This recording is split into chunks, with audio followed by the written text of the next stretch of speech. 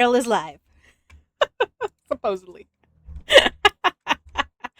There we go.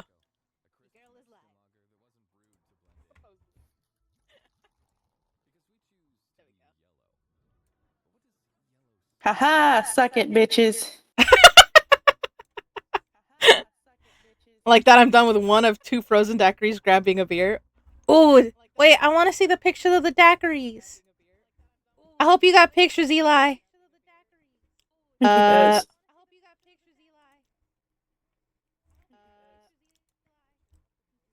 Let's see.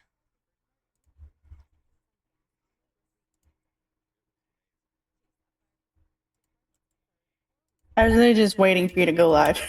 I love it.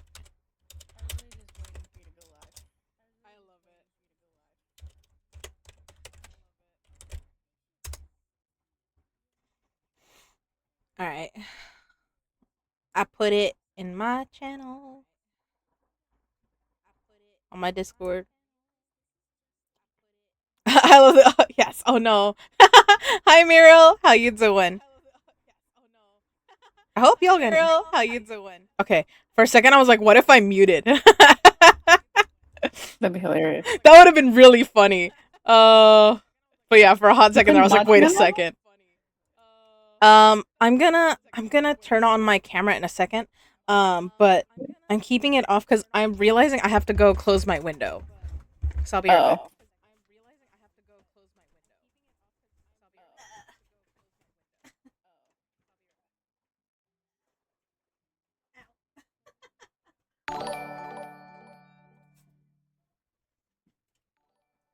Ugh. What? I'm not even at my desk. Oh, there, scrub.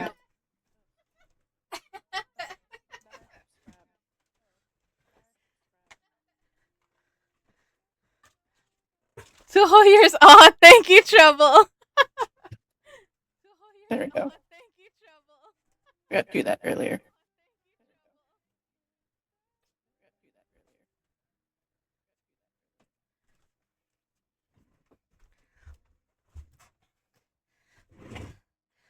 Oh, not the ads. Whew. But the fact that my computer is getting ads, but my phone is not getting ads, that's hilarious. Amazing. I got cake. She has cake. I see you eating cake. You know, darling, I was so sad. I was like, where can I get cake in my area? And I was looking and looking, and I still didn't see your address. Oh my god. I couldn't help it.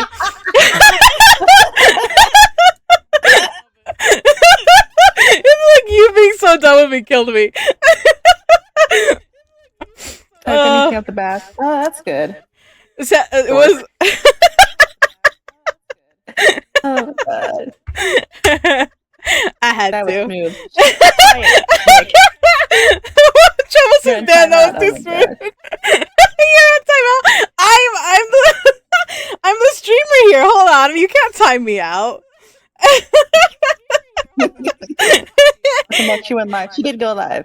Imagine if Trouble actually had the power to turn off my stream. That'd be crazy, though. That'd be hilarious.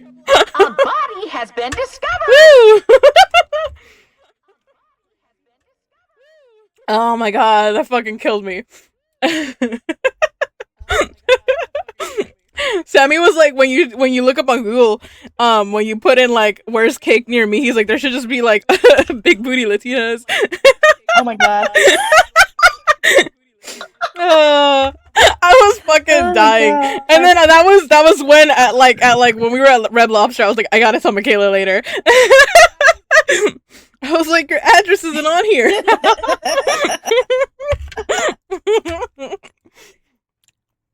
Someone's gonna need to clip that later. We're gonna need to clip that later, by the way. I got some butt, but I don't got like a big butt. Ma'am, I walked behind you last time when we were going up the stairs, and I was like, yeah, I would bite it. What do you mean? It's cake. Their cheeks I would bite. Violet just docked your name. Go to titties for your birthday. Oh my god. I mean, she could say my name too. I'm sure the neighbors know it now. Said it now and then I. Oh god. You're so dumb with me, and I love it. Laura can't hear my cousin's butt, so I'm gonna go eat. Oh my god. I'm not sorry. I love it. Oh, thank you, Kale. I love the titties for your birthday. Thank you. I could always use those. Yeah, hype train. I got a level 1 hype train going. Woo! I'm happy. Trouble's like, I would never. Looks for button. Also, I'm gonna go eat. Get some noms, Trouble. I went to Red Lobster today, and I'm very happy. It was fun. I'm very bad at opening the crab legs, but Sammy helped me, and it was very funny. It was a lot of fun, but he was also like, this is bad.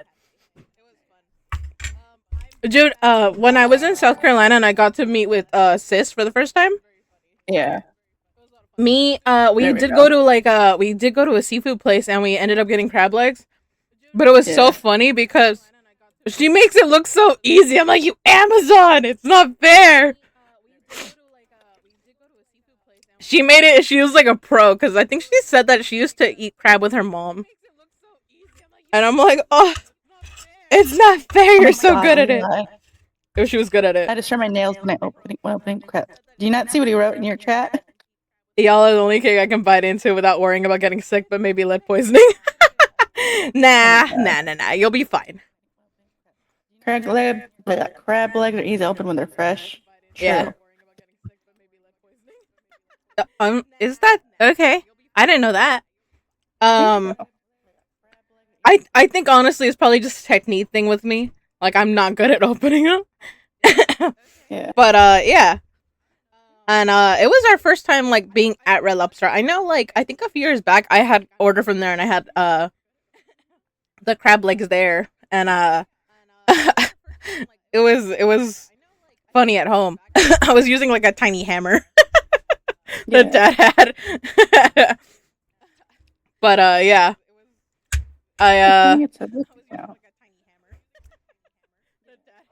This time Sam was very nice and helped me. Yeah.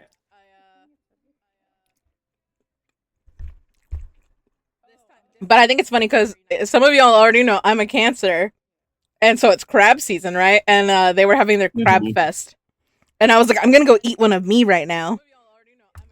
Yeah.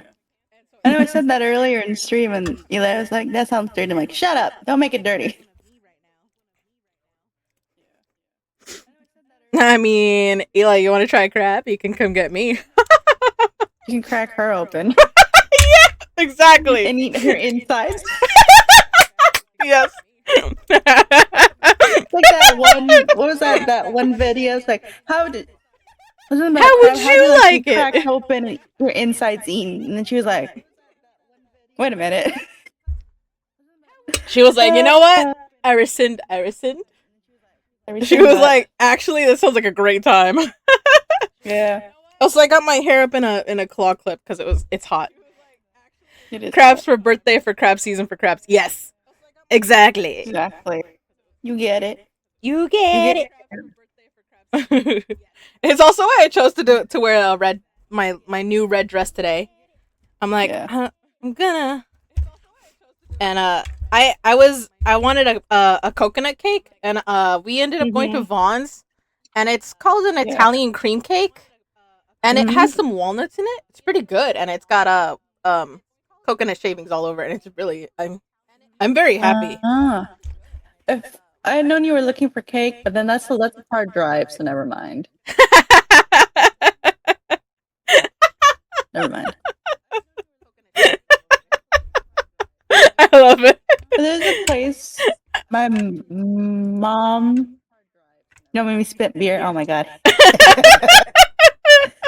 There's a place we Eli, get yes! coconut cake for there's a place my mom gets a coconut cake for my aunt for her birthday. Mm-hmm. Susie's Bakery. Wait, Susie's Cakes? Susie's Cakes, there you go. I saw it pop up for me, but it's not in season right now. The coconut cakes. Fuck. So there was a lot of places that were like, oh, usually we would. Like Porto's as well has a coconut cake, but it's out of season right now. Yeah. So then when we got to Vaughn's and saw it, I was like, yes! And it was the last one. It was the only one. I was like, I'm so lucky. Nice. Also, at Red Lobster, I absolutely did have a cocktail today. So Eli, trouble. I had alcohol today. I had rum. I got I'll put it in the chat. I already showed Darling. Yeah. Yeah. It's very Yeah, you pretty. did. I got they called it a sunrise pina colada, and it was a it was basically a pina colada, but they put strawberry puree on it at the top. Mm-hmm. And it was delicious. I like hardly tasted the rum in there, and I was like, this is my kind of drink. It was so good. Yeah. I'm putting it in mine and in Treble's Discord. yeah. In mine I'm putting more of the pictures that I got. Yeah.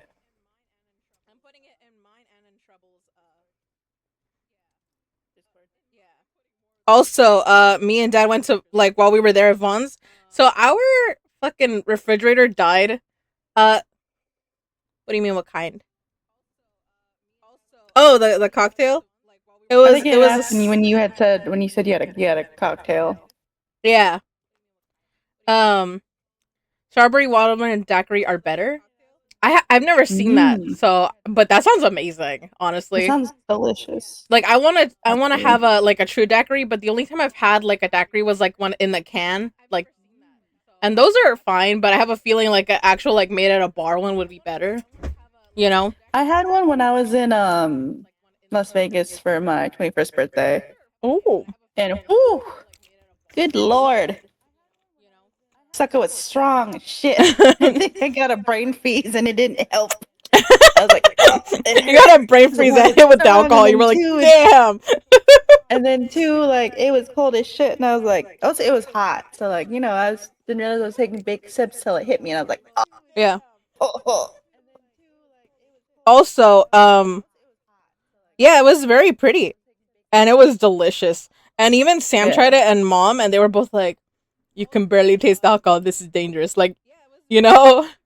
I don't know. The one that I got in Vegas was strong as shit. I was like, God damn, this is not what I thought I was gonna start my day off with. Yeah, fresh frozen daiquiri is always the best, especially fruit. Yeah, I mean, I would love to try them. Like I said, I've only had like the version of one, and I was like, this is okay, but there's the artificial fruit taste, and it was not good. Right. And then also while I was at Vaughn's today, they had like a sale on the soju, and I've never had soju, so I was like, soju is good. Yeah, but it depends on the flavor you get. Yeah, so I got the one. peach one, and it's in the fridge right now, and I'm like, maybe I'll try it later or tomorrow. We'll see. Strawberry is okay, but like it's very like artificial tasting. Yeah, I think Obviously. I saw there was a peach. I think it was strawberry. Oh fuck! It was mixed with something. Oh, it was strawberry apple. Thanks for lurking, Buddha. Yeah, thanks for the lurk, Buddha. And they had like 2 more flavors, but the other flavors I was like, that's not gonna be. I want the peach one. I wanted this one's probably gonna be the sweetest. It is. It goes down nicely. You can't. Who turned down Buddha? I mean, I'll go down nicely too if you ask. Oh God, it was Chaos that did it. All right. I couldn't help Thanks, Chaos. it. Thanks for the lurk, Buddha. I saw a message deleted on my Senate side. I was like, what the hell? I'm like, oh, one of y'all timed him out. Oh, that's so fucking funny. I couldn't help it though. I know. I'm a flirt. I can't help it. At least with the people I'm comfy with. Oh, thank you, Kimma. Thank you, handsome. You have an amazing day too. Yes, Kim, have a good day. Also, I should before you have to go and stuff. I'm gonna open your present. Alrighty. I have you on my phone so I can see. Yeah. Make sure not to show your address. I know. That's what I thought about. I was like, I also didn't want to because you don't want to dox yourself. Yeah. Well, also, your name and my name is on this. Exactly. Our full names are on that. Yeah. Well, technically, part of my name is on there. Majority of yours is yours. Yeah. I mean, the thing is, this could be your last name if we do things correctly. Oh my god. You're so done with me. Oh my god. Okay, you got me Hannibal and Hannibal You're Rising. welcome. I love them, darling. Yes. I want to shout someone, but can't. I love it. I love it. I know, Eli. I know. You'll just have to do it when they're not here. Look at how gorgeous these are. I'm so happy. I think for both of them I got the mass. Was it the mass? Whatever what the fuck is it? There's a regular paperback and there's like the regular ass covers. Mm-hmm. These ones are pretty though, and I like this one. This one's from like the movie. Yeah. Which the young Hannibal, the actor for that guy, he's hot. He's yeah. He's a really hot boy. What does it say? I was like, the mass market paperback, because the regular paperback was like $14. Yeah. And I do like the one for the regular one for the regular paperback. But I was like, oh, I'm gonna just get that one. So I think I have all of them. I think I have the Silence of the Lambs here somewhere. I know that. Yeah. If it's not in front of me, it's like in my my bookcase. You've seen it, darling. Yeah. Yeah. Damn, I'm like, maybe I should have put that I was gonna read one of these first.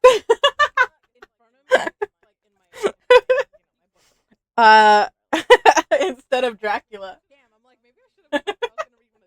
Should I change? Should I change to reading Red Dragon? Yeah, you can do that. I think Red Dragon is the first one, if I'm not mistaken. Yes, I believe that is correct. Because then it's Silence of the Lambs, and then it's Hannibal, and then Hannibal Rising, which is the prequel. Yeah. Ooh, there's a Hitmonchan in chat. It's your show? Yeah. I'm in charge! That is a mistake. It's Red Dragon, Silence of the Lambs, Hannibal, and then Hannibal Rising. Yeah, but Hannibal Rising is like a prequel, because that one's Hannibal's origin story that we don't get until the end. Right. Although I can give you the synopsis of that. Yeah, ooh. I think you did. I think we were talking about it one time. Yeah, well, I talked about it while we were watching the show. Yeah. So some of y'all already know. And then did you and I end up watching? Did we watch the movie together? We did not. I think we were going to. Okay. I don't remember because I know I've watched it with like a few people. I think I watched it with Dad. That's why I'm like, I may have just watched it with Dad, and he was like, explain this, because he was confused. All right. I gotta change my thingy, right?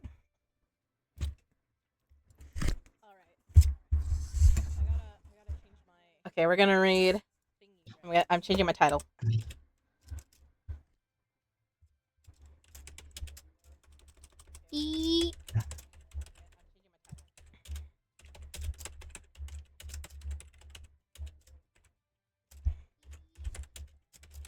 Righty. It is 6. No, I don't want to go yet. No.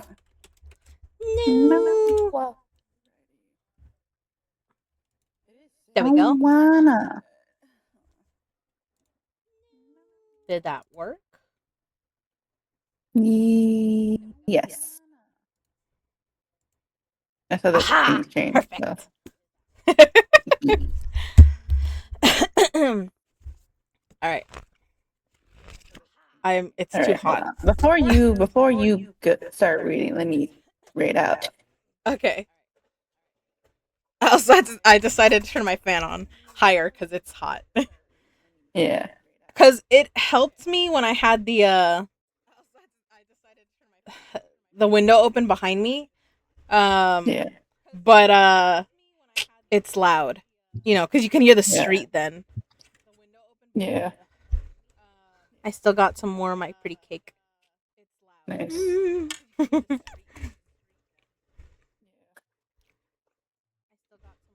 I'm so happy. I don't know why, but I've been wanting coconut lately, and I didn't used to be a coconut girly.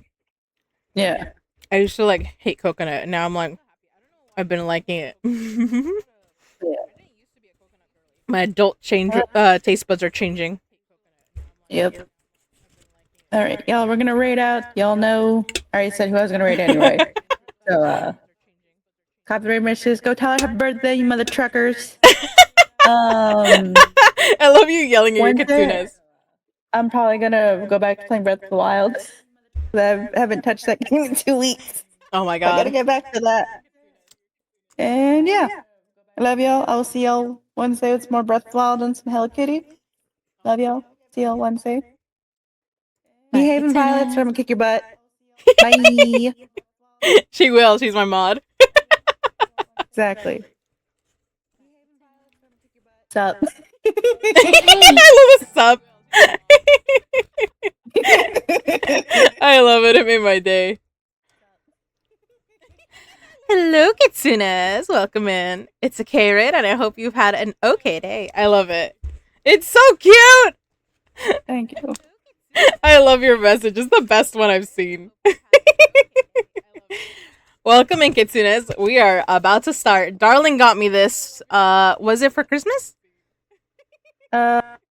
Shit, I don't. I believe this was for Christmas. I don't think it was from my last birthday. The first one I think I got it for you for Wait, Valentine's Day? Hold on. was it for Valentine's? I'm going into my Amazon. I'm like, this was either for Valentine's or it was my Christmas present. And I was like, oh my god. I'm echoing? Is it because oh. It was for Valentine's. Am I echoing still, Eli, or no?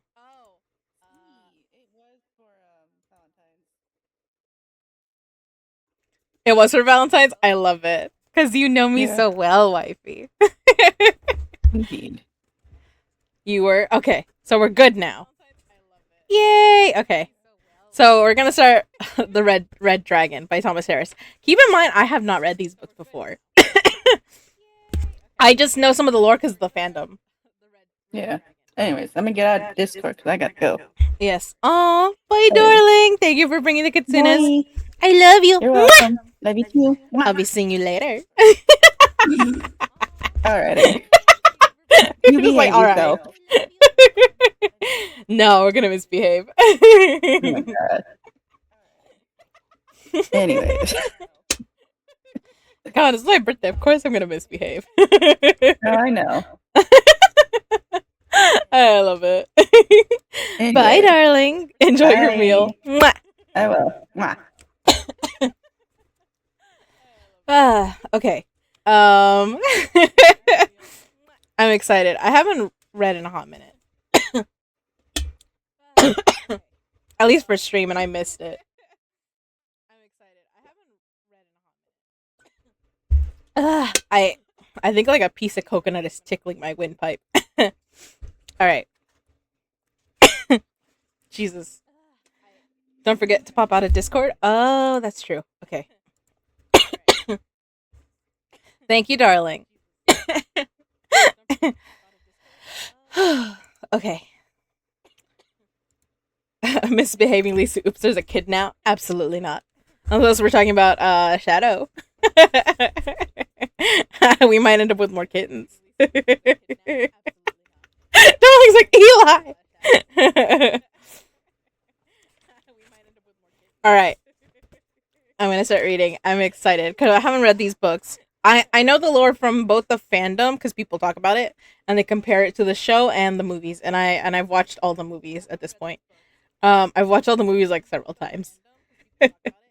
Well, except for Red Dragon, I've only watched once, which I like that Will Graham version. I don't, but I prefer the show better, of course, because we get more Will Graham, and this should be the story of Will Graham.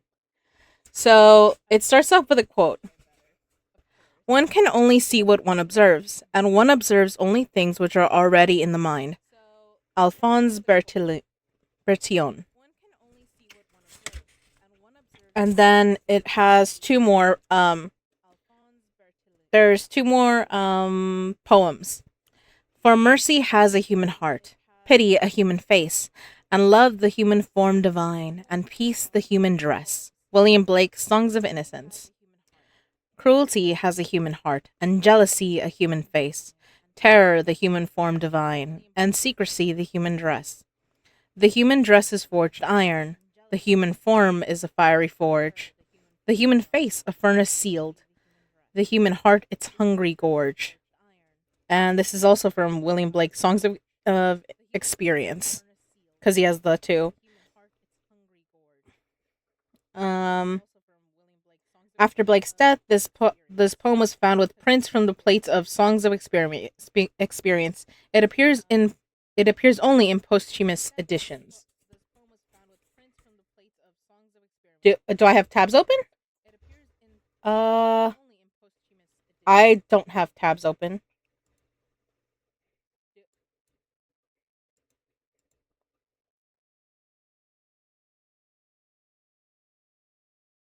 Okay, just checking chaos. I had a tab open of myself because I was checking my sound earlier, but I muted it now in case.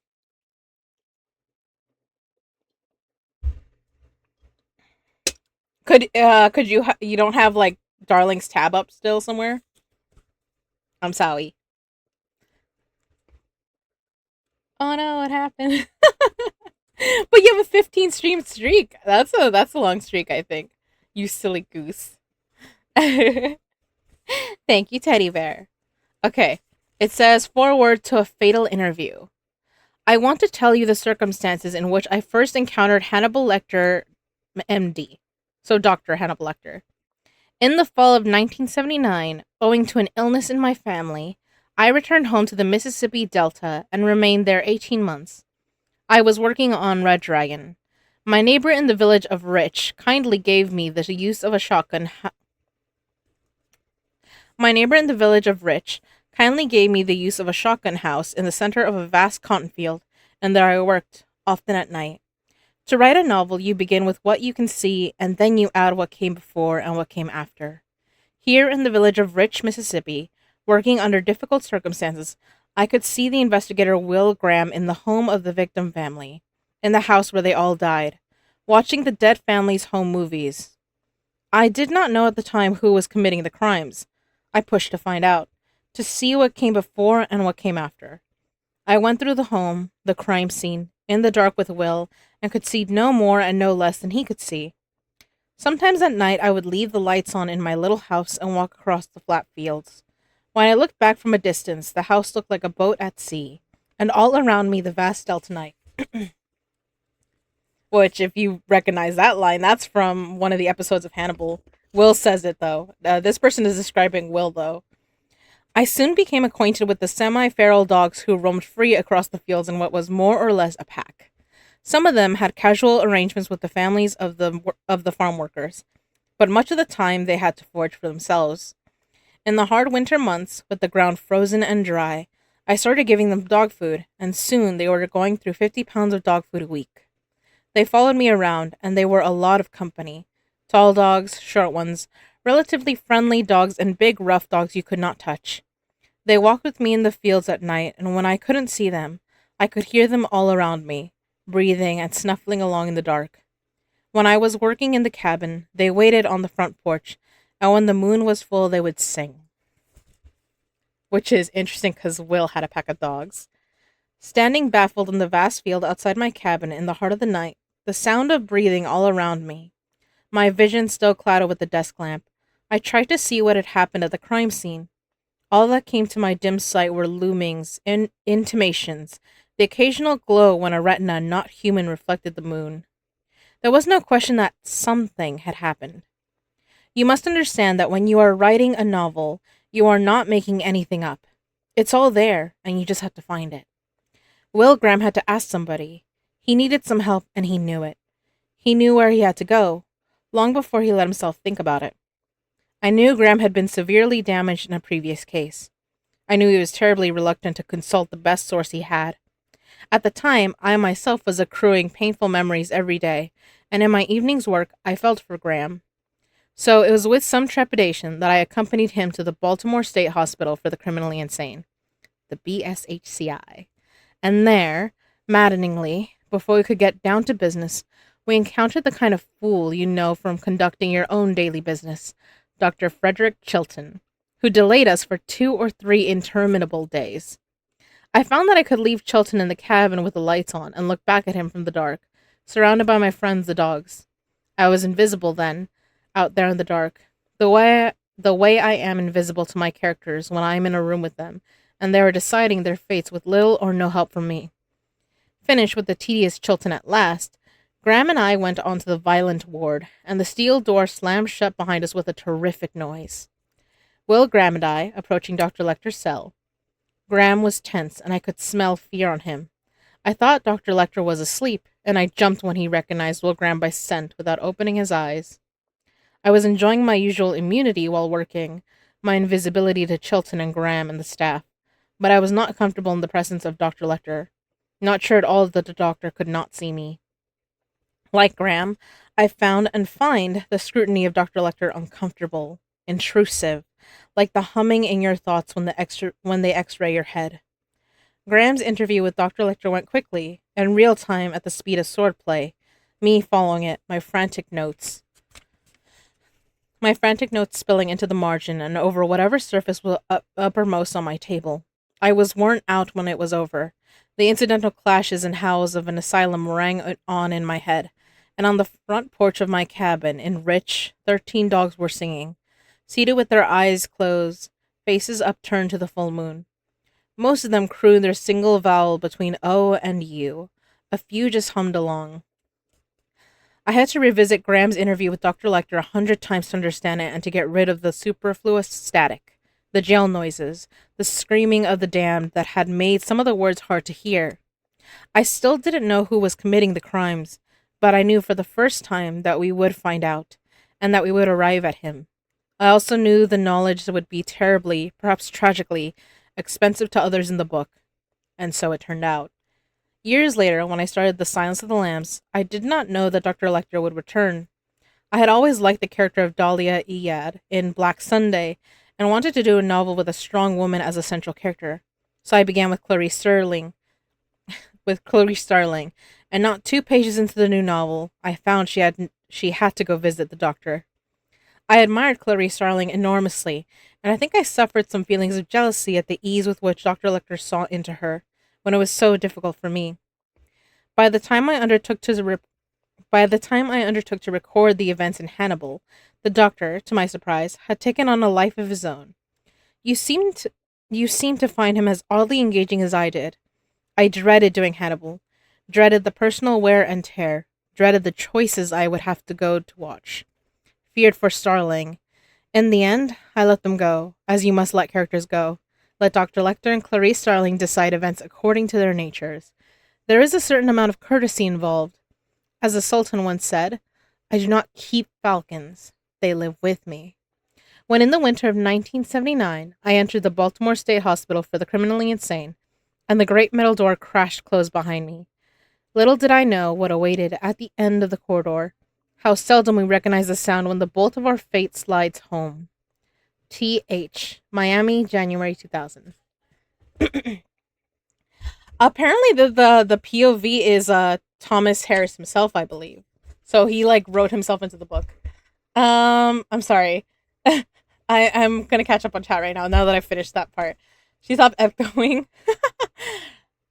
What's good? Hi. Oh, it's Carl. I keep forgetting that's your new one. He appeared. Hannibal Eli. Hannibal rerun. Let's go. I still need to watch it. Trouble. It's so good. Yes, it is like 4 6. It's 4 books. So it's Red Dragon. There's Silence of the Lambs. Then it's Hannibal, which Darling just got me for my birthday. And Hannibal Rising is the last one. It's but this one's a prequel to all the others. So it's Hannibal's backstory. But yeah. You mean bitchy? I love it. Who's the yeah, so the POV was Thomas Harris, the writer himself. Yeah. Jack, maybe know the guy who did testing. They were talking about Chilton though, which is hilarious. I love them shit talking Chilton like this motherfucker wasted 3 of our days. Because that's exactly how all the characters treat Chilton. He wasted our fucking time. I wasn't sure it was him till I got to the end and it's a TH. So that would be for Thomas Harris. Alright. But welcome in. We are now... Oh, thank you for subscribing with Prime. You're the best. Thank you. Alright. We're on... We're gonna do chapter 1. Brain doesn't want to work with me. Alright. Chapter 1. Will Graham sat Crawford down at a picnic table between the house and the ocean and gave him a glass of iced tea. Jack Crawford looked at the pleasant old house, salt-silvered wood in the clear light. I should have caught you in Marathon when you got off work, he said. You don't want to talk about it here. I don't want to talk about it anywhere, Jack. You've got to talk about it, so let's have it. Just don't get out any pictures. If you brought pictures, leave them in the briefcase. Molly and Willie will be back soon. How much do you know? What was in the Miami Herald and the Times? Graham said. 2 families killed in their houses a month apart. Birmingham and Atlanta. Their circumstances were similar. Not similar. The same. How many confessions so far? Oh my god. Hello! Welcome in. Welcome to the sanctuary. I call you all my starlings. Hello, Happy the Hound. We just started chapter 1. This is my first time reading it, but I'm a big fan of the show from NBC, and I've watched all the movies. And I love that we're starting with Red Dragon, because then this is the end of the show. So this is really awesome. Okay. How many confessions so far? 86 when I called in this afternoon, Crawford said. Cranks. None of them knew details. He smashes the mirrors and uses the pieces. None of them knew that. What else did you keep out of the papers? He's blonde, right-handed, and really strong. Wears a size 11 shoe. He can tie a bowline. The prints are all smooth gloves. You said that in public. He's not too comfortable with looks. He's not too comfortable with locks, Crawford said. Used a glass cutter and a suction cup to get in the house last time. Oh, and his blood's AB positive. Somebody hurt him? Not that we know of. We typed him from semen and saliva. He's a secretor. That sounds disgusting. Crawford looked out at the flat sea. Well, I want to ask you something. You saw this in the papers. The second one was all over the TV. Did you ever think about giving me a call? No. Why not? There weren't many details at first on the one in Birmingham. It could have been anything. Revenge, a relative. But after the second one, you knew what it was. Yeah, a psychopath. I didn't call you because I didn't want to. I know who you have already to work on this. You've got the best lab. You'd have Heimlich at Harvard, Bloom at the University of Chicago, and I've got you down here fixing fucking boat motors. I don't think I'd be all that useful to you, Jack. I never think about it anymore. Really? You caught 2. The last 2 we had, you caught. How? By doing the same things you and the rest of them are doing. That's not entirely true. That's not entirely true, Will. It's the way you think. I think there's a lot of bullshit about the way I think. You made some jumps you never explained. The evidence was there, Graham said. Sure there was. Plenty of it. Afterward. Before the caller, there was so damn little we couldn't get probable cause to go in. You have the people you need, Jack. I don't think I'd be an improvement. I came down here to get away from that. I know it. You got hurt last time. Now you look alright. I'm alright. It's not getting cut. You've been cut. I've been cut, but not like that. It's not getting cut. I just decided to stop. I don't think I can explain it. If you couldn't look at it anymore, God knows I'd understand that. No, having to look. It's always bad, but you get so you can function anyway, as long as they're dead. The hospital, interviews, that's worse. You have to shake it off and keep on thinking. I don't believe I could do it now. I could make myself look, but I shut down the thinking. These are all dead, Will, Crawford said as kindly as he could. Jack Crawford heard the rhythm and syntax of his own speech in Graham's voice. He had heard Graham do that before, with other people. Often in intense conversation, Graham took on the other person's speech patterns. At first, Crawford had thought he was doing it deliberately, that it was a gimmick to get back and forth rhythm going. Later, Crawford realized that Graham did it involuntarily, that sometimes he tried to stop and couldn't. Crawford dipped into his jacket pocket with 2 fingers. He flipped 2 photographs across the table face up. All dead, he said. Graham stared at him a moment before picking up the pictures. They were only snapshots. A woman, followed by 3 children and a duck, carried picnic items up the bank of a pond. A family stood behind a cake. After half a minute, he put the photographs down again. He pushed them into a stack with his finger and looked far down the beach where the boy hungered, examining something in the sand. The woman stood watching, hand on her hip, spent waves creaming around her ankles. She leaned inland to swing her wet hair off her shoulders. Graham ignored his guest, watched Molly and the boy for as long as he had looked at the pictures. Crawford was pleased. He kept the satisfaction out of his face with the same care he had used to choose the site of this conversation. He thought he had Graham. Let it cook. Three remarkably ugly dogs wandered up and flopped to the ground around the table. My God, Crawford said. These are probably dogs, Graham explained. People dump small ones here all the time. I can give away the cute ones. The rest stay around and get to be big ones. They're fat enough. Molly's a sucker for strays. You've got a nice life here, Will. Molly and the boy. How old is he? 11. Good-looking kid. He's going to be taller than you. Graham nodded. His father was. I'm lucky here. I know that. I wanted to bring Phyllis down here. Florida. Get a place when I retire and stop living like a cave fish. She says all her friends are in Arlington. I meant to thank her for the book she brought me in the hospital, but I never did. Tell her for me. I'll tell her. 2 small, bright birds lit on the table, hoping to find jelly. Crawford watched them hop around until they flew away. Well, this freak seems to be in phase with the moon. He killed the Jacobys in Birmingham on Saturday night, June 28th, full moon. He killed the Leeds family in Atlanta, night before last, July 26th. That's 1 day short of a lunar month. So if we're lucky, we might have a little over 3 weeks before he does it again. I don't think you want to wait here in Keys and read about the next one in your Miami Herald. Hell, I'm not the Pope. I'm not saying what you ought to do, but I want to ask you, do you respect my judgment, Will? Yes. I think we have a better chance to get him fast if you help. Hell, Will, saddle up and help us. Go to Atlanta and Birmingham and look. Then come on to Washington. Just TDY. Graham did not reply. Crawford waited while 5 waves lapped up the beach. Then he got up and slung his suit coat over his shoulder. Let's talk after dinner. Stay and eat. Crawford shook his head. I'll come back later. There'll be messages at the Holiday Inn, and I'll be a while on the phone. Tell Molly thanks, though. Crawford's rented car raised thin dust that settled on the bushes beside the shell road. Graham returned to the table. He was afraid that this was how he would remember the end of Sugarloaf Key. Ice melting in 2 tea glasses and paper napkins fluttering off the redwood table in the breeze, and Molly and Willie far down the beach.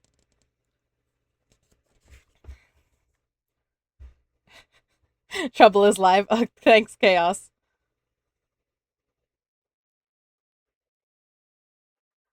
Ooh, so happy you're also a streamer as well. Welcome in. Carl was like, I was like, what? I'm on chapter 41 editing right now. Ooh, editing what? Are you, as in, like, you're reading this? Or something else?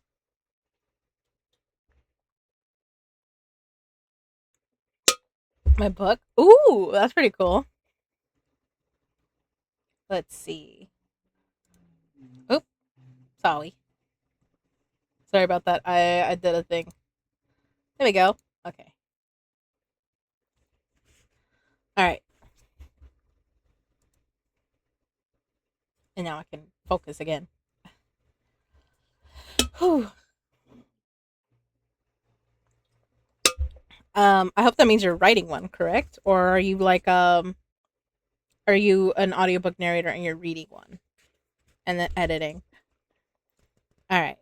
Sunset on Sugarloaf. The heron still and the red sun swelling.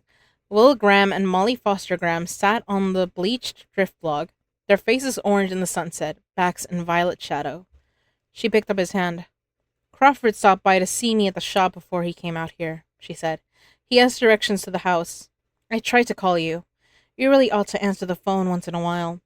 We saw the car when we got home and went around to the beach. What else did he ask you? How you are. And you said. I said you're fine and he should leave you the hell alone. What does he want you to do? Look at evidence. I'm a forensic specialist, Molly. You've seen my diploma. You mended a crack in the ceiling paper with your diploma. I saw that. She straddled the log to face him. If you miss your other life, what you used to do, I think you talk about it. You never do. You're open and calm and easy now.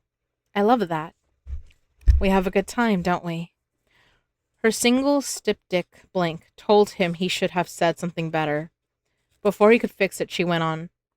What you did for Crawford was bad for you. He has a lot of other people. The whole damn government, I guess. Why can't he leave us alone? Didn't Crawford tell you that? He was my supervisor the 2 times I left the FBI academy to go back to the field. Those 2 cases were the only ones like this he ever had, and Jack's been working a long time. Now he's got a new one. This kind of psychopath is very rare. He knows I've had experience. Yes, you have, Molly said. Her shirt His shirt was unbuttoned and she could see the looping scar across his stomach. It was a finger width and raised, and it never tanned. It ran down from his left hip bone and turned up to notch his rib cage on the other side. Dr. Hannibal Lecter did that with a linoleum knife. It happened a year before Molly met Graham, and it very nearly killed him.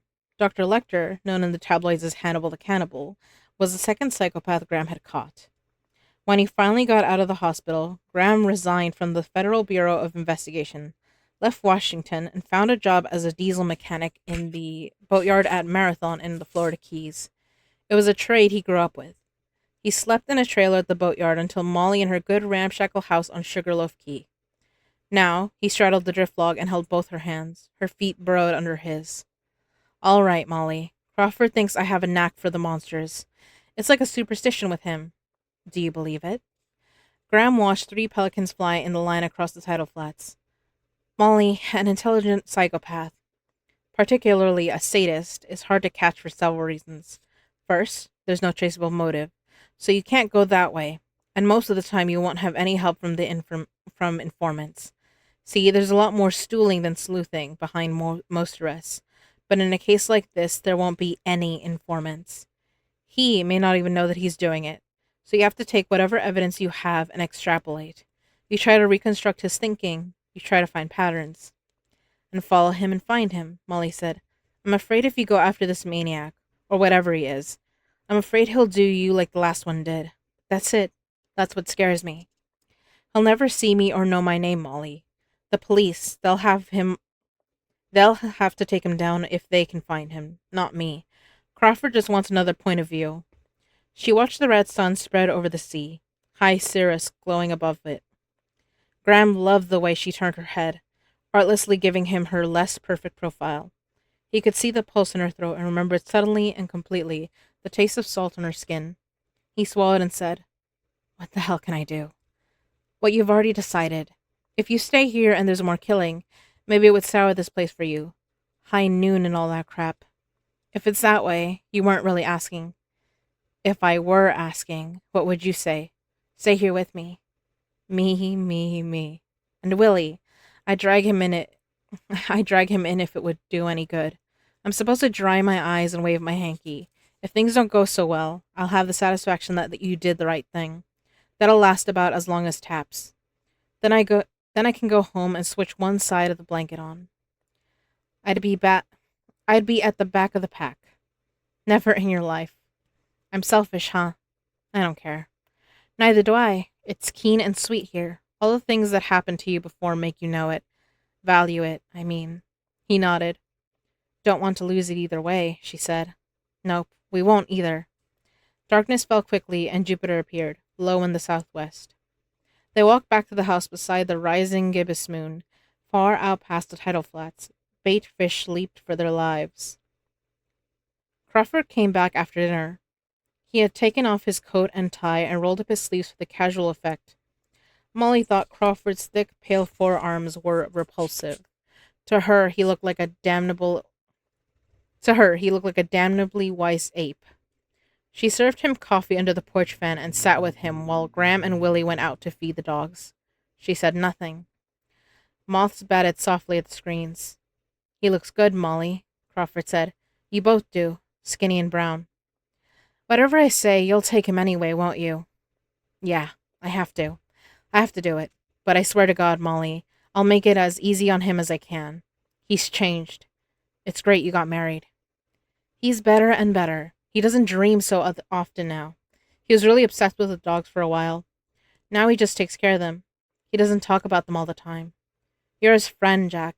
Why can't you leave him alone? Because it's his bad luck to be the best. Because he doesn't think like other people. Somehow, he never got in a rut. He thinks you want him to look at evidence. I do want him to look at evidence. There's nobody better with evidence. But he has the other thing, too. Imagination, projection, whatever. He doesn't like that part of it. You wouldn't like it either if you had it. Promise me something, Jack. Promise me you'll see to it he doesn't get too close. I think it would kill him to have to fight. He won't have to fight. I can promise you that. When Graham finished with the dogs, Molly helped him pack. God, okay. There was Alana in there. I recognize Alana's lines in there. The whole thing about Will copying the accents too is interesting because I've only heard about that from the fandom. My book writing.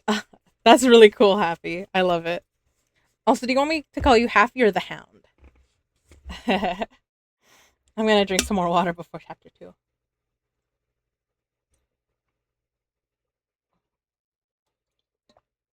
Happy works? Alright.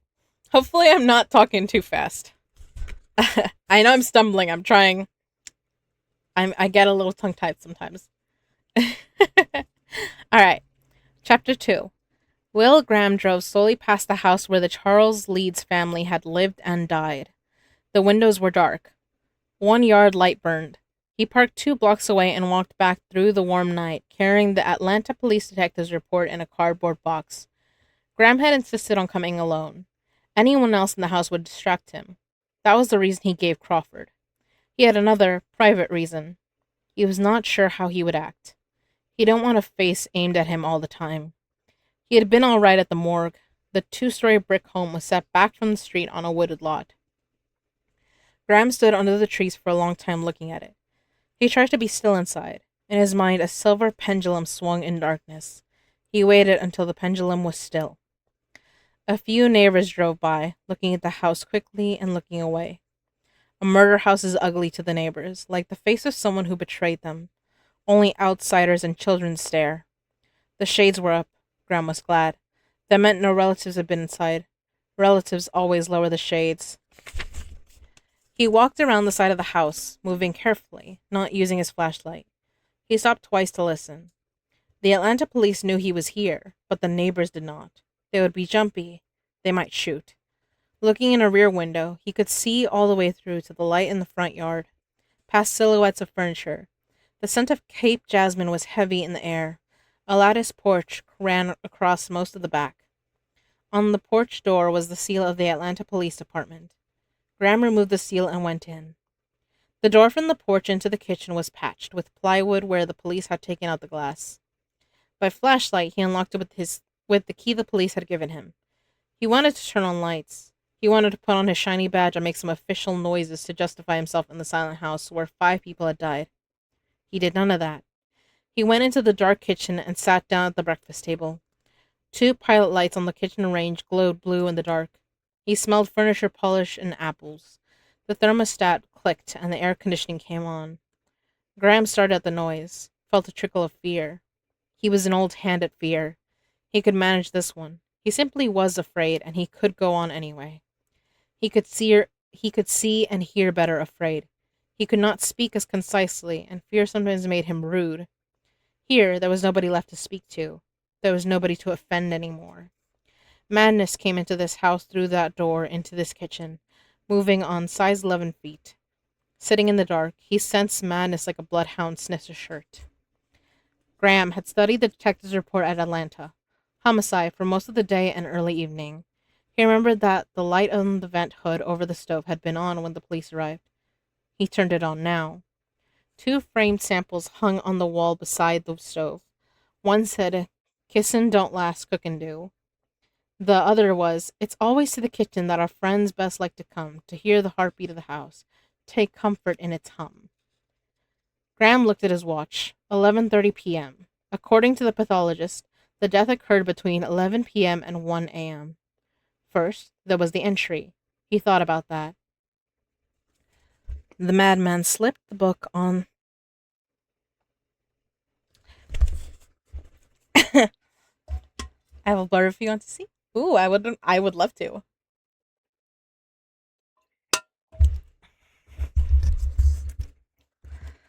The madman slipped the hook on the outside screen door, stood in the darkness of the porch, and took something from his pocket. A suction cup, maybe the base of a pencil sharpener designed to stick to a desktop. Crouched against the wooden lower half of the kitchen door, the madman raised his head to peer through the glass. He put out his tongue and licked the cup, pressed it to the glass, and flicked the lever to make it stick. A small glass cutter was attached to the cup with a string so that he could cut a circle. Tiny squeal of the glass cutter, and one solid tap to break the glass. One hand to tap, one hand to hold the suction cup. The glass must not fall. The loose piece of glass is slightly egg-shaped because the string wrapped around the shaft of the suction cup as he cut. A little grating noise as he pulls the piece of glass back outside. He does not care that he leaves A.B. saliva on the glass. His hand in the tight glove snakes in through the hole. Finds the lock. The door opens silently. He is inside. In the light of the vent hood, he can see his body in the strange kitchen. It is pleasantly cool in the house. Will Graham ate 2 dye gels. The crackle of the cellophane irritated him as he stuffed it in his pocket. He walked to the living room, holding his flashlight, well away from him by habit. Though he had studied the floor plan, he made one wrong turn before he found the stairs. They did not creak. Now he stood in the doorway of the master bedroom. He could see faintly without the flashlight. A digital clock on a nightstand projected the time on the ceiling, and an orange nightlight burned above the baseboard by the bathroom. The coppery smell of blood was strong. Eyes accustomed to the dark could see well enough the madman could distinguish Mr. Leeds from his wife. There was enough light for him to cross the room, grab Leeds' hair, and cut his throat. What then? Back to the wall switch and a greeting to Miss Leeds, and then the gunshot that disabled her? Graham switched on the lights, and bloodstains shouted at him from the walls, from the mattress and the floor. The very air had screams smeared on it. He flinched from the noise in the silent room full of dark stains drying. Graham sat on the floor until his head was quiet. Still, be still. The number and variety of the bloodstains had puzzled Atlanta detectives trying to reconstruct the crime. All the victims were found slain in their beds. This was not consistent with the locations of the stains. At first, they believed Charles Leeds was attacked in his daughter's room and his body dragged to the master bedroom. Close examination of the splash pattern made them reconsider. The killer's exact movements in the room were not yet determined. Now, with the advantage of the autopsy and lab reports, Will Graham began to see how it had happened. The intruder cut Charles Leeds' throat as he lay asleep beside his wife. went back to the wall switch, and turned on the light. Hairs and oils from Mr. Leeds' head were left on the switch plate by a smooth glove. He shot Miss Leeds as she was rising, then went toward the children's rooms. Leeds rose with his throat cut and tried to protect the children, losing great gouts of blood and an unmistakable arterial spray as he tried to fight. He was shoved away, fell, and died with his daughter in her room. One of the two boys was shot in bed. The other boy was also found in bed, but he had dust balls in his hair. Police believed he was dragged out from under the bed to be shot. When all of them were dead, except possibly Miss Leeds, the smashing of mirrors began, the selection of shards, the further attention to Miss Leeds. Graham had full copies of all the autopsy protocols in his box. Here was the one on Miss Leeds. The bullet entered to the right of her navel and lodged in her lumbar spine, but she died of strangulation. The increase in serotonin and free histamine levels in the gunshot wound indicated she had lived at least 5 minutes after she was shot. The histamine was much higher than the serotonin. She had not lived more than 15 minutes. Most of her other injuries were probably, but not conclusively, post-mortem. If the other injuries were post-mortem, what was the killer doing in the interval while Miss Leeds waited to die? Graham wondered, struggling with Leeds and killing the others, yes, but that would have taken less than a minute. Smashing the mirrors, but what else? BRB? Alright, happy. Yeah, the ads are gonna go anyways. Oop. Sorry about that, starlings. While the ads are going, I will be right back. I need to get water. Some more water.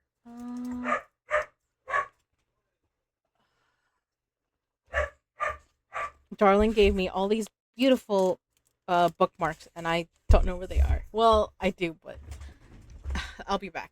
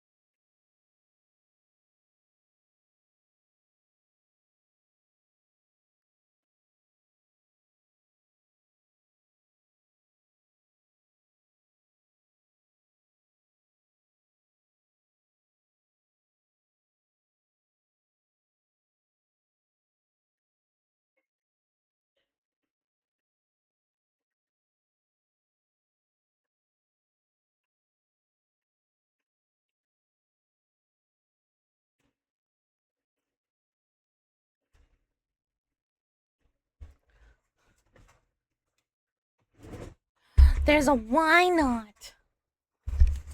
Also, doesn't it, Carl? Oh, wait, I don't know if Carl has... Do you have ad block, Carl? I don't remember. Hot.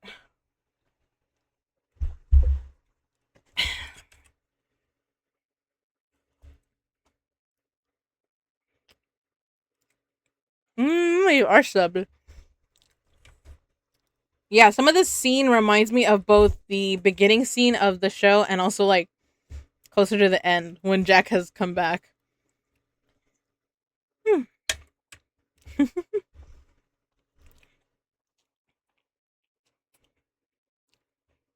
Welcome back, Happy. It says the ads are still going for like 10 more seconds, so I'm gonna wait.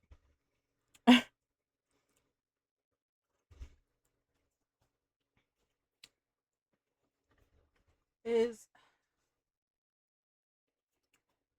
Darling got me these gorgeous bookmarks.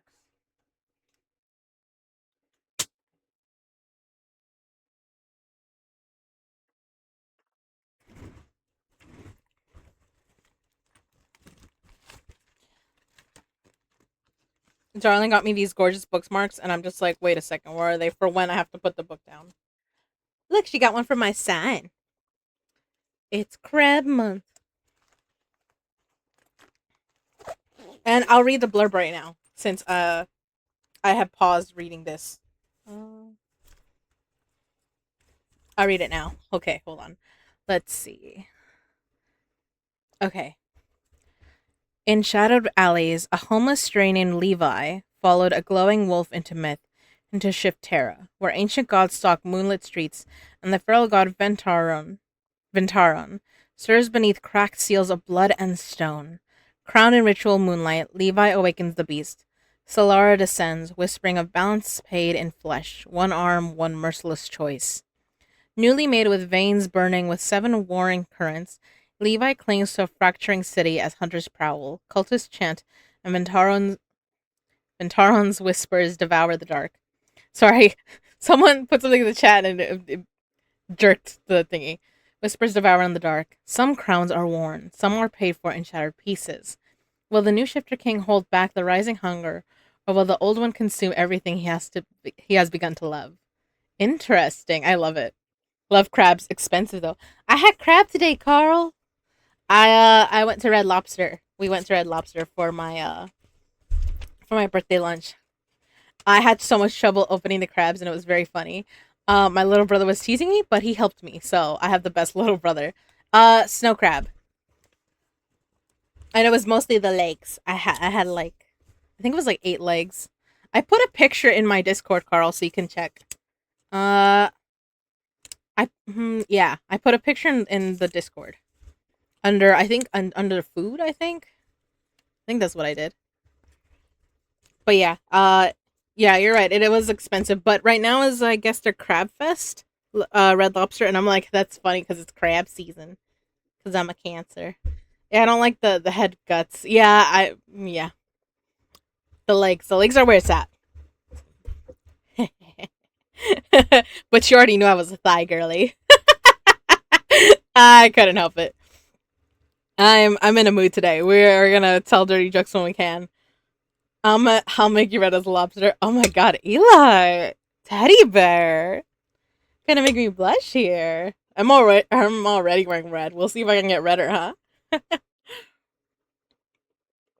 Yeah, it does sound cool, and I like that it sounds like there's like a threat in there. Like it's not just a romance. It's a like you said, it's a dark fantasy, but also it's what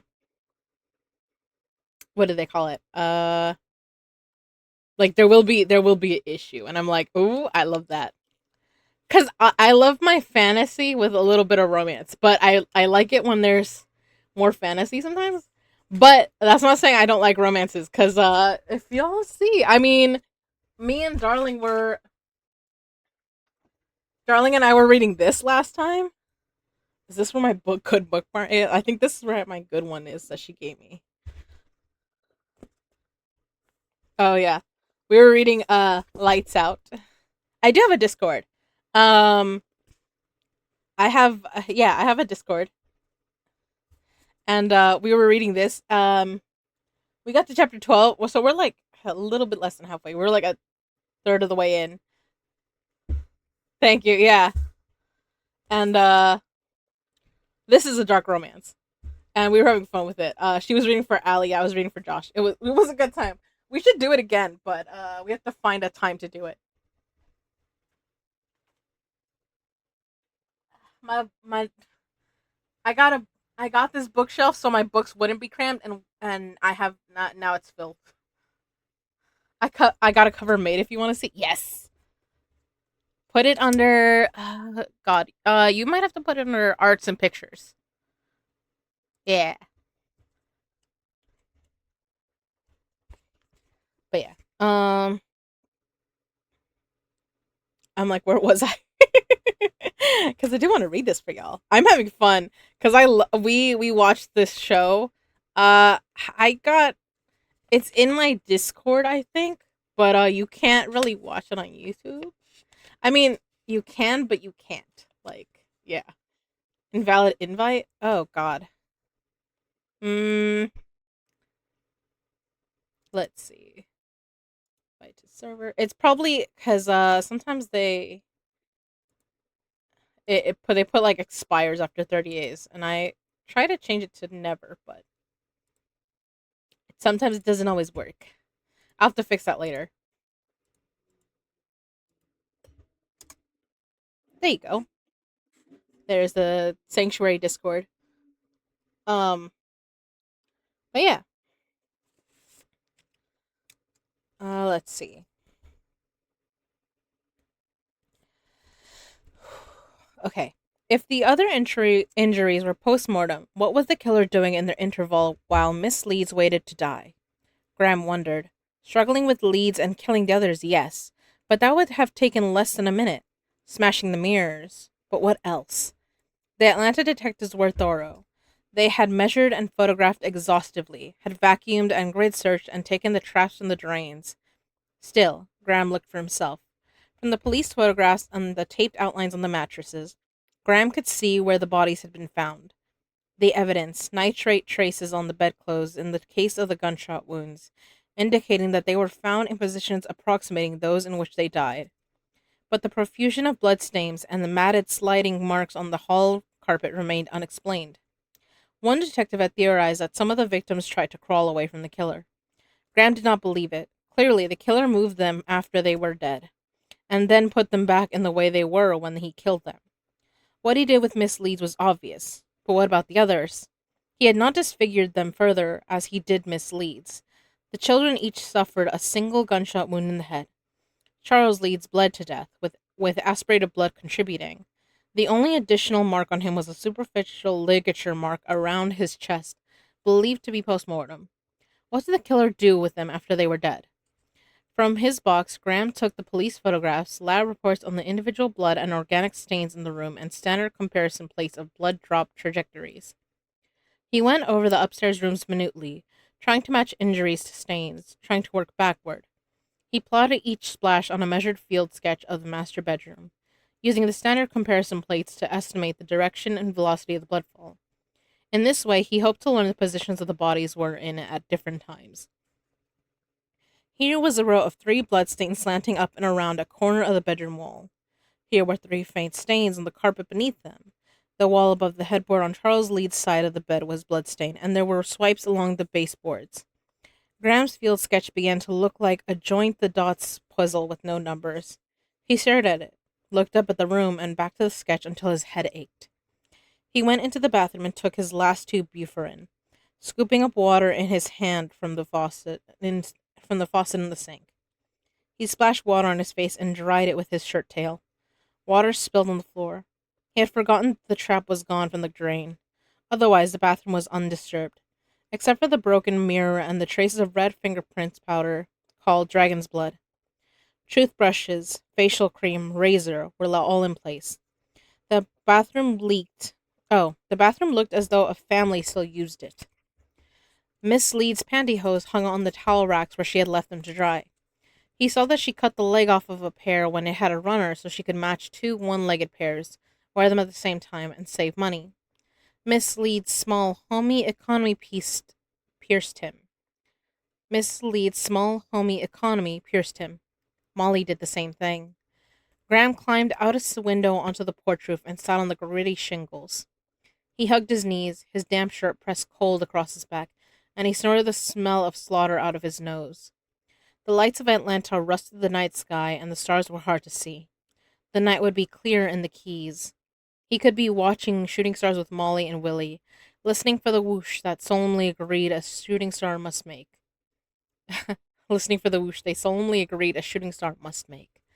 The Delta Aquarid meteor shower was at its maximum, and Willie was up for it. He shivered and snorted again.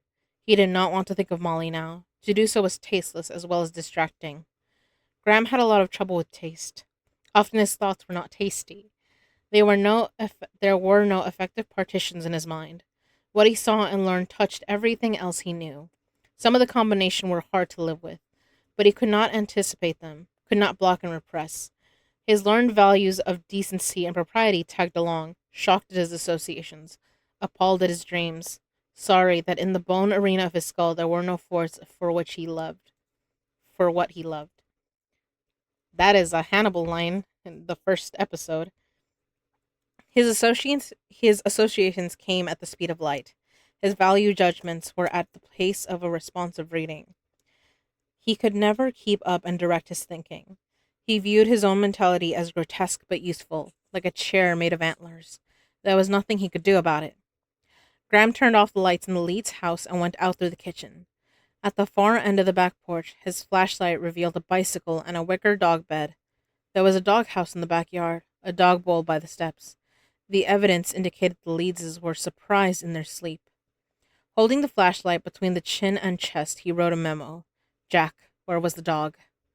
Graham drove back to his hotel. He had to concentrate on his driving, though there was little traffic at 4:30 a.m. His head still ached and he watched for an all-night pharmacy. He found one on Peachtree, a slovenly rent-a-cop dozed near the door. A pharmacist in a jacket dingy enough to highlight his dandruff sold Graham Bufferin. The glare in the place was painful. Graham disliked the young pharmacist. They had a middle-of-the-litter look about them. They were often smug, and he suspected they were unpleasant at home. What else? The pharmacist said, his fingers poised above the cash register keys. What else? The Atlanta FBI office had booked him into an absurd hotel near the city's new Peachtree Center. It had a glass elevator shaped like milkweed pots to let him know he was really in town now. Graham rode up to his room with two conventioneers wearing name tags with the printed greeting, Hi! They held to the rail and looked over the lobby as they ascended. Look yonder by the desk. That's Wilma and then just now coming in, the larger one said. God damn, I'd love to tear a piece off of that. Fuck her till her nose bleeds, the other one said. Fear and rut, and anger at the fear. Say, you know why a woman has legs? Why? So she won't leave a trail like a snail. God damn it. That's disgusting. The elevator doors opened. Yeah, fuck. I'm suddenly reminded that in Silence of the Lambs they were really gross about Starling, and I'm just like, God damn it.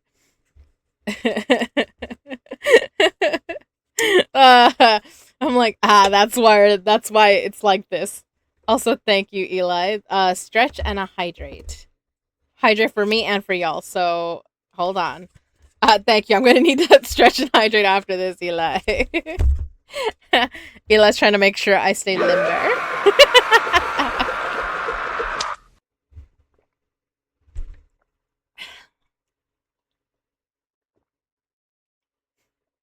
And now there's a salt there's a salt stack in the in the chat. By the way, if you've never played with the Pokemon community game, type exclamation point Poke Start to get your starter Pokemon. It's just a free it's a text game basically where you just collect stuff. It's kind of fun, especially since a lot of us grew up as Pokemon nerds.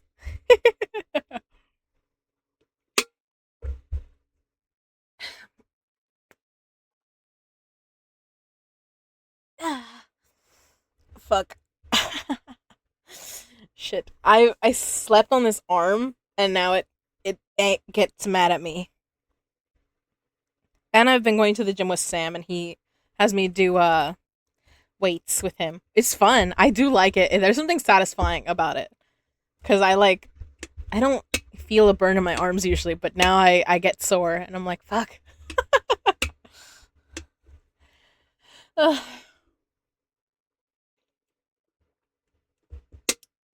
Thank you, Teddy Bear. You can help me stretch later. I'm sorry, I can't help it, y'all. I get swole. I'm gonna I don't know. We'll see, Carl. I want to get more tone, but we'll see. We'll see what happens. Because I go to yoga with mom some nights, and then the other nights I go with me and Sam, go to the weight room and then do, a little bit of cardio. And it's fun. Oh no! It's okay, you can get the next one. They happen every 15 minutes, I believe. So yeah. We'll see what happens with your girl. Because I'm not purposely exercising for any specific reason other than like I should for my medication. Gladly, I'm sure to leave a present too. Eli, teddy bear. Oh my god, hey, your girl's gonna get flustered over here. I'm gonna be redder than the cover. Oh, I love it. I'm so sorry, y'all. I will absolutely. I flirt with the people I'm comfortable with. So, and I call both Teddy Bear and Darling my wife and husband. So there's that. He's my hubby. Uh, fuck. Now I gotta read that this shit again because I'm like, where is it? Okay. That was appalling. The elevator doors opened. Is this it? This is it, the larger one said. He lurched against the facing as he got off. This is the blind leading the blind, the other one said. Graham put his cardboard box on the dresser in the room. Then he put it in a drawer where he could not see it. He had had enough of the wide-eyed dead. He wanted to call Molly, but it was too early.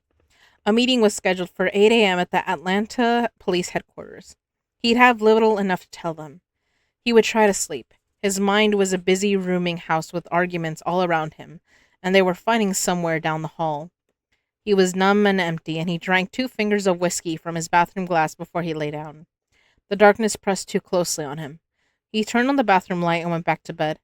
He pretended Molly was in the bathroom brushing her hair. Lines from the autopsy protocol sounded in his own voice, though he had never read them out loud. The feces was formed, a trace of talcum on the lower right leg, fracture of the medial orbit wall owing to insertion of mirror shard. Graham tried to think about the beach at Sugarloaf Key. He tried to hear the waves. He pictured his workbench in his mind and thought about the escapement for the water clock he and Willie were building. He sang Whiskey River under his breath and tried to run Black Mountain Rag through his head from one end to the other. Molly's music. Doc Watson's guitar part was all right, but he always lost it in the fiddle break. Molly had tried to teach him clog dancing in her backyard, and she was bouncing, and finally he dozed. He woke in an hour, rigid and sweating, seeing the other pillow silhouetted against the bathroom light, and it was Miss Leeds lying beside him, bitten and torn, mirrored eyes and blood like the legs of spectacles over her temples and ears. He could not turn his head to face her, brain screaming like a smoke alarm. He put his hand over there and touched dry cloth. Having acted, he felt some immediate relief. He rose, his heart pounding, and put on a dry t-shirt. He threw the wet one into the bathtub. He could not move over to the dry side of the bed. Instead, he put a towel on the side where he had sweated and lay down on it, propped against the headboard with a stiff drink in his hand. He swallowed a third of it. He reached for something to think about. Anything. The pharmacy where he bought the Bufferin. Then, perhaps because it was his only experience all day that was not related to death, he could remember old drugstores with soda fountains. As a boy, he thought old drugstores had a slightly furtive air. When you went in, you always thought about buying rubbers whether you needed any or not. There were things on the shelves you shouldn't look at too long. In the pharmacy where he bought the Bufferin, the contraceptives with their illustrated wrappings were in a lucite case on the wall behind the cash register, framed like art. He preferred the drugstore and the sundry of his childhood. Graham was nearly 40 and just beginning to feel the tug of the way the world was then. It was a sea anchor streamed behind him in heavy weather. He thought about Smoot. Old Smoot had been the soda jerk and the manager for the pharmacist who owned the local drugstore when Graham was a child. Smoot, who drank on the job, forgot to unroll the awning and the sneakers melted in the window. Smoot forgot to unplug the coffee pot and the fire department was summoned. Smoot sold ice cream cones to children on credit. His principal outrage was ordering 50 Kewpie dolls from a detail man while the store owner was on vacation. On his return, the owner fired Smoot for a week. Then they held a Kewpie doll sale. 50 of the Kewpie pie dolls were arranged in a semicircle in the front window, so that they all stared at whoever was looking in. They had wide eyes of cornflower blue. It was a striking display, and Graham had looked at it for some time. He knew they were only Kewpie dolls, but he could feel the focus of their attention. So many of them looking, a number of people stopping to look at them. Plaster dolls, all with the same silly split curl, yet their concentrated gaze had made his face tingle. Graham began to relax a little on the bed, Kewpie doll staring. He started to take a drink, gasped, and choked it into his chest.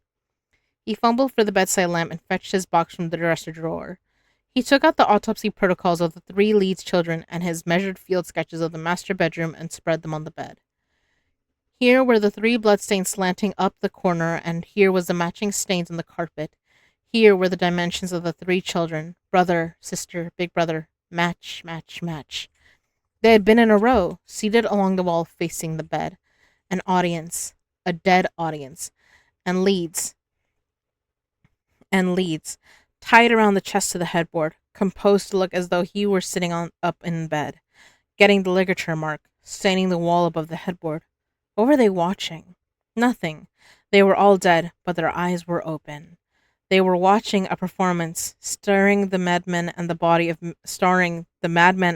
Miss Leeds, besides Mr. Leeds in the bed. An audience. The crazy could look around at their faces.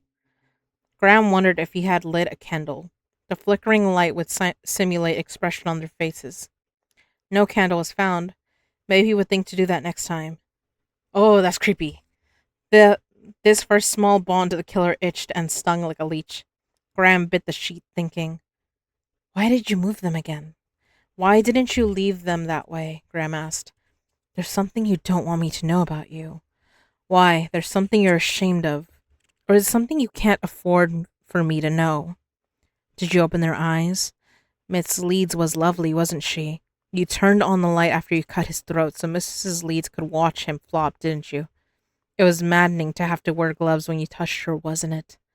There was talcum on her leg. There was no talcum in the bathroom. Someone else seemed to speak those 2 facts in a flat voice. You took off your gloves, didn't you? The powder came out of a rubber glove as you pulled it off to touch her. Didn't it, you son of a bitch? You touched her with your bare hands and then you put the gloves back on and you wiped her down. But while the gloves were off, did you open their eyes?" Jack Crawford answered his telephone on the 5th ring. He had answered the telephone in the night many times and he was not confused. "Jack, this is Will Graham." "Yes, Will." "Is Price still in Leighton Prince?" "Yeah. He doesn't go out much anymore. He's working on the single print index.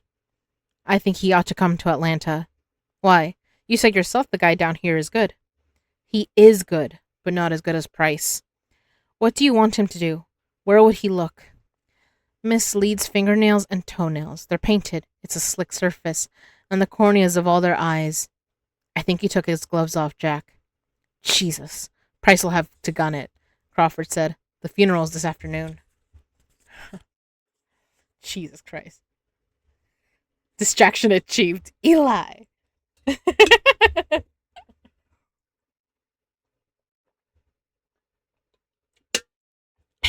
All right. Chapter 3. I think he had touched her, Graham said in greeting. Crawford handed him a Coke from the machine in Atlanta Police Headquarters. It was 7:50 a.m. "Sure, he moved her around," Crawford said. "There were grip marks on her wrists and behind her knees. But every print in the place is from non-porous gloves. Don't worry, Price is here, grouchy old bastard.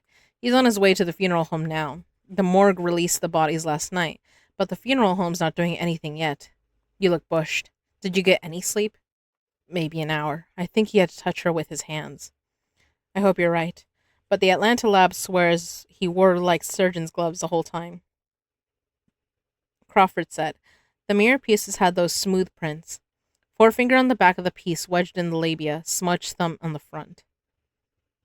What did I just read? Hold on. I read that wait, what?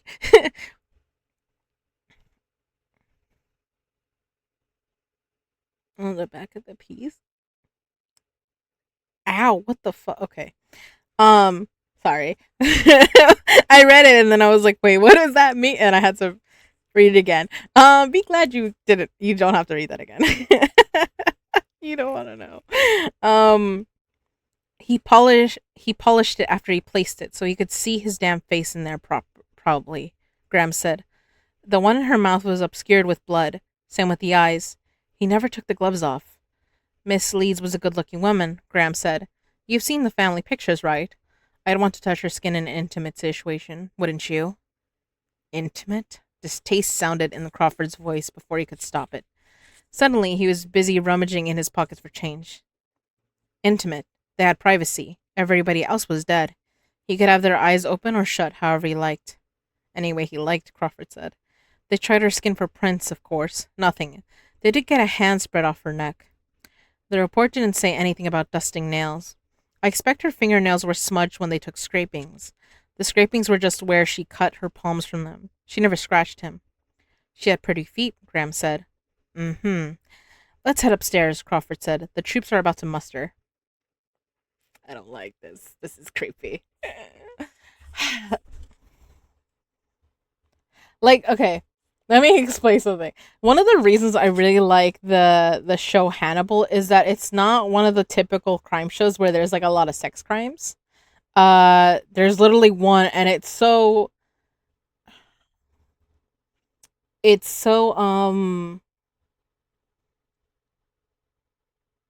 do it in such a way where it's like you're not sure. Like I wasn't sure until like much later, and then I was like, oh.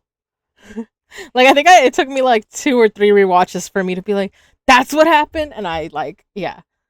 When's the sex scenes though? There's like 4 of them in Hannibal. There's like at least one each season, and it's there's other like implied stuff. You know, like there's characters that are like half dressed, and you're like, oh, they just got done doing the do. In the books, when's the sex scenes? I don't think this would count as a sex scene. I don't. This was not consensual. This was done posthumously, from what I'm gathering. I'm just like, disgusting.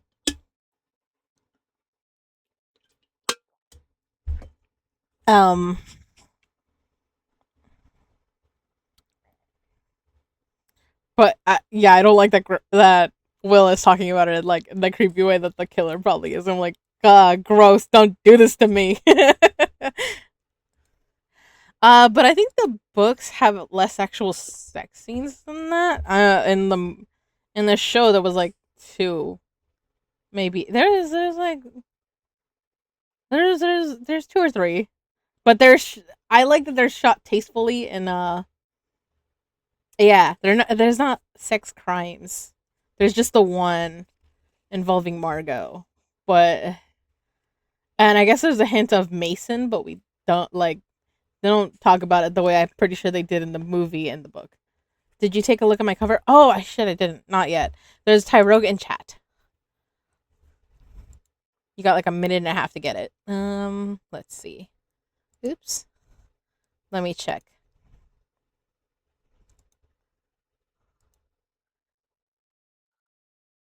Oh, I love that. Wait, I love how the wolf looks. That's so cool. And I like the crown in its mouth. I don't know what I was expecting. I was expecting it to look like more of a romance novel, and I'm glad it doesn't look like that. I'm glad it looks like it looks cool. I was a little scared. I was like, what am I gonna what am I gonna open?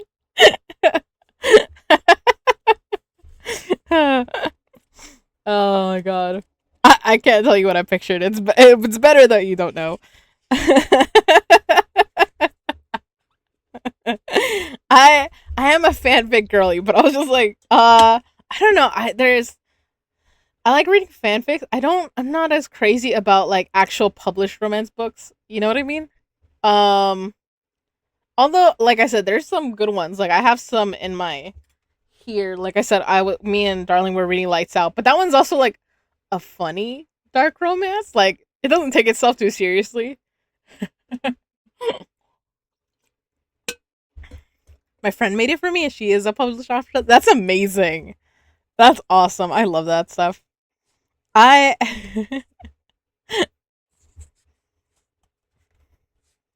uh Praying. That's really cool. Honestly, I would love to be a writer. I do like my own little writings by myself.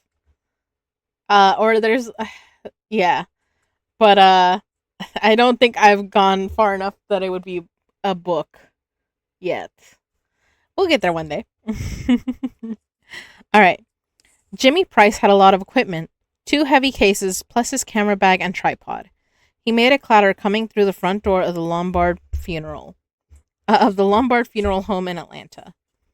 He was a frail old man, and his humor had not been improved by a long taxi ride from the airport in the morning rush. An officious young fellow with styled hair hustled him into an office decorated in apricot and cream. The desk was bare except for a sculpture called The Praying Hands. Price was examining the fingertips of the praying hands when Mr. Lombard himself came in. Lombard checked Price's credentials with extreme care. Your Atlanta office or agency or whatever called me, of course, Mr. Price. But last night we had to get the police to remove an obnoxious fellow who was trying to take pictures for the National Tattler. So, I'm being very careful. I'm sure you understand. Mr. Price, the bodies were only released to us about 1 o'clock this morning, and the funeral is this afternoon at 5. We simply can't delay it. This won't take a lot of time, Price said. I need one reasonably intelligent assistant, if you have one. Have you touched the bodies, Mr. Lombard? No. Find out who has. I'll have to print them all. The morning briefing of the police detectives on the Leeds case was concerned mostly with teeth. Atlanta Chief of Detective R.J. Buddy Springfield, a burly man in shirt sleeves, stood by the door with Dr. Dominic Princey as the 23 detectives filed in. All right, boys, let's have the big grin as you come by, Springfield said. Show Dr. Princey your teeth. That's right, let's see 'em all. Christ, Sparks, is that your tongue, or are you swallowing a squirrel? Keep moving. A large frontal view of a set of teeth, upper and lower, was tacked to the bulletin board at the front of the squad room. It reminded Graham of the celluloid strip of printed teeth in a dime store jack-o'-lantern. He and Crawford sat down at the back of the room, while the detectives took their place at the schoolroom desks. Atlanta Public Safety Commissioner Gilbert Lewis and his public relations officer sat apart from them in folding chairs. Lewis had to face a news conference in an hour. Chief of Detectives Springfield took charge. All right, let's cease fire with the bullshit. If you read up this morning, you saw zero progress. House-to-house interviews will continue for a radius of 4 additional blocks around the scene. R&I has loaned us 2 clerks to help cross-matching airline reservations and car rentals in Birmingham and Atlanta. Airport and hotel details will make the rounds again today. Yes, again today. Catch every maid and attendant as well as the desk people. He had to clean up somewhere, and he may have left a mess. If you find somebody who cleaned up a mess, roust out whoever's in the room, seal it, and get on the horn to the laundry double quick. This time we've got something for you to show around. Dr. Princey? Dr. Dominic Princey, Chief Medical Examiner for Fulton County, walked to the front and stood under the drawing of the teeth. He held up a dental cast. Gentlemen, this is what the subject's teeth look like. The Smithsonian in Washington reconstructed them from the impression we took of the bite mark on Mrs. Leeds and a clear bite mark in a piece of cheese from the Leeds' refrigerator. Prince said, as you can see, he has pegged lateral incisors, the teeth here and here. Princey pointed to the cast in the hand, then to the chart above him. The teeth are crooked in alignment, and a corner is missing from his central incisor. The other incisor is grooved here. It looks like a tailor's notch, the kind of where you get biting thread. The kind of where you get biting thread. Snaggletooth son of a bitch, somebody mumbled. How do you know for sure it was the perpetrator that bit the cheese, Doc? A tall detective in the front row asked. Princey disliked being called Doc, but he swallowed it. Saliva washes from the cheese and from the bite wound match for the blood type, he said. The victim's teeth and blood type didn't match. Fine, Dr. Springfield said. We'll pass out pictures of the teeth to show around. What about giving it to the papers? The public relations officer, Simpkins, was speaking. Have you seen these teeth sort of thing? I see no objection to that, Springfield said. What about a commissioner? Lewis nodded. Simpkins was not through. Dr. Princey, the press is going to ask why it took 4 days to get this dental representation you have here, and why it all had to be done in Washington. Special Agent Crawford studied the button on his ballpoint pen. Princey reddened, but his voice was calm. Bite marks on flesh are distorted when a body is moved, Mr. Simpkins, then. We couldn't make this using only the bite mark on the victims. That is the importance of the cheese. Cheese is relatively solid, but tricky to cast. You have to oil it first to keep the moisture out of the casting medium. Usually you get one shot at it. The Smithsonian has done it for the FBI crime lab before. They're better equipped to do a face bow registration, and they have an anatomical articulator. They have a consulting odontologist. Forensic odontologist. We don't. Anything else? Would it be fair to say that the delay was caused by the FBI lab and not here? Princey turned on him. What it would be fair to say, Mr. Simpkins, is that a federal investigator, Special Agent Crawford, found the cheese in the refrigerator 2 days ago, after your people had been through the place. He expedited the lab work at my request. It would be fair to say I'm relieved that it wasn't one of you that bit the goddamn thing. Commissioner Lewis broke in, his heavy voice booming in the squad room. Nobody's questioning your judgment, Dr. Princey. Simpkins, the last thing we need is to start a pissing contest with the FBI. Let's get on with it. We're all after the same thing, Springfield said. Jack, do you fellows want to add anything? Crawford took to the floor. The faces he saw were not entirely friendly. He had to do something about them. I just wanted to clear the air, Chief.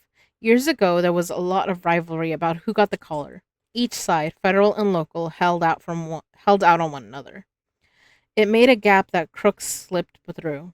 That's not bureau policy now, and it's not my policy. I don't give a damn who gets the collar.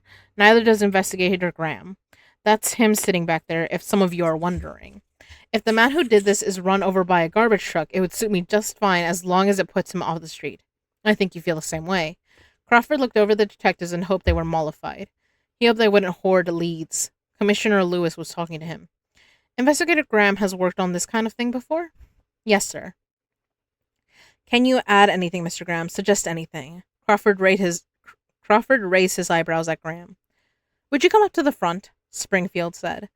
Graham wished he had been given this chance to talk to Springfield in private. He didn't want to go to the front. He went, though. Rumpled and sun-blasted, Graham didn't look like a federal investigator. Springfield thought he looked more like a house painter who had put on a suit to appear in court. The detectives shifted from one buttock to the other. When Graham turned to face the room, the ice blue eyes were startling in his brown face. Just a couple of things, he said. We can't assume he's a former mental patient or somebody with a record of sex offenses. There's a high probability that he doesn't have any kind of record. If he does, it's more likely to be breaking and entering than a minor sex offense. He may have a history of biting in lesser assaults, bar fights or child abuse. The biggest help we'll have on that will come from the emergency room personnel and the child welfare people. Any bad bite they can remember is worth checking, regardless of who was bitten or how they had it happen. That's all I have. Interesting. That's from season 1. The tall detective in the front row raised his hand and spoke at the same time. But he only bit women so far, right? That's all we know about. He bites a lot, though. 6 bad ones in Mrs. Leeds, 8 in Mrs. Jacoby. That's way above average. What's average? In a sex murder? 3. He likes to bite. Women. Most of the time in sex assaults, the bite mark has a livid spot in the center, a suck mark. These don't. Dr. Princey mentioned it in his autopsy report, and I saw it at the morgue. No suck marks. For him, biting may be a fighting pattern as much as a sexual behavior. Right, because if there's a suck mark, it's a hickey. It's not like a like a fuck you bite. Pretty thin, the detective said. It's worth checking, Graham said. Any bite is worth checking. People lie about how it happened. Parents of a bitten child will claim an animal did it and let the child take rabies shots to cover for a snapper in the family. You've all seen that. It's worth asking at the hospitals who's been referred for rabies shots. That's all I have. Graham's thigh muscles fluttered with fatigue when he sat down. It's worth asking and we'll ask, Chief of Detectives Springfield said. Now, the Safe and Loft Squad work the neighborhood along with larceny. Work with the dog angle. You'll see the updates and the pictures in the file. Find out if any stranger was seen with the dog. Vice and narcotics. Take KY Cowboys and the leather bars after you finish the day tour. Marcus and Whitman, heads up at the funeral. Do you have relatives, friends of the family lined up to spot for you? Good. What about the photographer? All right. Turn in the funeral guest book to R&I. They've got the one from Birmingham already. The rest of the assignments are on the sheet. Let's go. One other thing, Commissioner Lewis said. The detectives sank back into their seats. I have heard officers in the command referring to the killer as the Tooth Fairy. I don't care what you call him among yourselves. I realize you have to call him something. But but I had better not hear any police officer refer to him as the Tooth Fairy in public. It sounds flippant. Neither will you use that name on any internal memoranda. That's all. Crawford and Graham followed Springfield back to his office. The chief of detectives gave them coffee while Crawford checked in with the switchboard and jotted down his messages. I didn't get a chance to talk to you when you got here yesterday, Springfield said to Graham. This place has been a fucking madhouse. It's Will, right? Did the boys give you everything you need? Yeah, they were fine. We don't have shit and we know it, Springfield said. Oh, we developed a walking picture from the footprints in the flower bed. He was walking around bushes and stuff, so you can't tell much more than his shoe size. Maybe his height. The left print's a little deeper, so he may have been carrying something. It's busy work. We did get a burglar, though, a couple of years ago, off a walking picture. Showed Parkinson's disease. Princey picked it up. No luck this time. You have a good crew, Graham said. They are, but this kind of thing is out of our usual line, thank God. Let me get it straight. Do you fellows work together all the time, you and Jack and Dr. Bloom, or do you just get together for one of these? Just for these, Graham said. Some reunion. The commissioner was saying you were the one who nailed Lecter 3 years ago. We were all there with the Maryland police, Graham said. The Maryland state troopers arrested him. Springfield was bluff, not stupid. He could see that Graham was uncomfortable. He swiveled in his chair and picked up some notes. You asked about the dog. Here's a sheet on it. Last night a vet here called Leeds' brother. He had the dog. Leeds and his oldest boy brought it to the vet the afternoon before they were killed. It had a puncture wound in the abdomen. The vet operated and it's all right. He thought it was shot at first, but he didn't find a bullet. He thinks it was stabbed with something like an ice pick or an awl. We're asking the neighbors if they saw anybody fooling with the dog, and we're working the phones today, checking local vets for other animal mutilations. Was the dog wearing a collar with the Leeds name on it? No. Did the Jacobys in Birmingham have a dog? Graham asked. We're supposed to be finding that out, Springfield said. Hold on, let me see. He dialed an inside number. Lieutenant Flat is our liaison with the Birmingham. Yeah, Flat? What about the Jacobys dog? Uh-huh. Just a minute. He put his hand over the phone. No dog. They found a litter box in the downstairs bathroom with cat droppings in it. They didn't find any cat. The neighbors are watching for it. Could you ask Birmingham to check around in the yard and behind any outbuildings? Graham said, if the cat was hurt, the children might not have found it in time, and they might have buried it. You know what cats do. They hide to die. Dogs come home. And would you ask if it was wearing a collar? Tell them if they need a methane probe. Tell them if they need a methane probe. We'll send one, Crawford said. Save a lot of digging. Springfield relayed the request. The telephone rang as soon as he hung it up. The call was for Jack Crawford. It was Jimmy Price of the Lombard Funeral Home. Crawford punched on from the other phone. Jack, I got a partial that's probably a thumb and a fragment of a palm. Jimmy, you're the light of my life. I know. The partial's a tented arc, but it's smudged. I'll have to see what I can do with it when I get back. Came off the oldest kid's left eye. I never did that before. Never should have seen it, but it stood out against an 8-ball hemorrhage from the gunshot wound. Can you make an identification off it? It's a very long shot, Jack. If he's in the single print next, maybe. But that's like the Irish sweepstakes. You know that. The palm came off and the nail of Mrs. Leeds' left big toe. It's only good for comparison. We'll be lucky to get 6 points off it. The assistant SAC witnessed, and so did Lombard. He's a notary. I've got pictures in situ. Will that do it? What about the elimination prints on the funeral home employees? I inked up Lombard and all his merry men, major case prints, whether they said they had touched her or not. They're scrubbing their hands and bitching now. Let me go home, Jack. I want to work these up in my own darkroom. Who knows what's in the water here? Turtles. Who knows? I can catch a plane to Washington in an hour and fax the prints down to you by early afternoon. Crawford thought a moment. Okay, Jimmy, but step on it. Copies to Atlanta and Birmingham PD and Bureau's office. You got it. Now, something else we got to get straight on your end. Jack rolled his eyes to the ceiling. Gonna piss in my ear about the per diem, are you? Right. Today, Jimmy, my lad, nothing's too good for you. Graham stared out the window while Crawford told them about the prints. That's by God remarkable, was all Springfield said. Graham's face was blank, closed like a lifer's face. Springfield thought. He watched Graham all the way to the door.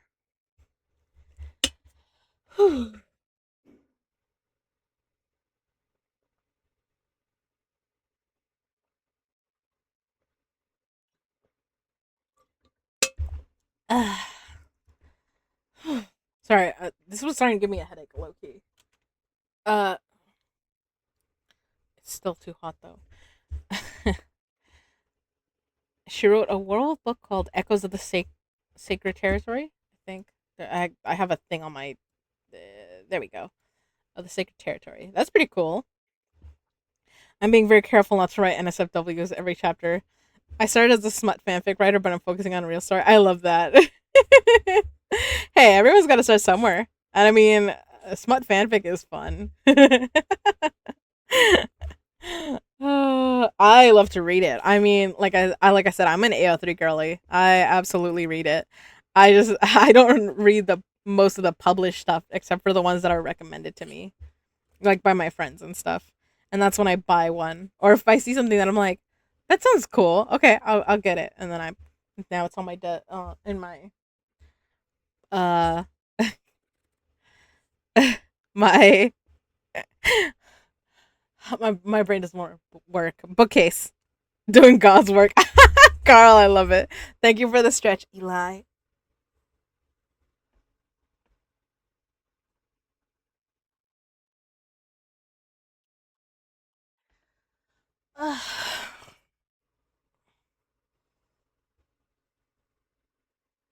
God, I needed that.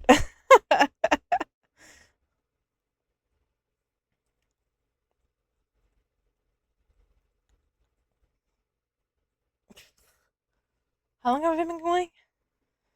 It hasn't even been 2 hours. I feel like I've spoken for 3 hours, but that might also be because I was laughing a lot before this and earlier today. So when I laugh too much, it fucks up my throat. uh,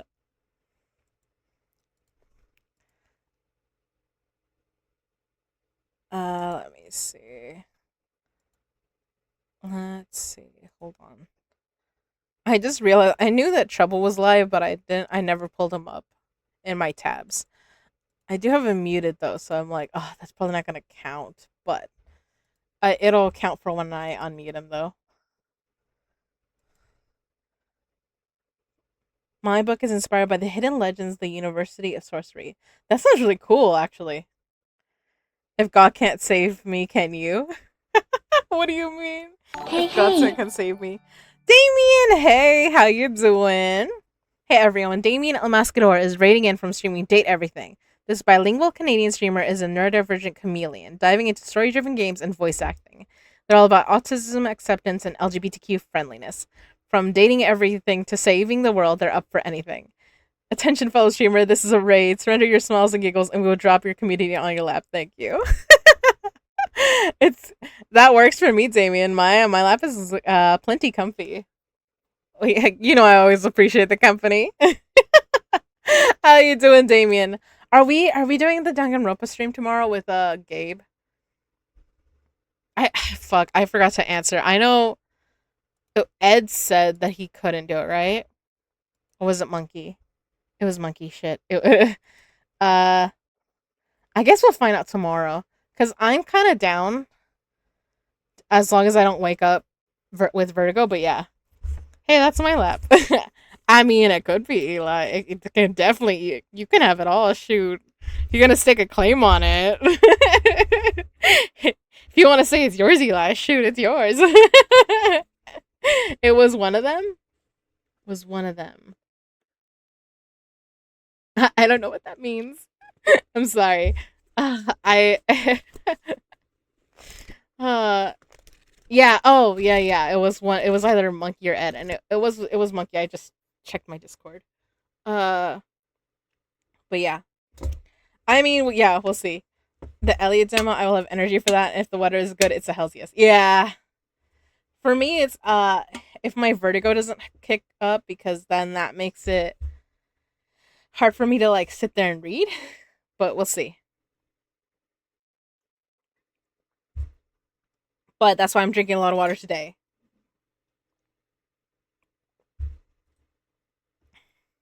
Also, Damien, I don't know if you know if that me putting I reached level 29. It's my birthday today. God, I feel old. I haven't done shit. Uh, but we're not focusing on that today. No way. Yeah. I'm a July 13 girly. Where's Sorry. I'm something like, where is my hair tie? Because I want to put my hair up, but I don't want to use the claw clip anymore. Thank you, Damien. It's been a fun day. I have cake in front of me, but you guys can't see it. So for y'all who missed it, I have a. It's supposed to be an Italian cream cake, and it has coconut on it. And I've just slowly been eating it, slowly.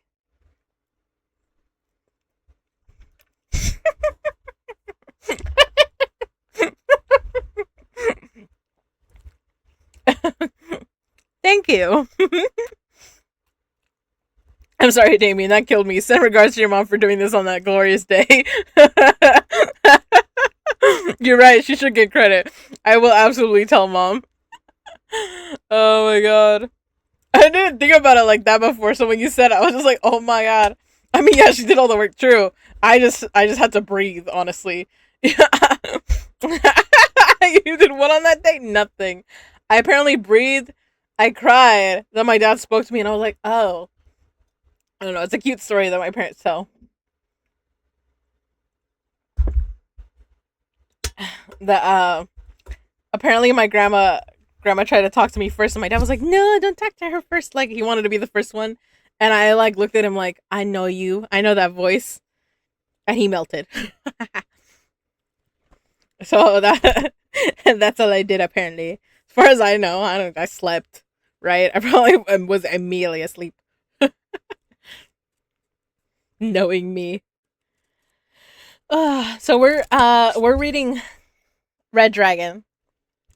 Damien, I don't know if you know this about me, but I'm a huge Hannibal, NBC Hannibal fan. I'm a big fan of the show with Mads Mikkelsen and Hugh Dancy, and we watched this on stream. We watched it on stream. I couldn't keep the recordings on YouTube exactly. I kind of did. I mean, they're you can only get to them, I believe, through my Discord. And I don't have all of them. There were a few times where I just missed. I forgot to like, record. I had a hunch you were into this. Shut up. And darling got me this as a Galentine's present. By the way, darling is Kay, the person who rated me the first earlier, and K-pop fan Kayla. Yeah, that is her name, right? On here, my brain. Eli, fact check me that. Um, and so darling got me this for Valentine's, and then today for my birthday, she got me Anime K-pop. Thank you. Sorry, I think what I was thinking of is her Discord name, and she got me Hannibal. So this is the third book and Hannibal Rising, because I have Silence of the Lambs. It's either on this bookshelf or it's the one over here. But yeah, darling is amazing. K Anime K-pop, a cozy streamer who crochets and writes often while creating chaos. Expect chill vibes, LGBTQIA plus friendliness, and maybe some digital arson crafting minds. Because we always do Minecraft a lot. She would be so sad. What do you mean? Why would darling be so sad? Oh, that no. That's definitely the one that I thought of. I think that's definitely her Discord name. Yeah, that's. I probably was looking at that earlier. That's why. That's why my brain went, "What? What is my wife's username?" I know all her usernames, and yeah, And also, she's my friend of like, oh shit, that's like 11 years now. Because I believe her and I met when I was 18.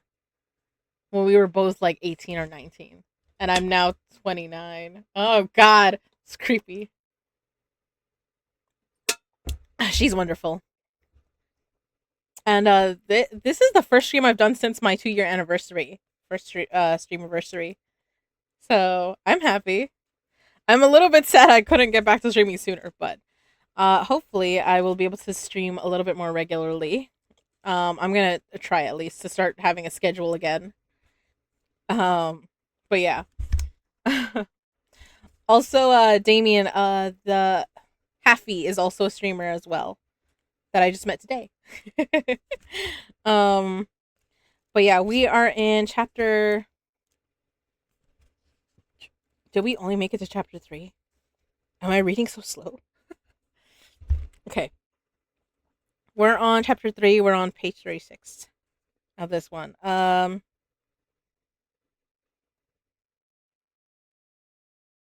Sorry, I'm like, where would I leave off before the raid? My brain. Uh oh, okay. I stopped the like ellipses here. The Public Safety Commissioner's news conference was breaking up in the foyer as Crawford and Graham left Springfield's office. The print reporters headed for the phones. Television reporters were doing cutaways, standing alone before the cameras asking the best questions they had heard. They had heard at the news conference and extending their microphones to thin air for a reply that would be spliced in later from film of the commissioner. Crawford and Graham had started down the front steps when a small man darted ahead of them, spun, and took a picture. His face popped up behind his camera. "Will Graham," he said. "Remember me? Freddie Lowndes? I covered the lecture case for the Tattler. I did the paperback." "I remember," Graham said. He and Crawford continued down the steps, Lowndes walking sideways ahead of them. "When did they call you in, Will? What have you got?"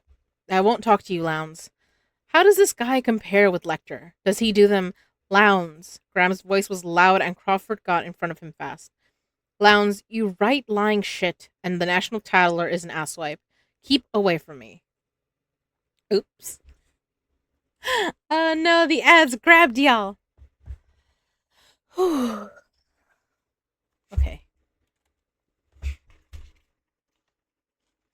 The ads grabbed those of you who don't have ad block yet.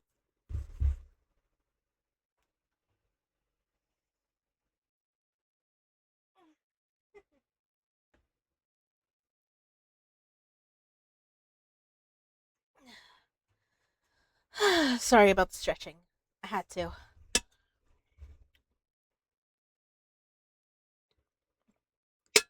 My water's out already again. I'll be back again.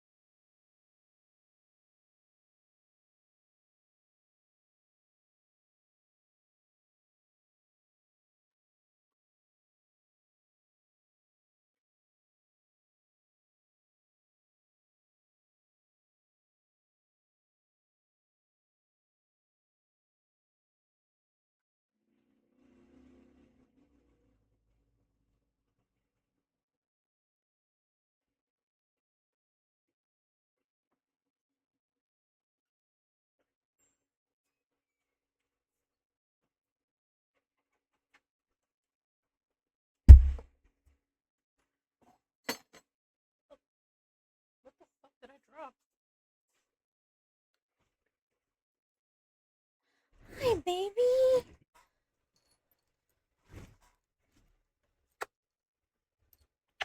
This is my baby Shadow.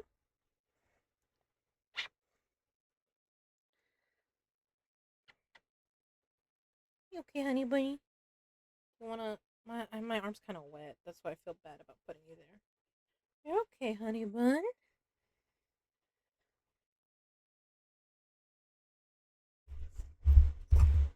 Can you handle being with mommy for now? You gonna nap, baby? Alright. Welcome back from the ad, starlings. I now have my baby boy with me. This is my son, Shadow. He's like 5 months now. Oh, big yawn. My boy. Yeah. It's our son, Eli. Our baby. He is a sleepy baby. He was napping, but I've been missing him, so I'm like, I'm just gonna bring you here and you're gonna listen to me read, okay, baby? Okay, you can handle mommy reading, right? Shadow used tackle. No. He started to use nibble. Oh, baby. Oh, baby. He's like, excuse me, mother. I'm right here. I know, baby. Uh, there we go. But okay, so by the way, Freddie Lounds in this book is a guy versus in the show it's a woman. For Frederica Lounds, I believe. But the OG is a man in this baby. Ooh, baby. Do not tip my water, baby. God, that's a lot of wires down there. Yes, baby? Okay. Well, good. She a baddie? Yeah, she is though. I remember Carl. You were telling me like, oh, she's hot. She is.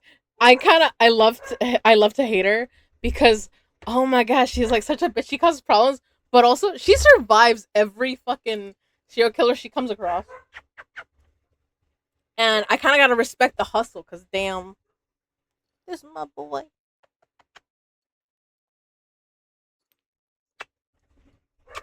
Okay, okay, gentle, baby. We'll see. Oh, good boy. You ready to hear a story? He's like, no. You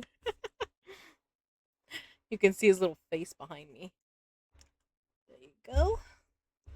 I wish I could like make it bigger, but I don't think I can. This is the biggest I got with the just chatting screen.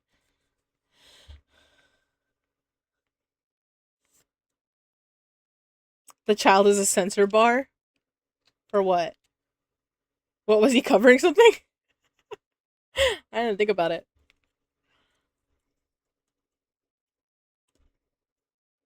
He looks like he's covering you up. He was like, mother. Nah.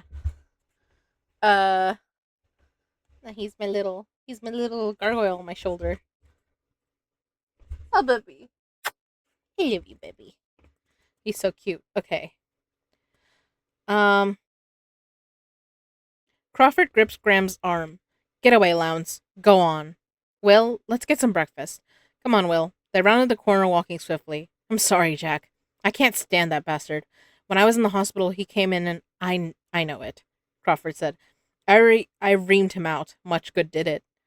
Much good it did. Crawford remembered the picture in the National Tattler at the end of the lecture case.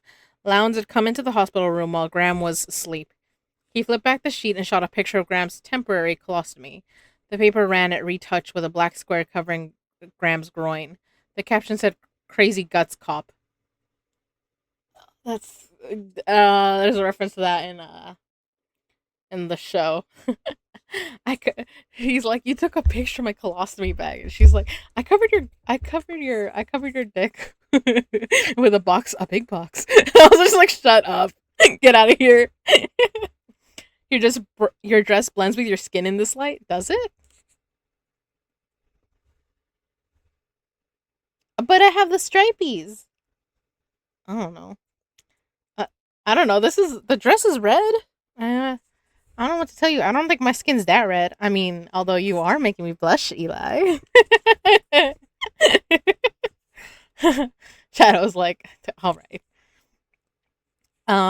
The diner was bright and clean. Graham's hands trembled and he slopped coffee in his saucer. Oops. Look. I don't hear it, but oops. I accidentally snoozed it, but that's fine. No, we don't need to snooze it.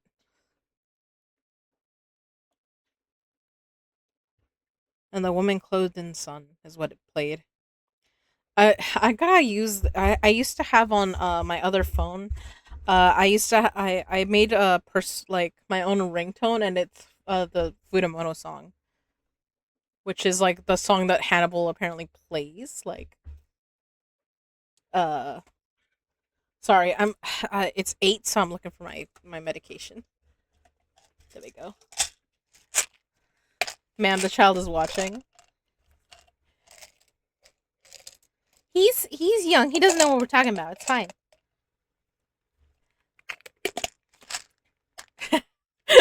He does look like he's judging you, though.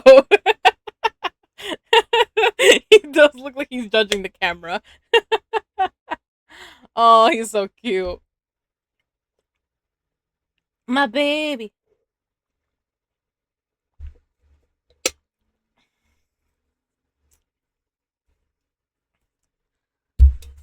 Bro, this dress makes me look more shapely than I am. Thank you.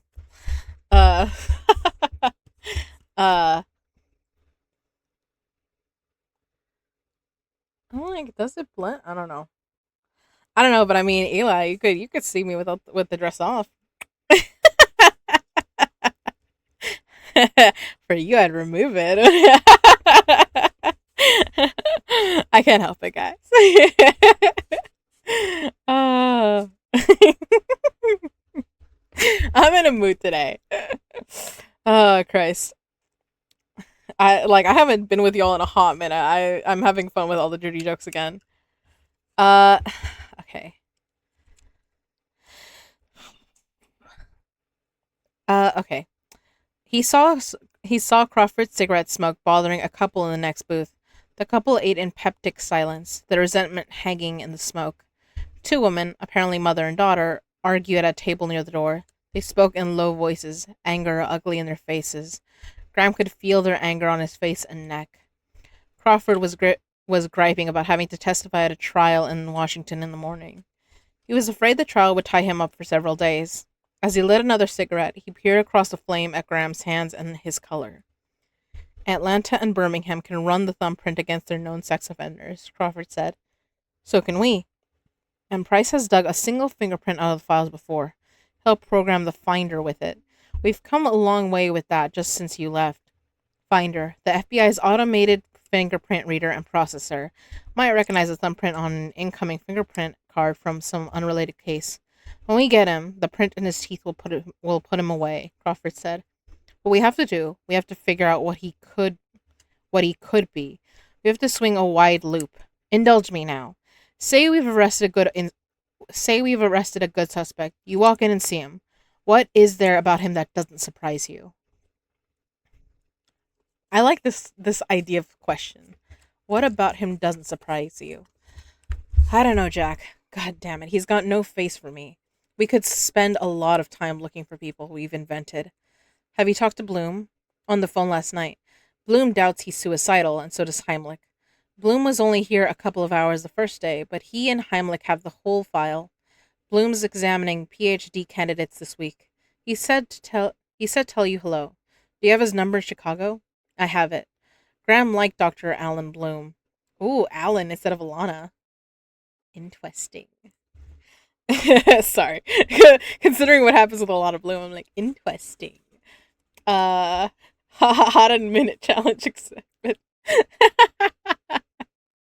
All right, then, Eli. We'll see. We'll see what you say after stream ends. All right.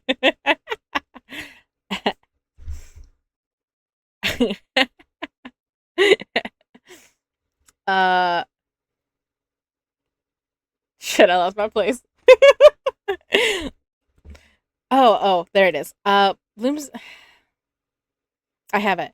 Graham liked Dr. Alan Bloom, a small, round man with sad eyes, a good forensic psychiatrist, maybe the best. Graham appreciated the fact that Dr. Bloom had never displayed professional interest in him. That was not always the case with psychiatrists. Bloom says he wouldn't be surprised if we heard from the Tooth Fairy. He might write us a note, Crawford said. On a bedroom wall. Bloom thinks he might be disfigured, or he may believe he's disfigured. He told me not to give that a lot of weight. I won't set up a straw man to chase Jack, is what he told me. That would be a distraction and would diffuse the effort. Said they taught him to talk like that in graduate school. He's right, Graham said. You could tell something about him or you wouldn't have found that fingerprint, Crawford said. That was the evidence on the damn wall, Jack. Don't put this on me. Look, don't expect too much from me, alright? Oh, we'll get him. You know we'll get him, don't you? I know it, one way or the other. What's one way? We'll find evidence we've overlooked. What's the other? He'll do it and do it until one night he makes too much noise going in and the husband gets to a gun in time. No other possibilities? You think I'm going to spot him across a crowded room? No, that's Ezio Pinza you're thinking about. Does that. The Tooth Fairy will go on and on until we get smart or get lucky. He won't stop. I'm guessing that's like a reference to a psychic. Why? Because he won't stop. Why? Because he's got a genuine taste for it. See, you do know something about him, Crawford said.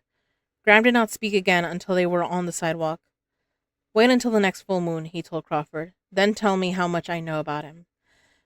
Graham went back to his hotel and slept for 2.5 hours. He woke at noon, showered, and ordered a pot of coffee and a sandwich. It was time to make a close study of the Jacoby file from Birmingham. He scrubbed his reading glasses with hotel soap and settled in by the window with the file. For the first few minutes, he looked up at every sound, footsteps in the hall, the distant thud of the elevator door. Then he knew nothing but the file. The waiter with the tray knocked and waited.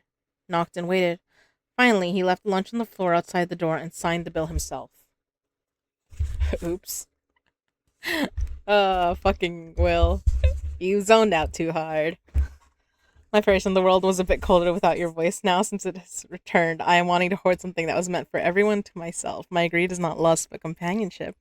You and the kitsune is what I want to claim, but no, I can't, for if I want to let you grow, I must restrain myself. Eli! Teddy bear, I'm actually getting flustered. Damn, talking dirty to me like that. Jesus. Y'all know I was an English major. I'm a sucker for that.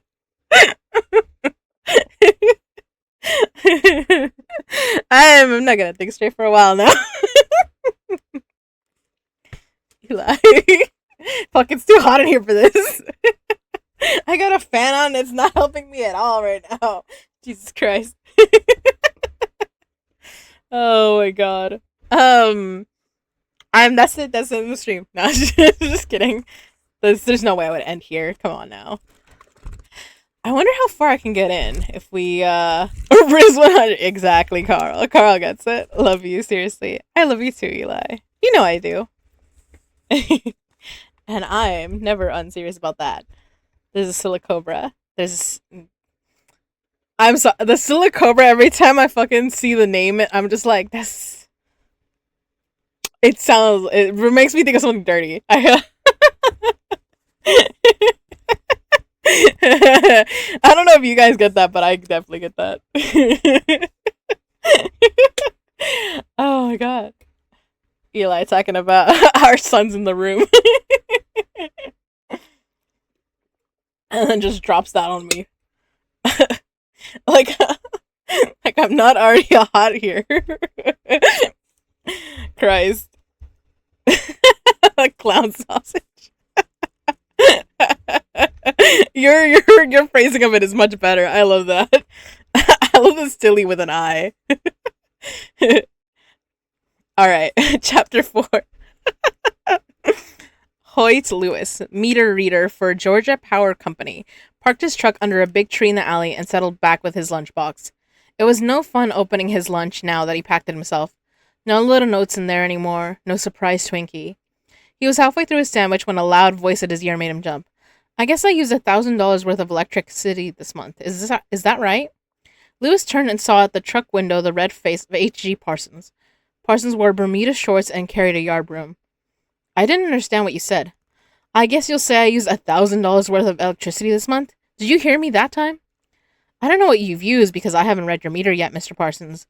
When I do read it, I'll put it down on this piece of paper right here. Parsons was bitter about the size of the bill.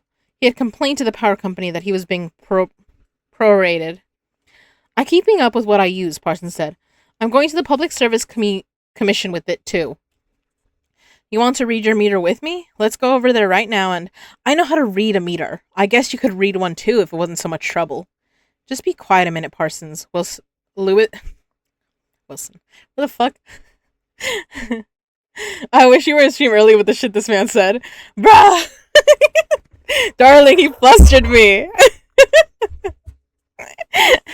Well, now, darling, now I gotta see what he told you. Like, do I get jealous or am I proud? I get excited. Also, look, darling, look at our son back here. Isn't our baby adorable? He's such a good boy.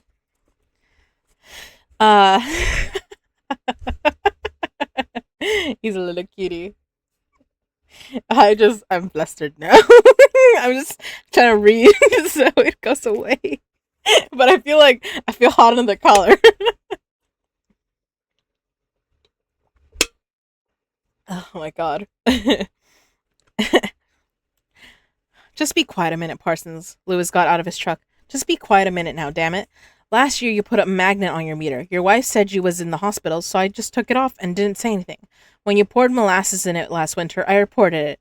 I noticed you paid up when we charged you for it. Your bell went up after you did all the wiring yourself. I've told you until I'm blue in the face. Something in that house is draining off current. Do you hire an electrician to find it? No, you called down to the office and bitch about me. I've about got a bait of you. Lewis was pale with anger. I'll get to the bottom of this, Parsons said, retreating down the alley toward his yard. They're checking up on you, Mr. Lewis. I saw somebody reading your route ahead of you, he said, across the fence. Pretty soon you'll have to go work like everybody else. Lewis cranked his truck and drove on down the alley. Now he would have to find another place to finish his lunch. He was sorry. The big shade tree had been a good lunch place for years. It was directly behind Charles Leeds' house. At 5:30 p.m., Hoyt Lewis drove in his own automobile to the Cloud9 Lounge, where he had several Boilermakers to ease his mind. When he called his estranged wife, all he could think of to say was, I wish you was still fixing my lunch. You ought to have thought about that, Mr. Smarty, she said, and hung up. He played a gloomy game of shuffleboard with some linemen and a dispatcher from Georgia Power and looked over the crowd. Goddamn airline clerks had started coming in the Cloud9. All had the same little mustache and pinky ring. Pretty soon they'd be fixing the Cloud9 English with a damn dartboard. You can't depend on nothing. Hey, Hoyt, I'll match you for a bottle of beer. It was his supervisor, Billy Meeks. Say, Billy, I need to talk to you. What's up? You know that old son of a bitch Parsons that's all the time calling up? Called me last week, as a matter of fact, Meeks said. What about him? He said somebody was reading my route ahead of me. Like maybe somebody thought I wasn't making the rounds. You don't think I'm reading the meters at home, do you? Nope. You don't think that, do you? I mean, if I'm on a man's shit list, I want him to come right out and say it. If he was on my shit list, you think I'd be scared to say it to your face? No. Alright then. If anybody was checking your route, I'd know it. Your executives is always aware of a situation like that. Nobody's checking up on you, Hoyt. You can't pay any attention to Parsons. He's just old and contrary. He called me up last week and said, congratulations on getting wise to the Hoyt Lewis. I didn't pay him any mind. I wish we'd put a law on him about the meter, he said. I was just sitting back there in the alley under a tree trying to eat my lunch today, and he jumped me. What he needs is a good ass kicking. I used to sit back there myself when I had the route, Meek said. Boy, I tell you one time, I seen Miss Leeds. Well, it don't seem right to talk about it now, she's dead, but one or two times she was out there sunning herself in the backyard in her swimsuit. Hoo-wee. Had a cute little Peter belly. That was a damn shame about them. She was a nice lady. Did they catch anybody yet? No. Too bad he got the Leeds when old Parsons was right down the street. Convenient, Lewis observed. I'll tell you what.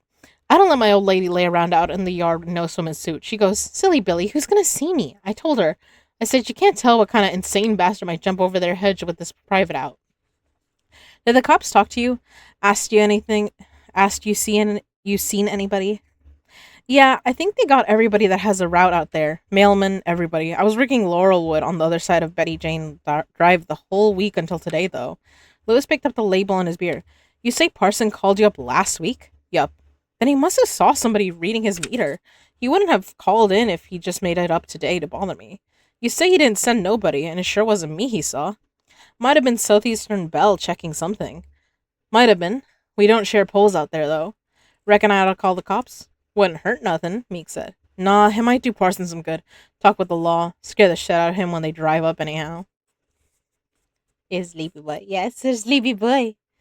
Well, he was napping, and I was like, you're too cute to leave here. And when I got close to him, he looked up, and I was like, well, you're coming with me. And I brought him over here. And I was holding him for a little bit. But I don't know, lately he hasn't been, like, wanting to sleep in my arms. I think it's too hot even for him. He was like, nah, I need to get away, so I put him on the cooling blanket that Sis got me. But yeah. Chapter 5. Graham went back to the Leeds house in the late afternoon. He entered through the front door and tried not to look at the ruin the killer had left. So far, he had seen files, a killing floor, and meat, all aftermath. He knew a fair amount about how they died. How they lived was on his mind today. A survey, then. The garage contained a good ski boat, well used and well maintained, and a station wagon. Golf clubs were there, and a trail bike. The power tools were almost unused. Adult toys. Graham took a wedge from the golf bag and had to choke up on the long shaft as he made a jerky swing. I'm too immature for this. I bet he did. I'm such a child, I can't help it. The bag puffed a smell of leather at him as he leaned it back against the wall. Charles Lee's things.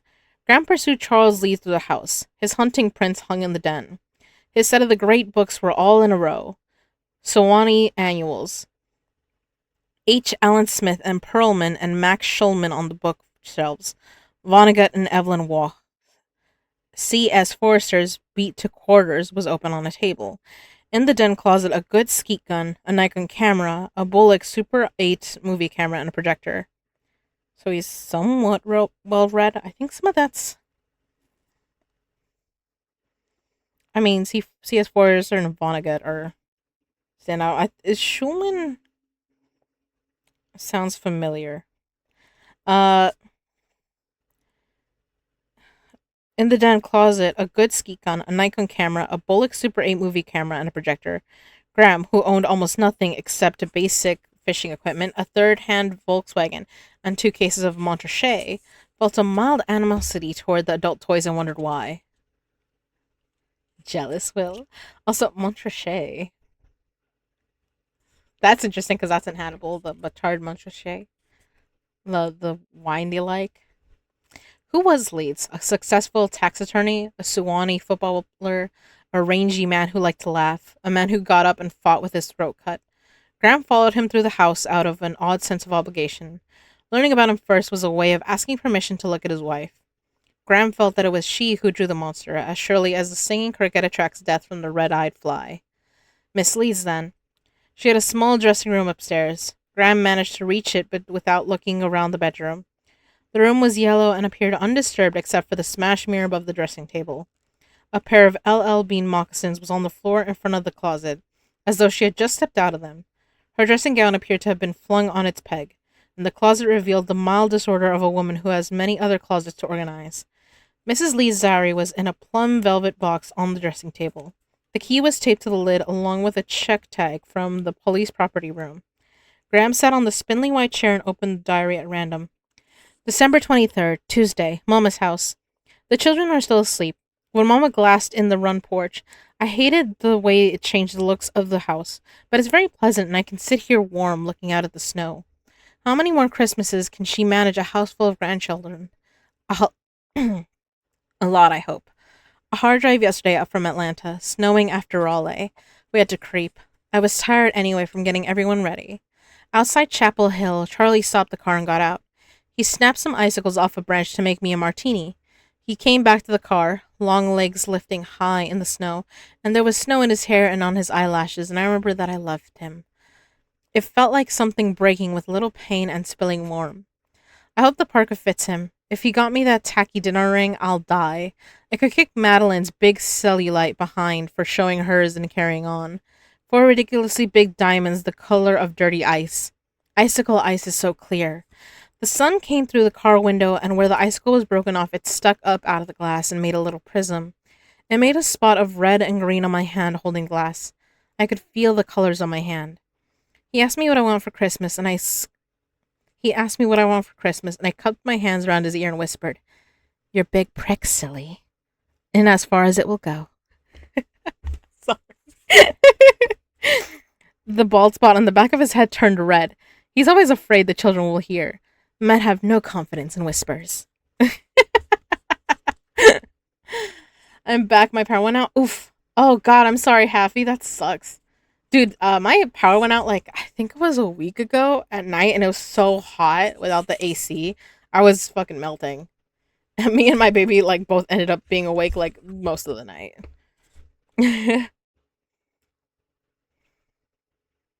What, Carl? Carl, you can't spray me with my own water bottle when I'm just reading what it said. It wasn't my line.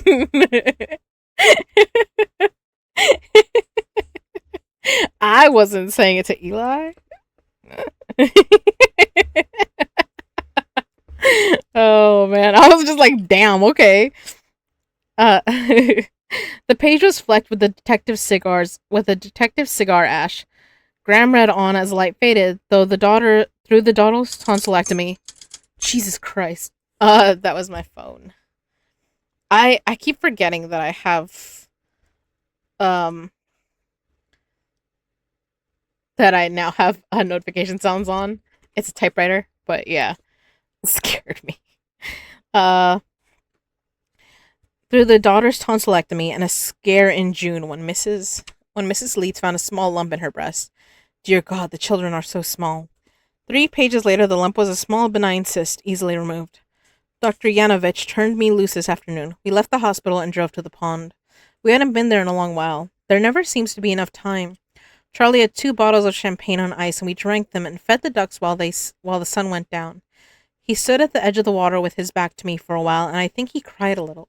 Susan said she was afraid we were coming home from the hospital with another brother for her. Home. Graham heard the telephone ring in the bedroom, a click and the hum of an answering machine. Hello, this is Valerie Leeds. I'm sorry, I can't come to the phone right now, but if you'll leave your name and number after the tone, we'll get back to you. Thank you. Graham half expected to hear Crawford's voice after the beep, but there was only the dial tone. The caller had hung up. He had heard her voice. Now he wanted to see her. He went down to the den. He had in his pocket a reel of Super 8 movie film belonging to Charles Leeds. 3 weeks before his death, Leeds had left the film with a druggist who sent it away for processing. He never picked it up. Police found the receipt in Leeds' wallet and got the film from the druggist. Detectives reviewed the home movie along with the family snapshots developed at the same time and found nothing of interest. Graham wanted to see the Leedses alive.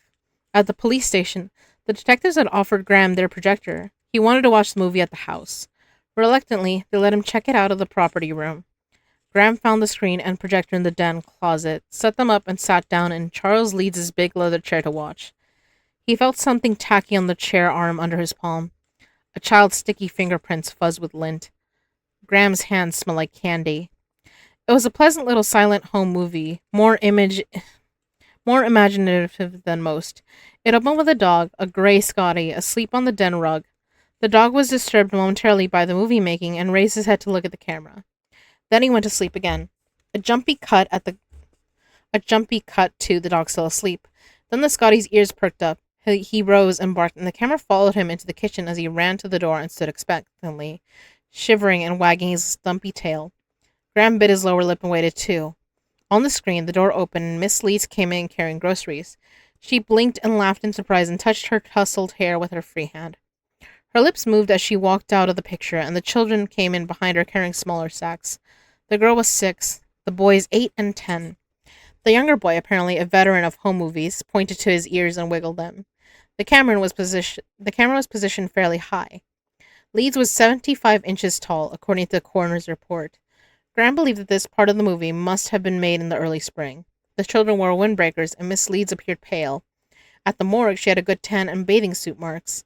Brief scenes followed of the girls playing ping pong in the basement and the girl, Susan, wrapping a present in her room, tongue curled over her upper lip in concentration, and a wisp of hair down over her forehead. She brushed her hair back with her plump hand as her mother had done to the kitchen. A subsequent scene showed Susan in a bubble bath, crouched like a small frog. She wore a large shower cap. The camera angle was lower and the focus uncertain, clearly the work of a brother. The scene ended with her shouting soundlessly at the camera and covering her 6-year-old chest as her shower cap slipped down over her eyes. Not to be outdone, Leeds had surprised Mrs. Leeds in the shower. The shower curtain bumped and bulged in the corner, and the curtain does before a grade school theatrical. Mrs. Leeds' arm appeared from around the curtain, and in her hand was a large bath sponge. The scene closed with the lens obscured in soap suds. The film ended with a shot of Norman Vincent Peale speaking on television and a pan to Charles Leeds snoring in the chair where Graham now sat. Graham stared at the blank square of light on the screen. He liked the Leedses. He was sorry that he had been to the morgue. He thought the madman who visited them might have liked them too, but the madman would like them better the way they were now. I can be your radiator if y'all be my cool. We can certainly try, although I think things will end up hot and heavy. I don't think they'll cool down at all.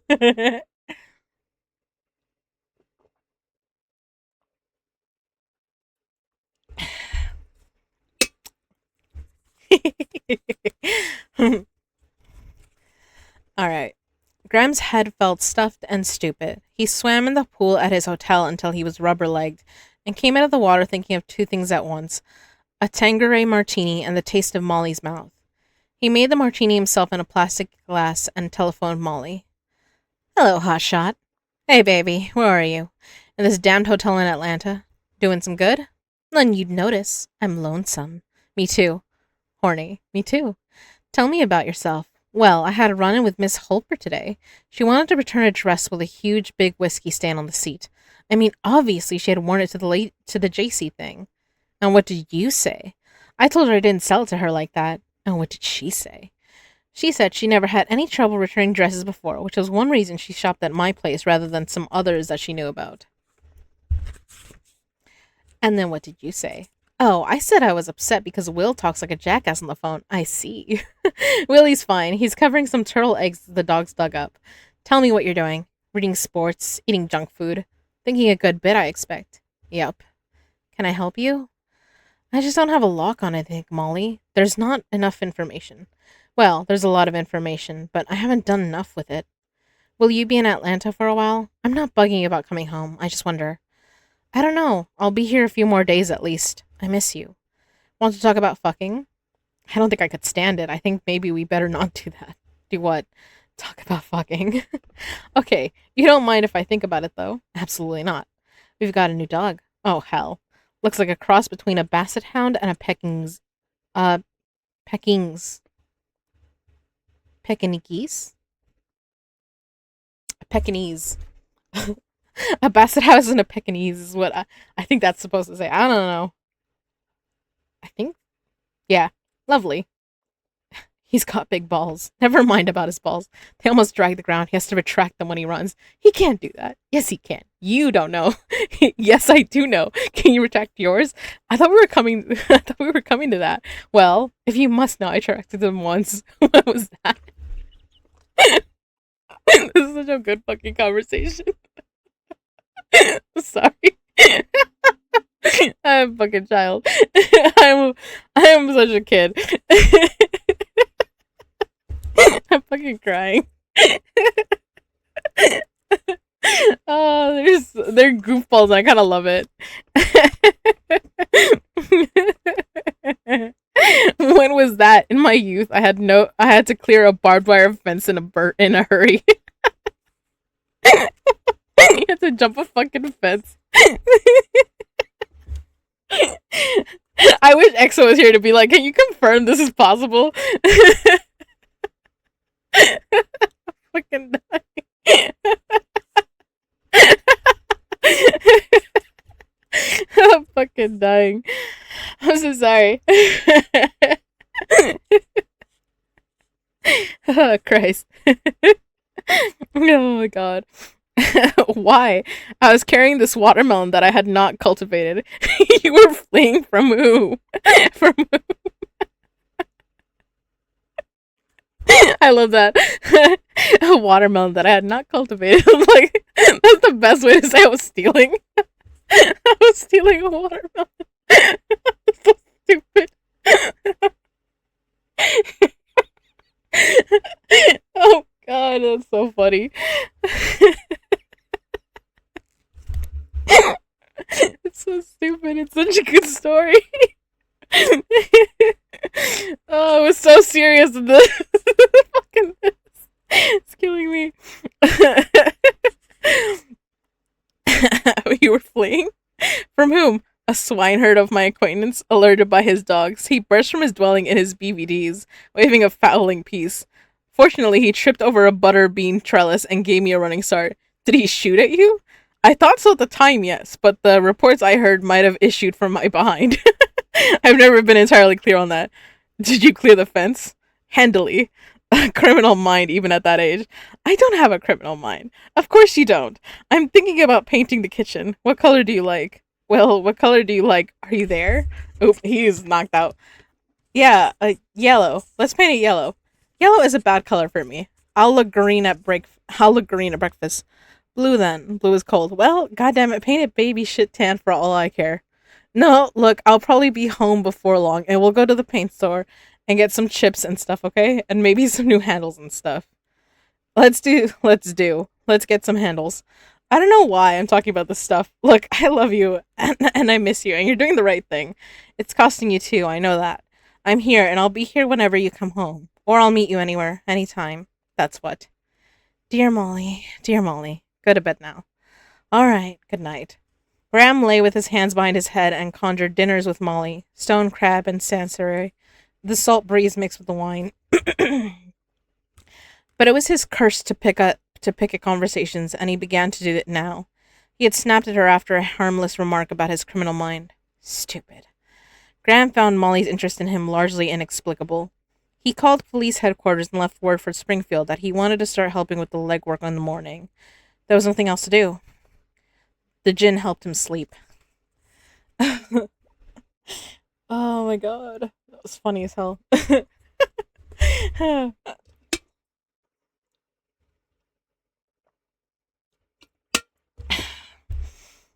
Alright. Oh god. I'm sorry. My allergies fucking decided to kick in right now.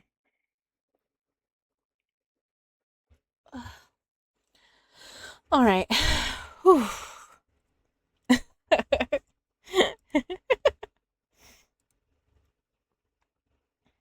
Alright. Chapter 6. Flimsy copies of the notes on all calls about the Leeds cases were placed on Buddy Springfield's desk. Tuesday morning at 7 o'clock, when Springfield arrived at his office, there were 63 of them. The top one was red flagged. It said Birmingham police had found a cat buried in a shoebox behind the Jacoby's garage. The cat had a flower between its paws and was wrapped in a dish towel. The cat's name was written on its lid in a childish hand. It wore no collar. A string tied in a granny knot held the lid on. The Birmingham medical examiner said the cat was strangled. He had shaved it and found no puncture wound. Springfield taped the earpiece of his glasses against... Sorry. My allergies.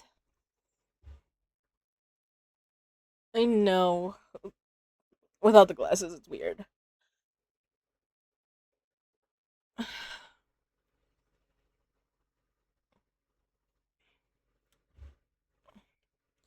Do I have my...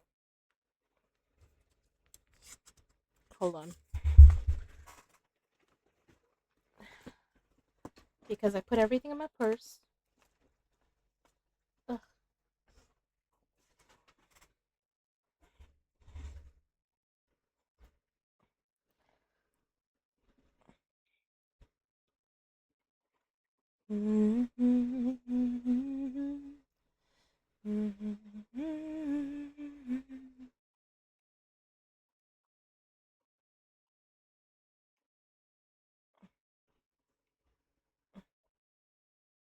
Ugh. Okay. Christ.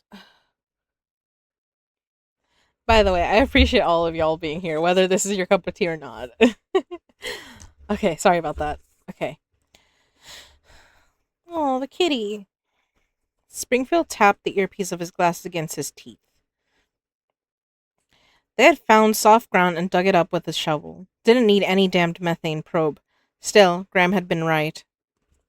Ugh. Why? I'm sorry, the story is just so moving. I'm so upset about the fictional kitty cat. Oh, God. Well, if this was a more, if the story was more invested in the kitty cat, I absolutely would be crying about it. I'm a baby. Especially because I got this baby boy. And I had a cat before him. Okay. The chief of detectives licked his thumb and started through the rest of the stack of flimsies. Most are reports of suspicious vehicles in the neighborhood driving past during the past week. Vague descriptions giving only vehicle type or color. 4 anonymous telephone callers had told Atlanta residents, I'm gonna do you like the Leedses. Hoyt Lewis's report was in the middle of the pile. Springfield Springfield called the overnight watch commander. What about the meter reader's report on this Parsons? Number 48. We tried to check with the utilities last night, Chief. I'm just crying. I'm sorry.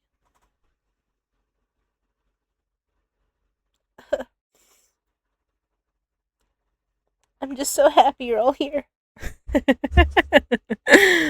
Oh my god.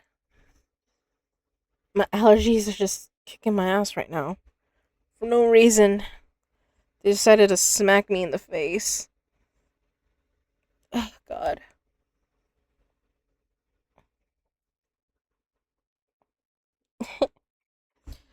Jesus. Okay. Ow. I pulled my own hair.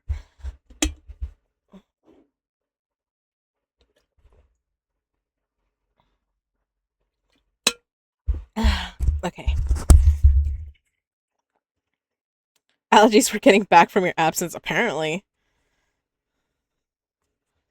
They had, they had left me alone for a hot minute, and suddenly they were like, you know what?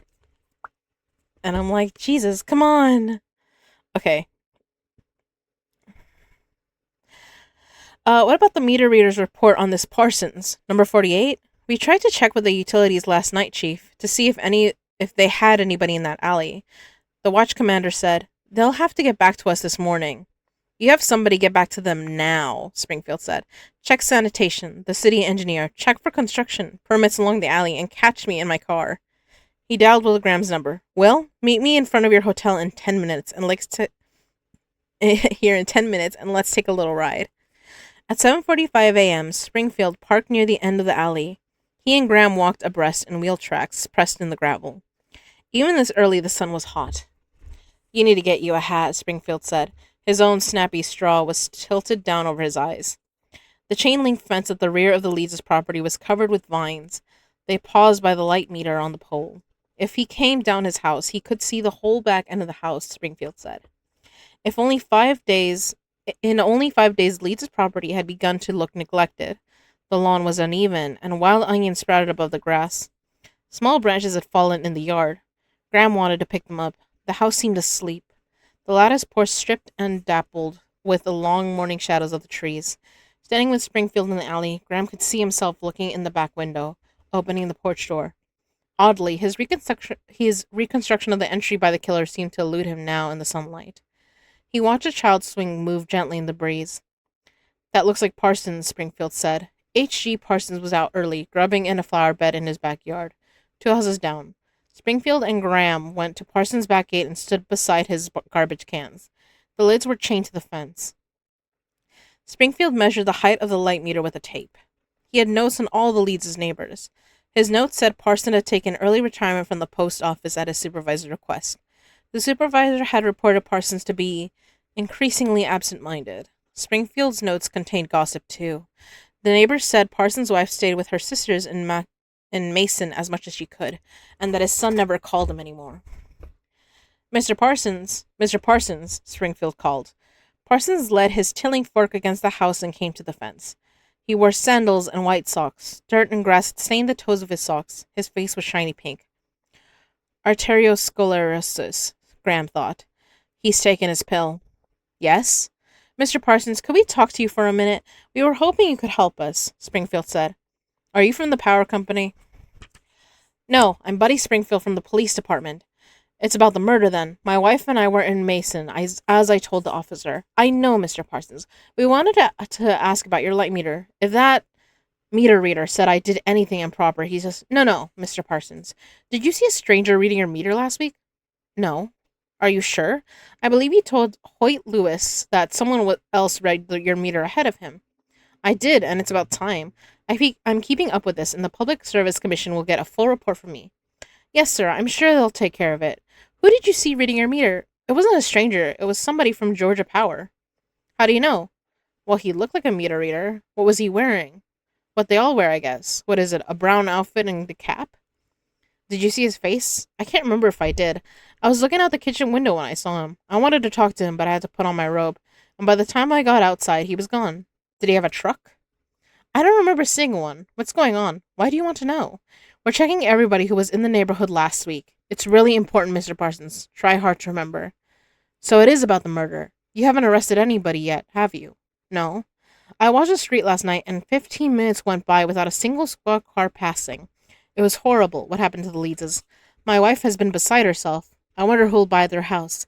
I saw some Negroes looking at it the other day. You know, I had to speak to Leeds a few times about his children, but they were all right. Of course, he wouldn't do anything I suggested about his lawn. The Department of Agriculture has some excellent pamphlets on the control of nuisance grasses. Finally, I just put them in his nail box. Honestly, when he mowed the wild onions, were suffocating. Mr. Parsons, exactly when did you see this fellow in the alley? Springfield asked. I'm not sure. I was trying to think. Do you recall the time of day? Morning, noon, afternoon? I know the times of day. You don't have to name them. Afternoon, maybe. I don't remember. Springfield rubbed the back of his neck. Excuse me, Mr. Parsons, but I have to get this just right. Could we go in your kitchen and you show us just where you saw him from? Let me see your credentials, both of you. In the house, silence, shiny surfaces, and dead air. Neat. The desperate order of an aging couple who see their lives begin to blur. Graham wished he had stayed outside. He was sure the drawers held polished silver with egg between the tines.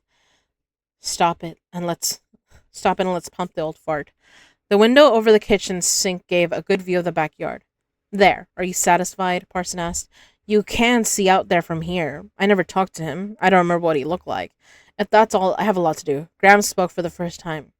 You said you went to get your robe, and when you came back, he was gone. You weren't dressed then? No. In the afternoon? Were you not feeling well, Mr. Parsons? What I do in my own house is my business. I can wear a kangaroo suit in here if I want to. Why aren't you out looking for the killer? Probably because it's cool in here. I understand you're retired, Mr. Parsons, so I guess it doesn't matter if you put on your clothes every day or not. A lot of days you just don't get dressed at all. Am I right? Veins stood out in Parsons' temples. Just because I'm retired doesn't mean I don't put my clothes on and get busy every day. I just got hot and I came in and took a shower. I was working.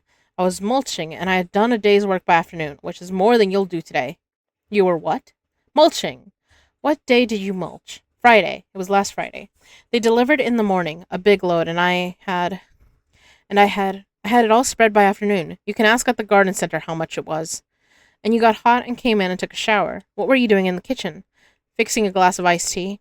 And you got out some ice, but the refrigerator is over there, away from the window. Looked from the window to the refrigerator, lost and confused. His eyes were dull, like the eyes of a fish in the market toward the end of the day. Then they brightened in triumph. He went to the cabinet by the sink. I was right here, getting some sweet and low when I saw him. That's it. That's all. Now, if you're through prying, I think he saw Hoyt Lewis, Graham said. So do I, Springfield said. It was not Hoyt Lewis. It was not. Parsons' eyes were watering. How do you know? Springfield said. It might have been Hoyt Lewis, and you just thought.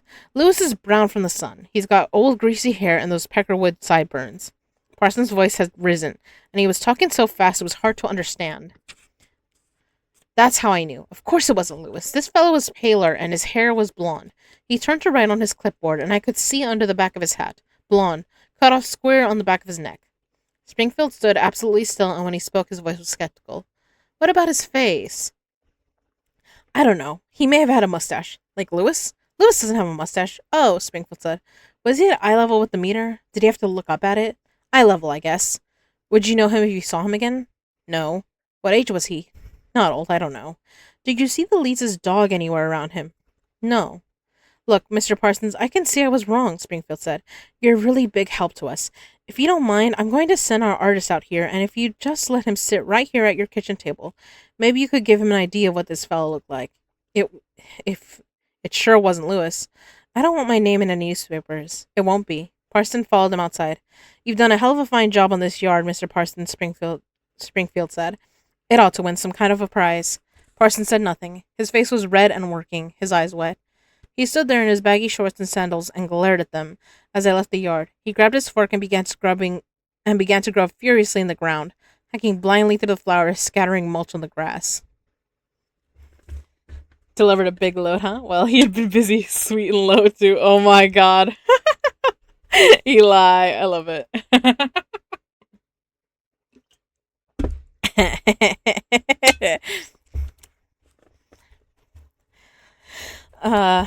Springfield checked in on his car radio. Mulch. Sure, it's mulch. Yeah. I was low-key like, I thought he was about to say we were getting busy and like mind your business, but nah. Apparently it was gardening. Springfield checked in on his car radio. None of the utilities or city agencies could account for the man in the alley on the day before the murders. Springfield reported Parsons' description and gave instructions for the artist. Tell him to draw the pole and the meter first and go from there. You'll have to ease the witness along. Our artist doesn't much like to make house calls, the chief of detectives told Graham as he slid the strip line forward through the traffic. He likes for the secretaries to see him work, with the witness standing on one foot and then on the other, looking over his shoulder. A police station is a damn poor place to question anybody that you don't need to scare. Soon as we get the picture, we'll door-to-door the neighbor with it. I feel like we just got a whiff, Will. Just faint, but a whiff, don't you? Look, we did it to the poor old devil and he came through. Now let's do something with it. If the man in the alley is the one we want, it's the best news yet, Graham said. He was sick of himself. Right. It means he's not just getting off a bus and going whichever way his Peter points. He's got a plan. He stayed in town overnight. He knows where he's going a day or two ahead. He's got some kind of an idea. Case the place, kill the pet, then the family. What the hell kind of an idea is that? Springfield paused. That's kind of your territory, isn't it? It is, yes. If it's anybody's, I suppose it's mine. I know you've seen this kind of thing before. You didn't like it the other day when I asked you about Lecter. But I need to talk to you about it. All right. He killed 9 people, didn't he, in all? 9 that we know of. 2 others didn't die. What happened to them? One is on a respirator at a hospital in Baltimore. The other is in a private mental hospital in Denver. Is the respirator?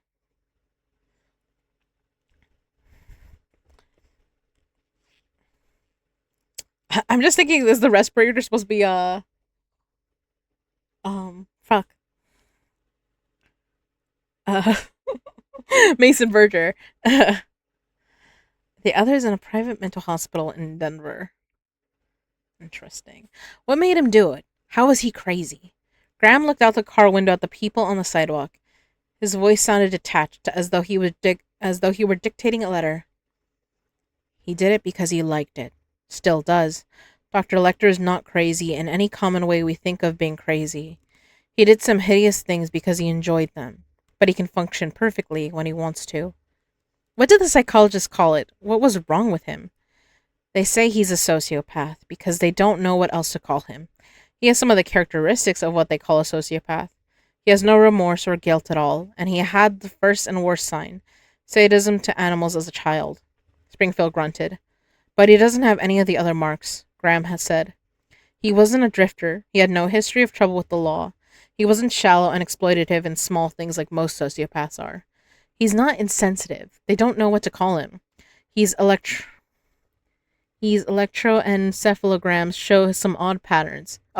His electroencephalograms show some odd patterns, but they haven't been able to tell much from them. What would you call him? Springfield asked. Graham hesitated. Just to yourself, what do you call him? He's a monster. I think of him as one of those pitiful things that are born in hospitals from time to time. They feed it and keep it warm, but they don't put it on the machines and it dies. Lecter's the same way in his head, but he looks normal and nobody could tell. A couple of friends of mine in the Chiefs Association are from Baltimore. I asked them how you spotted Lecter. They said they didn't know. How did you do it? What was the first indication, the first thing you felt? It was a coincidence, Graham said. The 6th victim was killed in his workshop. He had woodworking equipment and he kept his hunting stuff out there. He was laced to a pegboard where the tools hung up. where the tools hung, and he was really torn up, cut and stabbed. And he had arrows in him. The wounds reminded me of something. I couldn't think what it was. I need to go on to the next ones. Yes. Lecter was very hot. He did the next 3 in 9 days, but at the 6th one, he had 2 old scars on his thigh. The pathologist checked with the local hospital and found he had fallen out of a tree blind 5 years before, while he was bow hunting and struck an arrow through his leg. The doctor of record was a resident surgeon, but Lecter had treated him first. He was on duty in the emergency room. His name was on the admissions log. It had been a long time since the accident, but I thought Lecter might remember if anything had seemed fishy about the arrow wound. So I went to his office to see him. We were grabbing at anything then.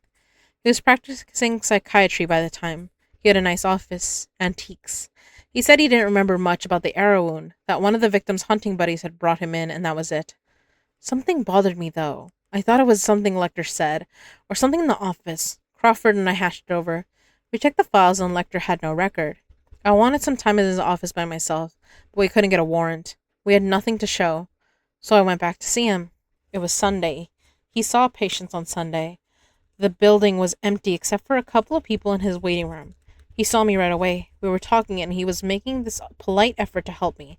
I looked up at some very old medical books on the shelf above his head, and I knew it was him. When I looked at him again, maybe my face changed. I don't know. I knew it and he knew I knew it. I knew it and he knew I knew it. I still couldn't think of the reason though. I didn't trust it. I had to figure it out, so I mumbled something and got out of there into the hall. There was a payphone in the hall. I didn't want to stir him up until I had some help. I was talking to the police switchboard when he came out a service door behind me in his socks. I never heard him coming. I felt his breath was all, and then there was the rest of it. How did you know, though? The stream is okay. Whew. While the break is going, I will be right back. I've drank too much water. I will be back. Break. Get some snacks, babies. Get some snacks, darlings.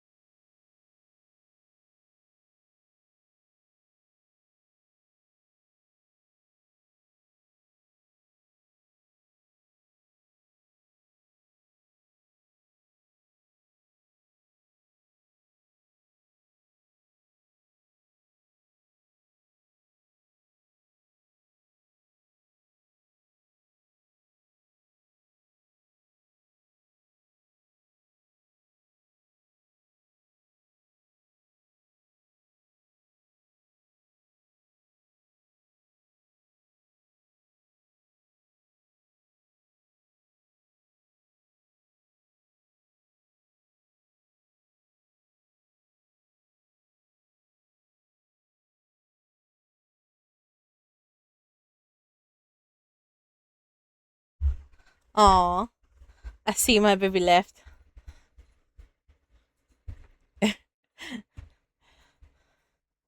Okay, hold on. He's doing last cut 11. Oh, shit. Oops. No, I missed it! Fuck.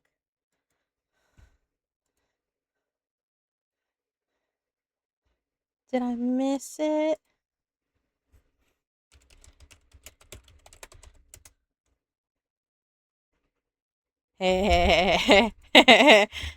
Sorry. Okay. But yeah, I see our son walked away while I was gone. Although I hear him. This is so bad. Gotta bounce. I watched the VOD. Happy birthday. Oh, thank you, Carl.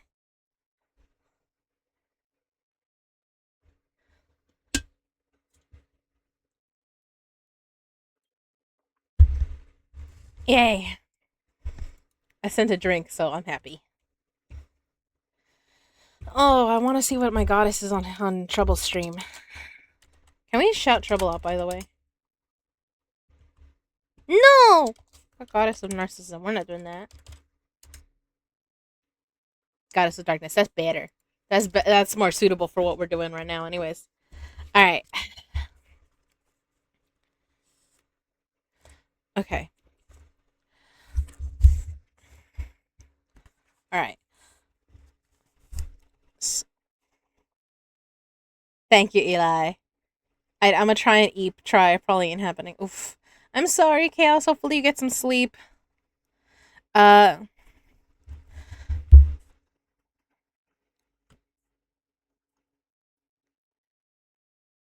there was the rest of it.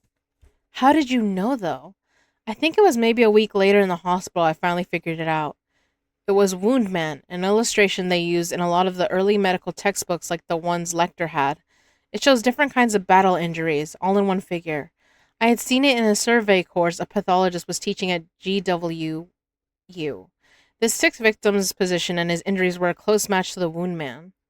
Wound Man, you say? That's all you had? Well, yeah, it was a coincidence that I had seen it. A piece of luck. That's some luck.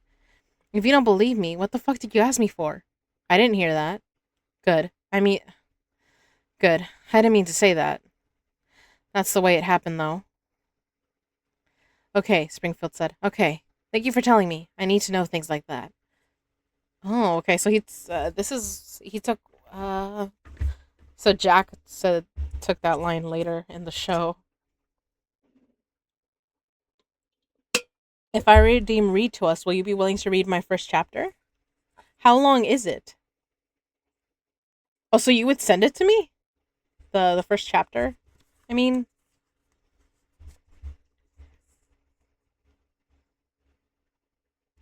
I mean,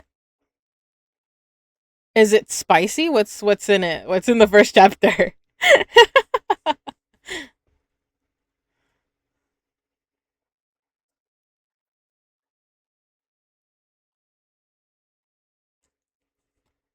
Like, I know what the synopsis said, but that doesn't tell me what's in the first chapter, you know?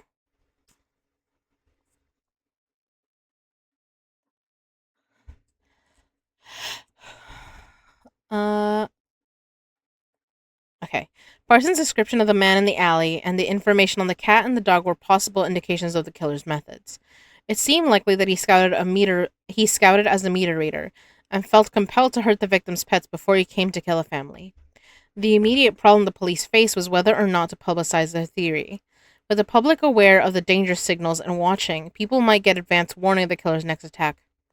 But the killer probably followed the news too. He might change his habits. There was a strong feeling in the police department that the slender leads should be kept secret, except for a special bulletin to veterinarians and animal shelters throughout the Southeast asking for immediate reports on pet mutilations. That meant not giving the public the best possible warning. It was a moral question, and the police were not comfortable with it. They consulted Dr. Alan Bloom in Chicago. Dr. Bloom said that if the killer read a warning in the newspapers, he would probably change his method of casing a house. Dr. Bloom doubted that the man could stop attacking the pets regardless of the risk. The psychiatrist told the police that they should by no means assume they had 25 days to work, the period before the next full moon on August 25th.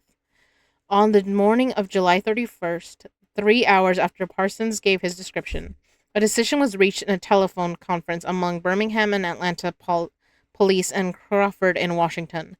They would send the private bulletin to veterinarians, canvass for 3 days in the neighborhood with the artist's sketch, then release the information to the news media. For those 3 days, Graham and the Atlanta detectives pounded the sidewalks, showing the sketch to householders in the area of the Leeds home. There was only a suggestion of a face in the sketch, but they hoped to find someone who could improve it. Graham's copy of the sketch grew soft around the edges from the sweat of his hands. Often it was difficult to get residents to answer the door. At night he lay in his room with a powder on his heat rash, his mind circling the problem as though it were a hologram. He courted the feeling that precedes an idea. It would not come. Meanwhile, there were 4 accidental injuries and 1 fatality in Atlanta as the householders shot at relatives coming home late. Prowler calls multiplied and useless tips stacked up in the in-basket at the police headquarters. Despair went around like the flu. Crawford returned from Washington at the end of the 3rd day and dropped in on Graham as he sat peeling off his wet socks. Hot work? Grab a sketch in the morning and see, Graham said. No, it'll all be on the news tonight. Did you walk all day? I can't drive through their yards. I didn't think anyone would come to this canvas. I didn't think anyone would come to this canvas. Well, what the hell did you expect me to do? The best you can, that's all. Crawford rose to leave. Busy work's been a narcotic for me sometimes, especially after I quit the booze. For you too, I think. Graham was angry. Crawford was right, of course. Graham was a natural procrastinator, and he knew it. Long ago in school, he had made up for it with speed. He was not in school now. There was something else he could do, and he had known it for days. He could wait until he was driven to it by desperation in the last days before the full moon. Or he could do it now, while it might be of some use. There was an opinion he wanted, a very strange view he needed to share, a mindset he had to recover after his warm, round years in the Keys. The reasons clacked like roller coaster cogs pulling up to the first long plunge, and at the top, unaware that he clutched his belly, Graham said it out loud. I have to see Lecter. I love it. I have to see Lecter. Oh my gosh. Okay. 174 words. It is not spicy as the prologue and chapter 1 in 1 because prologue is like 1 page. Well, it's not how many words, it's how many like pages is it? Like, is it on a Google Doc? That's what I'm picturing at least. I like in my head I'm like, what is 100? What is 1,704 words? Eli.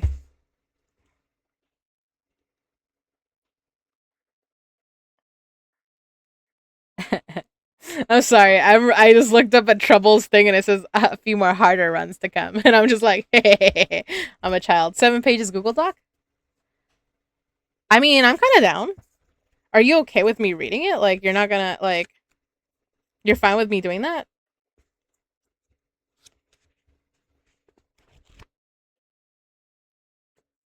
Oops. I saw my stream buffered for a second. Oops. Okay.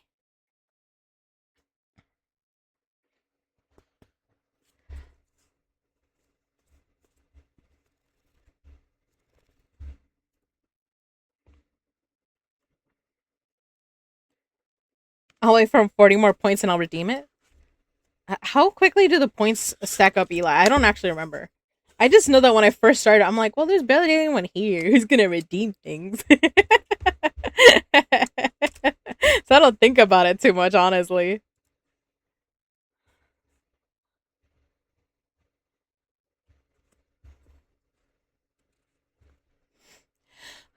Okay.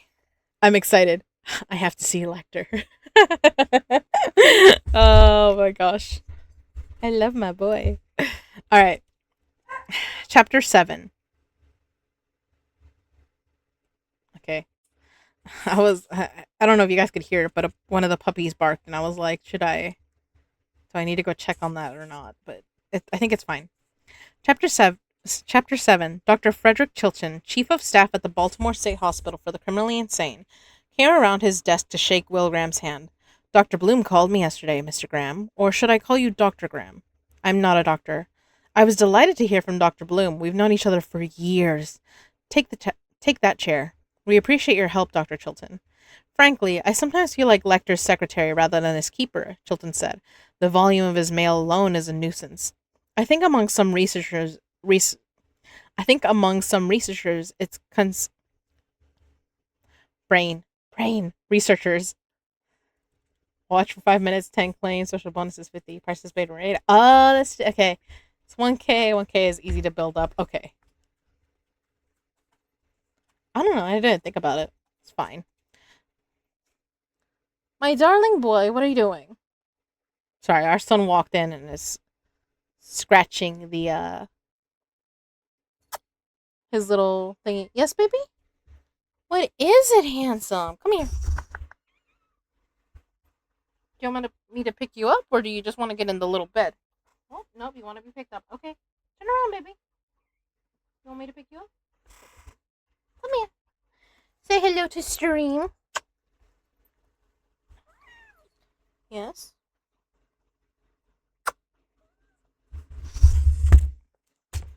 Alright, I'm gonna read to you, baby. Take that chair. We appreciate your help, Dr. Chilton. Frankly, I sometimes feel like Lecter's secretary rather than his keeper, Chilton said. The volume of his mail alone is a nuisance. I think some researchers consider it chic to correspond with him. I've seen his letters framed in psychology departments. Jesus. He almost tipped it. He's in my recording box. Yes, baby? What is it, baby? ¿Qué pachola, boo? ¿Qué pasó? ¿Qué quieres? What do you need, baby? Oh, what are you trying to do here? Oh, do you want me to... Okay, I think I know what he wants. Hold on. So I have all these papers from, like, packages I order from Amazon. Holy fuck, Violet, your boy grew. He did grow. He, like, I think he's doubled. It's the boy! Son, he was bite. No. Please, Papa, can't annoy your mother. You wouldn't annoy me. Eli, if you bit me, it'd be very different than him biting me. Honey, sit down. Sit your ass down. My little gargoyle. You want the paper, right? Okay. He likes it when I make him paper balls from these. I can't see him for like a month, too. That's what she said. Come here, baby. Oh. Just don't drop anything, okay? And he launched the toilet paper at me, too. Okay. That's what he wanted. Because I keep these papers from, like, the, Amazon. And I just rip them and make him, papers yeah. I remember when he was tiny. I remember when he was, like, he fit, like, right here. And now it takes, like, all this to fit him. And it's kind of spills. Like, I know how to, like, cradle him. Like, it's different. I can't just set him on my shoulder. Well, I can if he sits, but he doesn't do it anymore. He's still adorable, though. He's still my baby. Like, just this morning, he woke me up with little cheek kisses, and I was like, ah, my baby. He's such a cutie. If you guys want to see more pictures and videos of him, you can follow my Insta. Because that's where I post more. I'm going to try and get some sleep. Yeah. Get some sleep, Chaos. Thank you for lurking. I love the company. Oh, baby's having fun with his new paper bowl. He likes the crinkle noise. Yeah, Russell, you know my weekend I've had. Yeah, I know, unfortunately. Hopefully this week is better than last. Okay. Whew. I think among some researchers it's considered chic to correspond with him. I've seen his letters framed in psychology apartments, and for a while it seemed that every PhD candidate in the field wanted to interview him. Glad to cooperate with you, of course, and Dr. Bloom. I need to see Dr. Lecter in as much privacy as possible, Graham said. I may need to see him again or telephone him after today. Chilton nodded. To begin with, Dr. Lecter will stay in his room. That is absolutely the only place where he is not put in restraints. One wall of his room is a double barrier which opens on the hall. I'll have a chair put there and screens if you like. I must ask you not to pass him any objects whatever, other than paper free of clips or staples. No ring binders, pencils, or pens. He has his own felt-tipped pens. I love that that's how dangerous Hannibal is. It's just like he can't be trusted with any sharp like not even a regular pen. He gets the soft pen, and also like he can't even have a paper clip or a staple, no ring binders. I'm like, damn. Like what can you do with a with a staple that's being used? I like okay, I can see the paper clip. The staple? Jesus. I'm so sorry, I jumped. Oh, I didn't even see the retweet. Okay. Thank you for the redeem. Okay. Hydrate. I will hydrate. Starlings hydrate. And I will do the stretch. Thank you for the darling. Fucking scared me. I haven't heard Eddie in so long. My brain was like, what? My other husband, the fake one.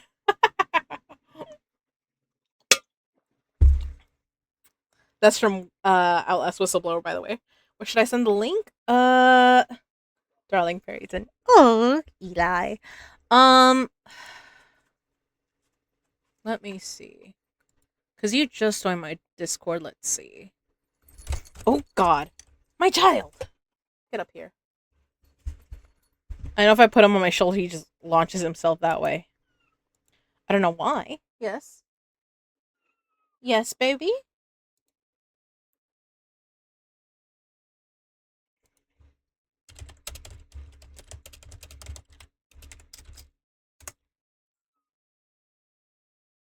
There you go. I sent you a message, I think. That should work, right? You can put it on self promo if you feel like letting everyone read it. I mean, because then everyone can follow along there if you want. Otherwise, I would just send it to me, right? It's how comfortable you are, you know? Zeno! Oh my god, hi Zeno! It's been forever. How you doing, by the way? How's your health? Kitty? Okay. I mean, whatever works for you. Yeah, that's my son. That's my son, Zeno. How you doing? I don't know where he went. I heard him like. It sounds like he jumped down behind me, like somewhere close by. But I think he left the room. I think he decided he's had enough of me. Oh, it's been so long, Zeno. It's been a while. To be fair, I haven't streamed in a while either, though, so that's fair. Let me see. Let me see this. I'm pulling this up. Chapter 1, The Wolf. Let's do this. Oh my god, I blinded myself with fucking... I wish I could, read this on... Well, let me see. Let me see if I read this on my phone, I won't be blocking what you guys are saying. But also, I can then read it in dark mode, because Jesus Christ, that fucking blinded me. Look my message on Discord. Aw, thank you, Zeno. Happy birthday. He said happy birthday to me. Thank you. Aw, y'all are making my day today. Dark mode is key. It really is. It helps me so much. I was like, oh my god. Especially because, you know, I like lay in bed, like reading at night. I can't be blinded like that. Jesus. Also, my phone should charge. I go to bed with my phone. So I'm like, wait a second. I'm going to be going to bed in like an hour or two probably. So I should charge it now that it's like halfway. Well, this is a new phone. I don't know how long it takes to charge. Okay. So, chapter 1. I want to read it, but... Okay, well, I'll just... Yeah. Prologue. The Breach. y'all are making me blush, and so... I'm so humble today. Thank y'all for giving me company. I like audiobooks. I don't have to strain my eyes. Yeah. Well, that too, but of like... For fanfics, though, I like... There's only so many fanfics that are turned into, I forget what they call them. Like the when they make audios for them, they don't have that many. Well, in the fandoms I'm part of, at least. Maybe you're part of some lucky one. Darn! I love it. I missed hearing Eddie. Oh my god. Zeno, you gotta get back to streaming. I miss watching I miss watching you do your Outlast speed runs.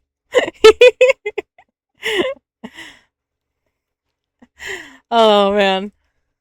Hopefully you've been well, Zeno, and you and your own baby. Because you have your own kitty, don't you?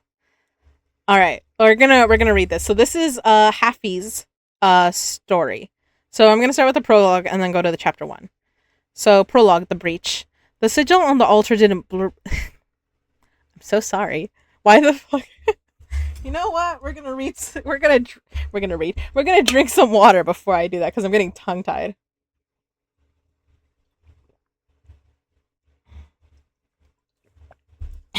Eli made me so thirsty earlier. Now it's coming back to bite me. I couldn't help it. All right. Prologue, the breach. The sigil on the altar didn't bleed. It froze. Inside the ruined chapel on the city's western ridge, the three claw tears carved into the altar stone began to steam. The temperature plummeted, rimming the fractured masonry in white frost. The ambient chatter of the autumn woods was completely shut out. At the center of the nave, the light didn't fall from the broken spire, it rose from the dirt. A massive black wolf materialized before the altar, its fur radiating a slow internal frost. The creature lowered its muzzle, taking the scent of the frozen sigil. The moment its nose brushed the frost, the energy shifted. The frost flared into a sharp, rhythmic pulse, sending a shockwave of cold air rippling through the ruins. Outside, the pulse snapped in the tripwire. A metallic canister shattered the chapel's stained glass, flooding the stone floor with a thick, chemical gray smoke that smelled of sulfur and burnt iron.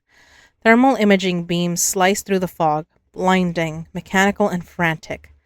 Target has breached containment, a voice barked from the timber. Deploy the grid nets. The wolf didn't hesitate. Driven by the chemical flare behind it, the creature leaned into a sprint, becoming a streak of black light that tore through the brush, leaving a trail of frozen grass as it headed straight for the city's grid lines below.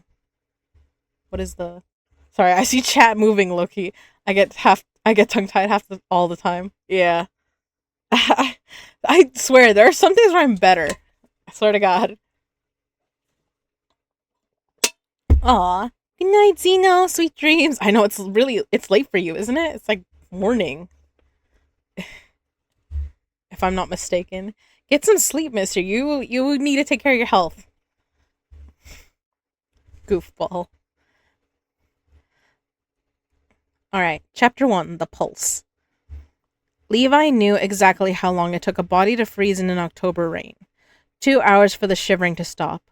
4 for the blood to slow to a slush. 6 before you stopped caring about the rent. He was currently at hour 3. The wolf blocking the deer trail 10 paces ahead was a mathematical disaster. It was a beacon, a bright white silhouette radiating a soft, pulsing light that practically illuminated the pine canopy in a city woods currently crawling with... For me, it's 11:30 p.m. It's thank you, Zeno. It's 9:25 for me here. For us here. Yeah, he got the zoomies. I'm so sorry. I got distracted by that. I was like, I heard his bell coming, and I was like, what is going on? My child gets the zoomies at this time of night. But then, like, in an hour, he'll be asleep again. He's so silly. Oh my god. It was a beacon, a bright white silhouette radiating a soft, pulsing light that practically illuminated the pine canopy. In a city woods currently crawling with private security, the creature was a walking spotlight that guaranteed detection. Get out of the light, Levi whispered, his voice raw from the wind. The wolf tilted its head. Yellow eyes, heavy and unblinking, locked onto his. Behind Levi, sirens cut through the city grid lines a quarter-mile back. He was running out of dirt. The state group home had legally discarded him on his 18th birthday 2 months ago, handing him a bus ticket and a cardboard box. Since then, the world had been a sequence of closed doors, a Memphis landlord locking the screen because Levi smelled like pavement, a Craigslist foreman yesterday taking one look at his salt-crusted shoes and shaking his head. Not a good fit, kid. His life operated on one unyielding rule. Everything that offers you something is already charging interest. The wolf took a slow step forward, its muzzle pointed toward the deep timber. It was waiting, offering a binary choice: the flashlights on the asphalt behind him, or the white light in the trees. Levi spit into the mud, his knuckles tightening around the closed pocket knife in his jacket. The white beast was an unknown contract, but the cops behind him were a guaranteed eviction. He stepped past the last street light. If this is a setup, he growled, adjusting his stride to match the animal. I'm taking an ear with me. The creature moved like liquid through the briars, maintaining a steady 5-pace lead. Within minutes, the canopy choked out the city's neon. Levi didn't look at the landscape. He kept his eyes on the wolf's throat, watching for the telltale hitch of an animal about to spring. He was waiting for the hidden feet to drop. The trail pitched up sharply, morphing into a steep ridgeline of freezing stone under an open moon.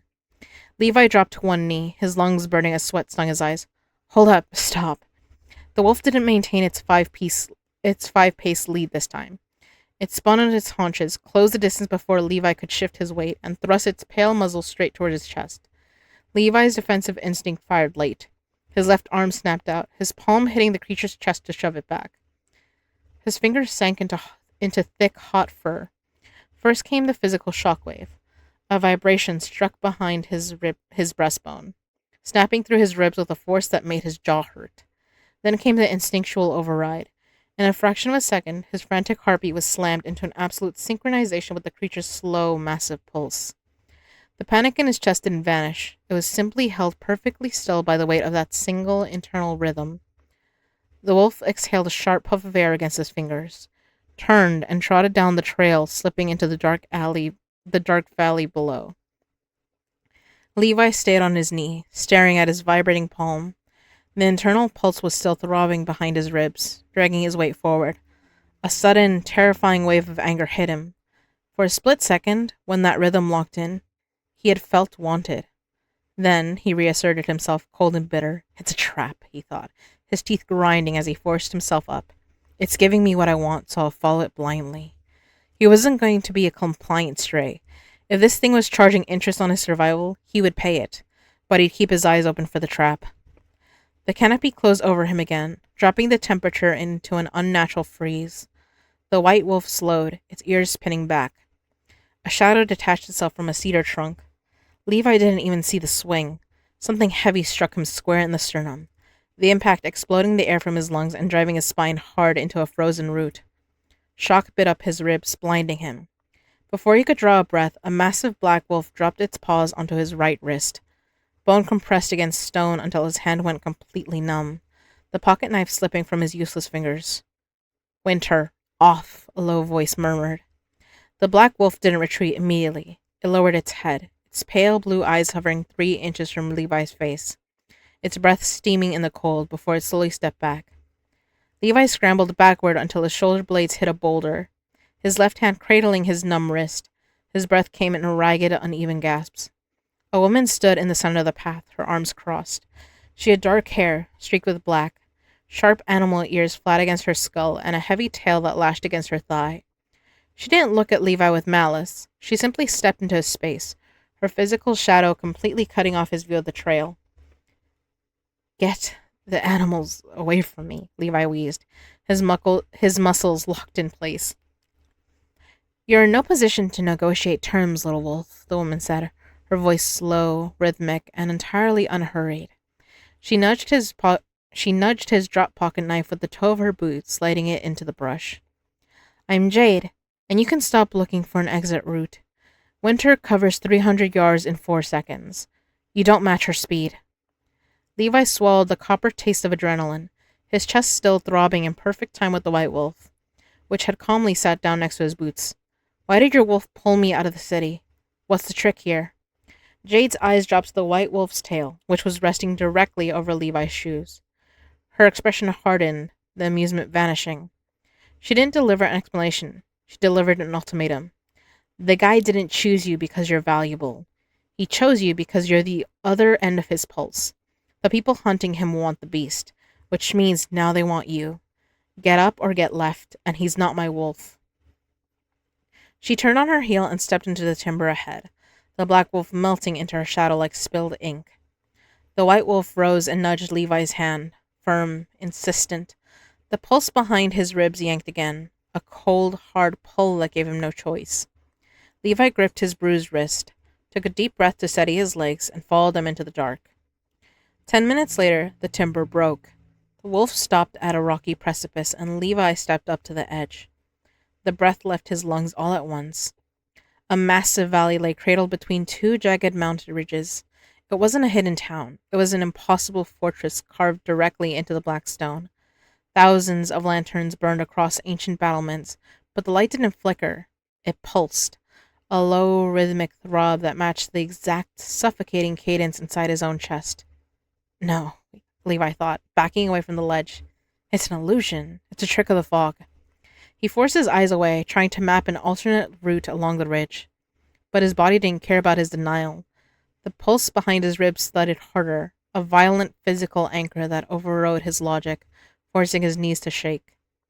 Levi stared back down at the towering stone battlements, his stomach twisting into a hard, cold knot of recognition. He had spent 3 years running from the city filters, looking for an exit that didn't require an identity or a cost. But looking down at the massive iron gates looming in the basin below, the terrifying truth hit him like a physical blow. This wasn't a refuge.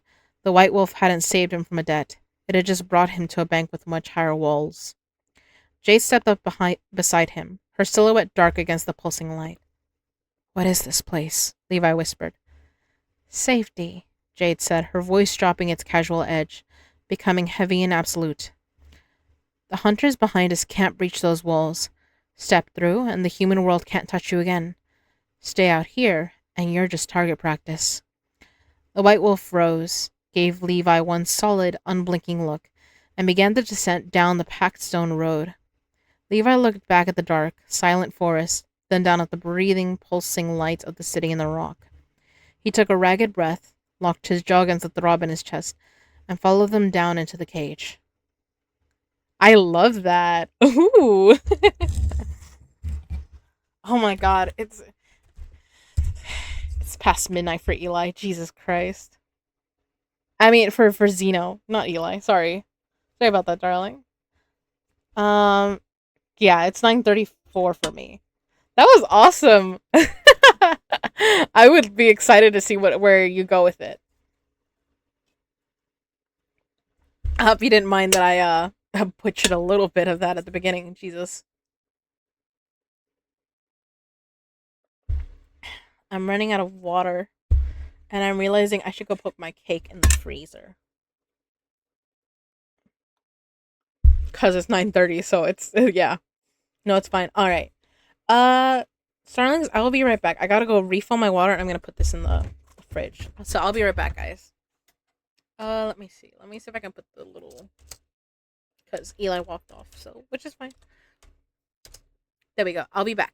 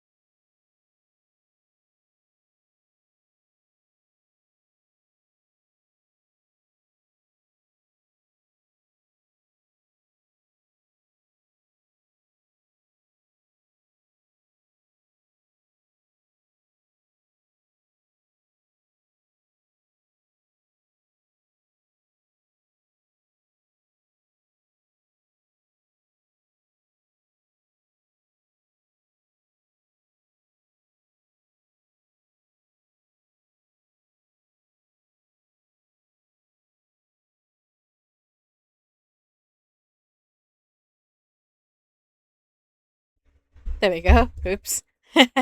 Sorry about that. I went to go get water, but then I realized, oh, it's time for me to feed both the cats. So my darling Shadow's over there eating on the floor. But also have to feed my brother's cat Freya. Whew. I think another time, Happy. I think it's good to leave people wanting more. Leave them interested so they're like, wait. I require more of this. Sorry,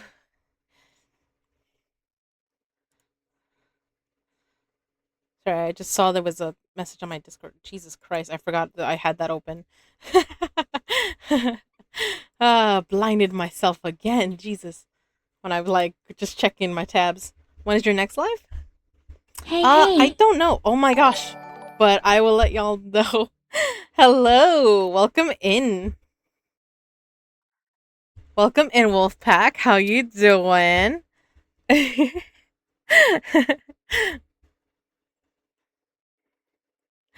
you for the raid, Trouble. How you doing?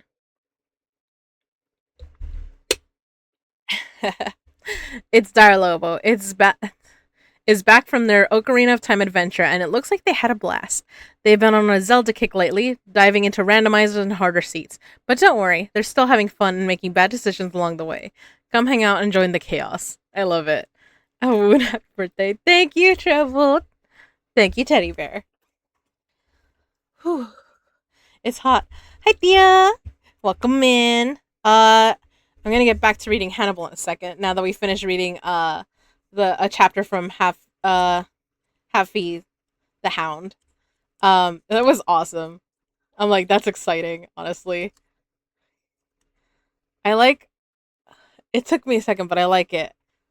As in, it took me a second to like figure out what was happening, and then I was like, oh wait, how's the reading going? It's going good. My throat's getting a little scratchy, but we'll keep going for a little bit more. Maybe till like 10:30 or 11. We'll see. We just got to chapter 7 of Red Dragon. So this is the first book in the Hannibal series that Darling got me for Valentine's. That's what she said? What did I say? Fuck. Sometimes I do it on purpose, and sometimes I'm like, wait, what did I say? Oh my god, Trouble. Thank you, Thea. Oh my god, I don't know if you guys can see them, but my bestie, not Darling, of course, but our sis got me these cute little star hair clips that I've been wearing. Oh, they're so cute. I love them. They're my little starlings. So you're like what, 20? Buddha, I'm 29. I reached level 20. I got a new record. Scratchy, and it's not because of me. No, but it could be, Eli. It's because I've been laughing too much today and not drinking enough water. Bullshit. What do you mean? I'm 29. I just turned 29. I'm gone now? What? I thought Trouble was like OG to my age. I was like, bro, you knew I was old. And then I realized you were like reacting to me flirting with Eli. I can't help it, Trouble. Have you seen that man? He's a mountain I want to climb. And I don't like hiking. If you're old, I'm old. I mean, and we can't have that. We can't have that. Alright, I'm 29 young. Right? Level 29. We're leveling up today. What book are you reading? I'm reading Red Dragon by Thomas Harris. It's the first book in the Hannibal series. Darling got it for me for Valentine's, and for my birthday today, she got me Hannibal, and she got me Hannibal Rising, which are the two that I'm missing, because I have Silence of the Lambs in my bookcase. Good night, Trouble. Love you. Sorry for terrorizing you with my flirting of both Eli and Darling. I'm not sorry, but I should say it's the you don't have to hike if you ask nicely. Promise. Shoot, I'll ask very nicely. I'm I'm beyond terrified. Of what? What do you think I'm gonna do with trouble? I'm not gonna break them. It'll be fine. They're tough. They can handle it. I'm the one that's gonna get broken. So this is a stream comeback? Basically. I know, it's been a hot minute since I streamed. I do want to get back to streaming. I just, things are getting a little difficult for me. I had got a new, medication recently, and it's been making me very sleepy, like, a lot. And only recently did it, like, settle down, kinda, so now I'm not taking crazy naps in the middle of the day. I was taking, like, 3-4 hour naps, and I was like, what the hell? And I was still sleeping at night. Only, like, recently did I start getting, like, a little bit of insomnia. And, like, but I'm also, I don't need naps now, so it's working out, kind of. It'll balance. I'll be here when you do. Never give up, never surrender. Nah, I mean, we had my 2-year stream anniversary. This is the first, stream since then, but that's because some shit went down in my house. Which some of y'all know. Well, yeah, my close ones know, but yeah, we're not talking about that. And so I had to sort of take a break, but then also I was trying to get my work done. I'm still trying to get my work done, but I feel like if I get back to streaming, I will start having a more consistent schedule again. So we're gonna try. We're gonna try to get streaming and my work done. But yeah. You brought me a burrito? Yeah, see. Oh, thank you. No, I want it. Mom came in and gave me a burrito. I am blessed today. And it's a Pollo Loco BRC burrito. I'm a baby. I don't know. I don't like burritos with meat in them. I'm sorry. I just like them plain bean, rice, and cheese. I don't know why. I've never liked meat and beans touching. That's just how I am. But I will eat both of them.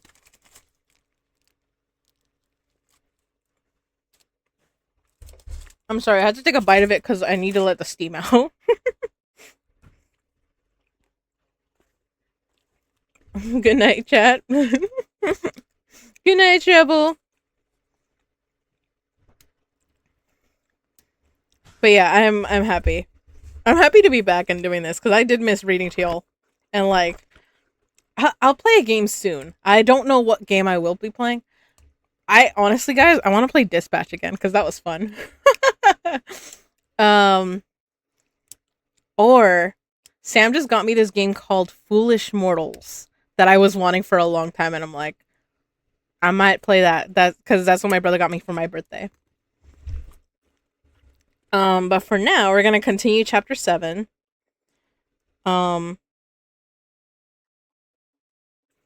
was talking about how I love that like you can't hand Dr. Lecter a paper with clips or staples. I'm like, that's crazy. And then he has felt tip pens. I'm like, damn, that's some crazy restriction to have. Okay. I might have to show him some material that could stimulate him, Graham said. You can show him what you like as long as it's on soft paper. Pass him documents through the sliding food tray. Don't hand anything to the barrier and do not accept anything he might extend through the barrier. He can return papers in the food tray. I insist on that. Dr. Bloom and Mr. Crawford assured me that you would cooperate on procedure. I will, Graham said. He started to rise. I know you're anxious to get on with it, Mr. Graham, but I want to tell you something first. This will interest you. It may seem gratuitous to warn you, of all people, about Lecter, but he's very disarming. For a year after he was brought here, he behaved perfectly and gave the appearance of cooperating with attempts at therapy. As a result, this was under the previous administrator. Security around him was slightly relaxed. I'm streaming. What's going on? Oh! Did anyone ask about it? No. Did they even notice? No. Oh, that sucks. Since Sis gave me these pins, I put one in Sam's hair before he left. Sam is my brother, by the way, my younger brother. And I just wanted, we wanted to see if his teammates would notice the little star in his hair. They apparently did not notice. I'm like, that sucks. It was so cute. If I could give all of my starlings these, I would. I would put these little like, this one's my starling, and I would put it in your hairs. So, darling Eli, you might end up with these little star pins in your hair next time I see y'all. If I have them on me, I'm gonna keep them on me, but we'll see. And I'll be like, this one's mine. See, you can see the star on it.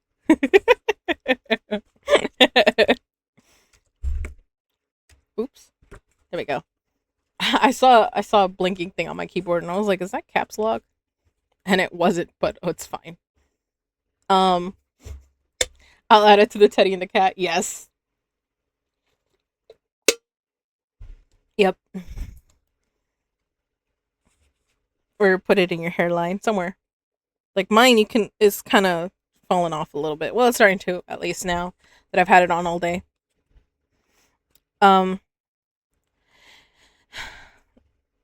For a year after he was brought here, he behaved perfectly and gave the appearance of cooperating with attempts at therapy.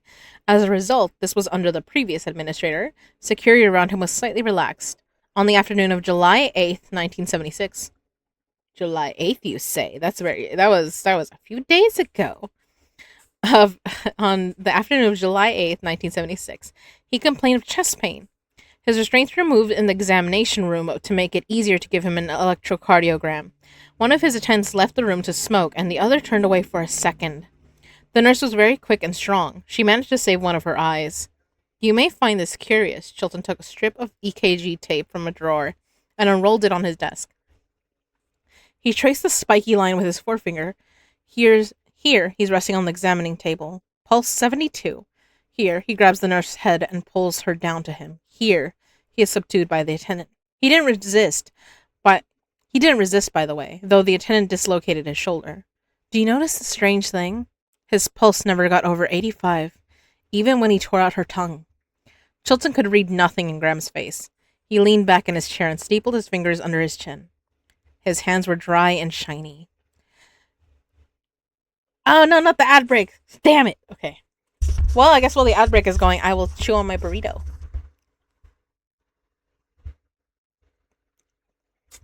I'm gonna chew my burrito.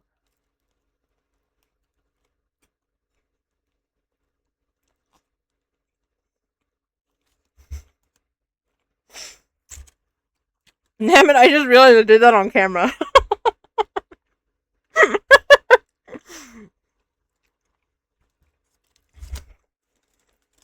I started doing happy wiggles when I eat as a joke to mom. Because I do lots of little stupid things or cute things. Jesus, that made me flinch. I do these silly things just to make mom laugh. And unfortunately, some of them just end up sticking as part of my, like... they become part of my own little habits. So I do happy wiggles when I eat sometimes, and I'm like, yes, I have food. I think I've definitely done it around Kay. I'm like, she has to have seen me do it by now.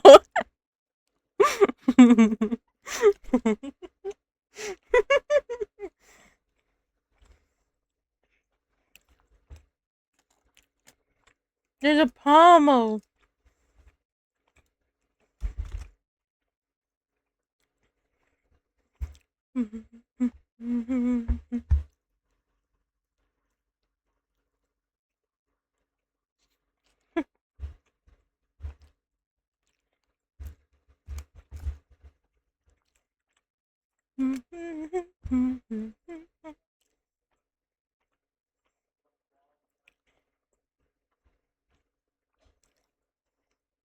I feel like one of the little Sims, I'm sorry.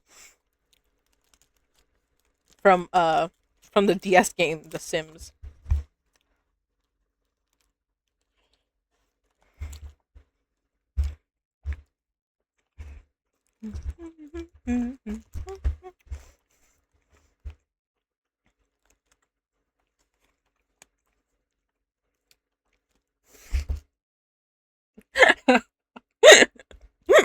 I'm sorry, I saw myself take a bite of this and I was just like, Eli, this could be you.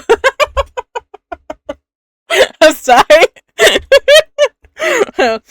Your girl's in a mood today. I'm so sorry.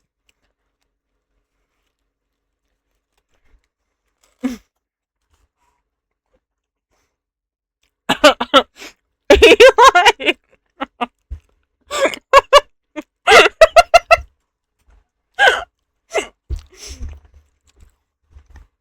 Eli! I'm enjoying that burrito like you enjoy Kay the other night, I see. It's how I enjoy both of you.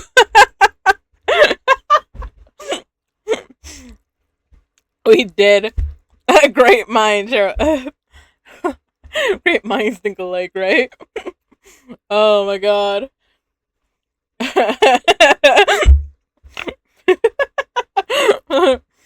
I couldn't help it. The dirty joke was right there. I had to. I was like mid taking a bite, and I was like, I'm such a child.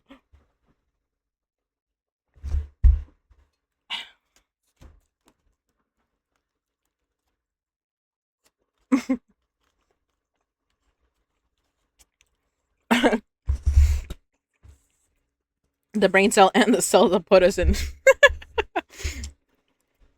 Okay. I don't know. I was gonna keep reading, but I'm like, should I finish my burrito before I keep reading?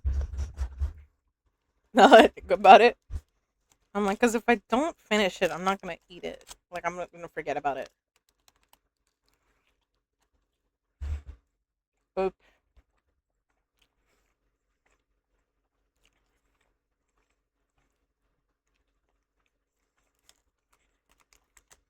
I say yes. Is that my child?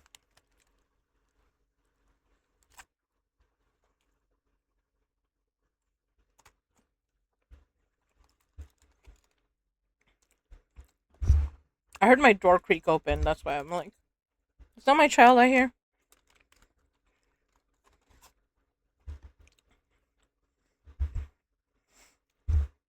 I love this burrito.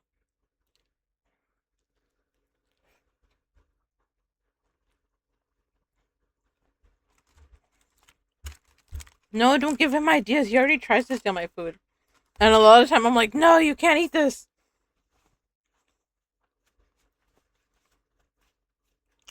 Like, not safely. Because I don't think cats can eat beans. They can eat, like, the rice and cheese is kind of fine. But also, this is from Pollo Loco, so it's probably got, like, garlic powder, onion powder in it, which is not good for them.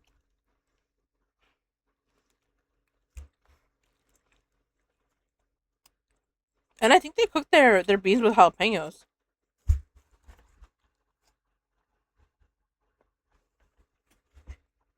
Damn it, I think my child just jumped in my drawers. Or he's jumping against my door.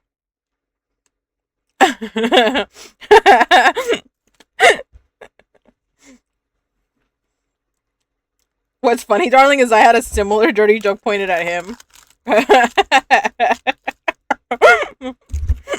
We're gonna, bruh. I feel like maybe we should have the dirty joke counter in my stream too, with how often. Oh my god, I'm gonna kick your ass. It was funny though. I was here eating and happy wiggling. I'm gonna have to figure out how to do the counter then, if to get the dirty joke counter going.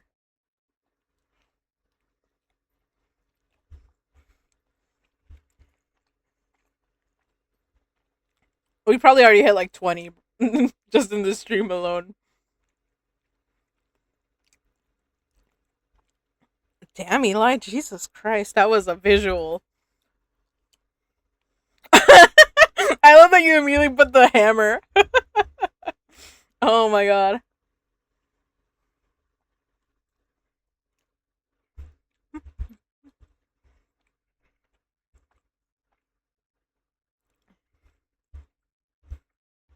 I'm just a happy girl with my burrito. It's okay, Eli. You can always pin my legs back. I couldn't help it. I'm sorry. Well, I'm not sorry. I'm enjoying myself today.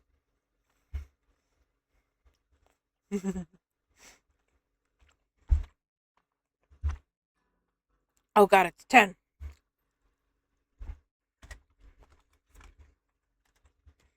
Okay, so since it's 10 o'clock, I gotta take my pill.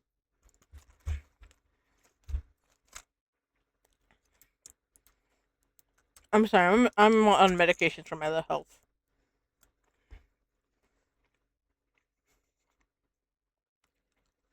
You told me a joke earlier that went completely over my head.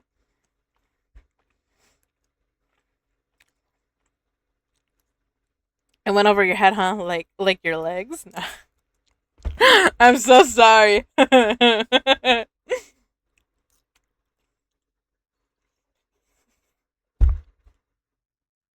I know you're about to smack me. I'm so sorry. I'm sorry, I'm a child.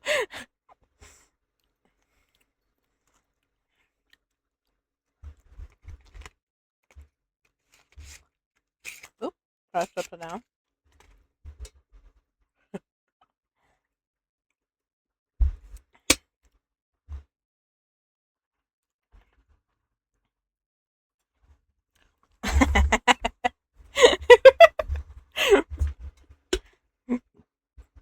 Oh.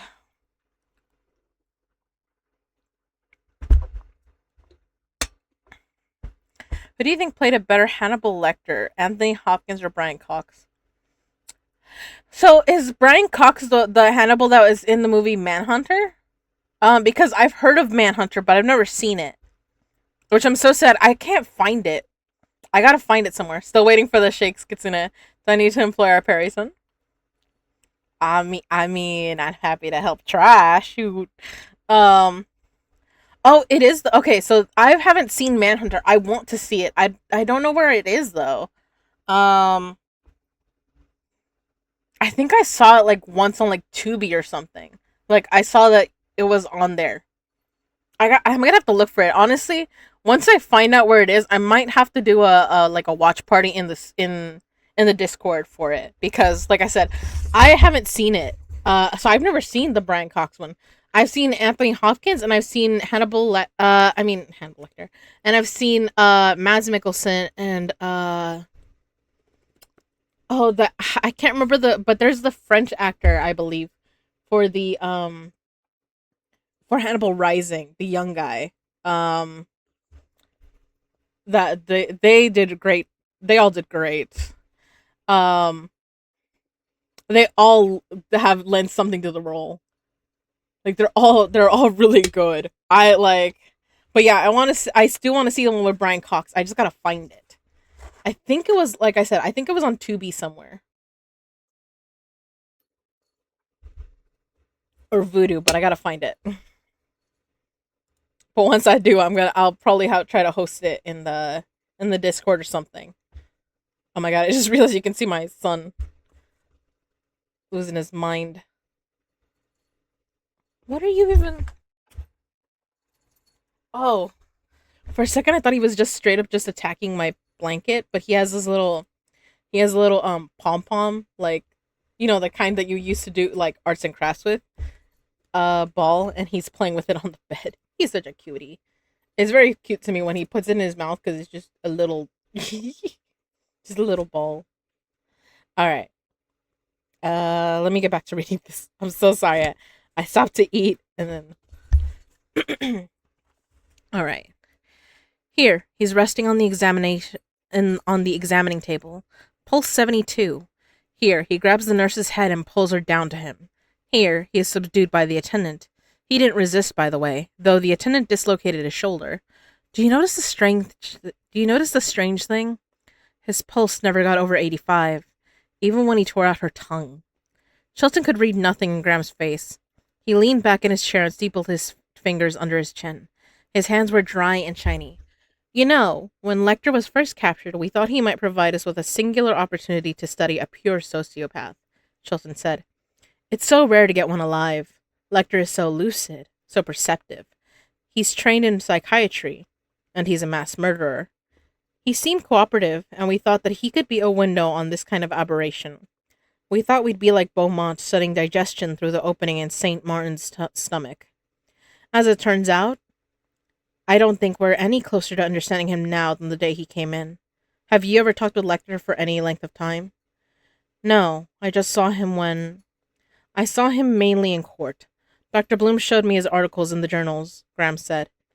He's very familiar with you. He's giving you a lot of thought. You had some sessions with him? Yes, 12. He's impenetrable. Too sophisticated about the test for them to register anything. Edwards, Fabre, even Dr. Bloom himself had a crack at him. I have their notes. He was an enigma to them, too. It's impossible, of course, to tell what he's holding back or whether he understands more than he'll say. Oh, since his commitments, he's done some brilliant pieces for the American Journal of Psychiatry and the General Archives, but there's but they're always about problems he doesn't have. I think he's afraid that if we solve him, nobody will be interested in him anymore, and he'll be stuck in a backboard somewhere for the rest of his life. Chilton paused. He had practiced using his peripheral vision to watch his subject in interviews. He believed that he could watch Graham this way undetected. The consensus around here is that the only person who has demonstrated any practical understanding of Hannibal Lecter is you, Mr. Graham. Can you tell me anything about him? No. Some of the staff are curious about this. When you saw Dr. Lecter's murderers, their style, so to speak, were you able perhaps to reconstruct his fantasies? And did that help you identify him? Graham did not answer. We're woefully short of material and that sort of thing. There's one single piece in the Journal of Abnormal Psychology. Would you mind talking with some of the staff? No, not this trip. Dr. Bloom was very severe with me on that point. We're to leave you alone. Next trip, perhaps. Dr. Chilton had seen a lot of hostility. He was seeing some at the moment. Graham stood up. Thank you, Doctor. I want to see Lecter now. Oof. Fucking Chilton. This point in the show, too, was like, oh, damn. And I think it was Jack who told Chilton to leave him alone. The steel door of the maximum security section closed behind Graham. He heard the bolt slide home. Graham knew that Lecter slept most of the morning. He looked down the corridor. At the angle, he could not see into Lecter's cell, but he could tell that the lights inside were dimmed. Graham wanted to see Dr. Lecter sleep. He wanted time to brace himself. If he felt Lecter's madness in his head, he had to contain it quickly, like a spill.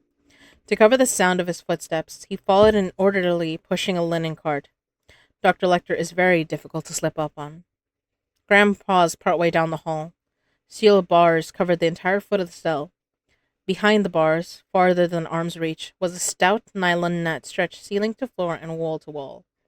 Through the barrier, Graham could see a table and chair bolted to the floor. The table was stacked with soft-cover books and correspondence. He walked up to the bars, put his hands on them, took his hands away. Dr. Lecter lay on his cot asleep, his head propped on a pillow against the wall. Alexander Dumas' Le Grand Dictionnaire de Cuisine was open on his chest. Graham had stared through the bars for about 5 seconds when Lecter opened his eyes and says, "That's the same atrocious aftershave you wore in court. I keep getting it for Christmas."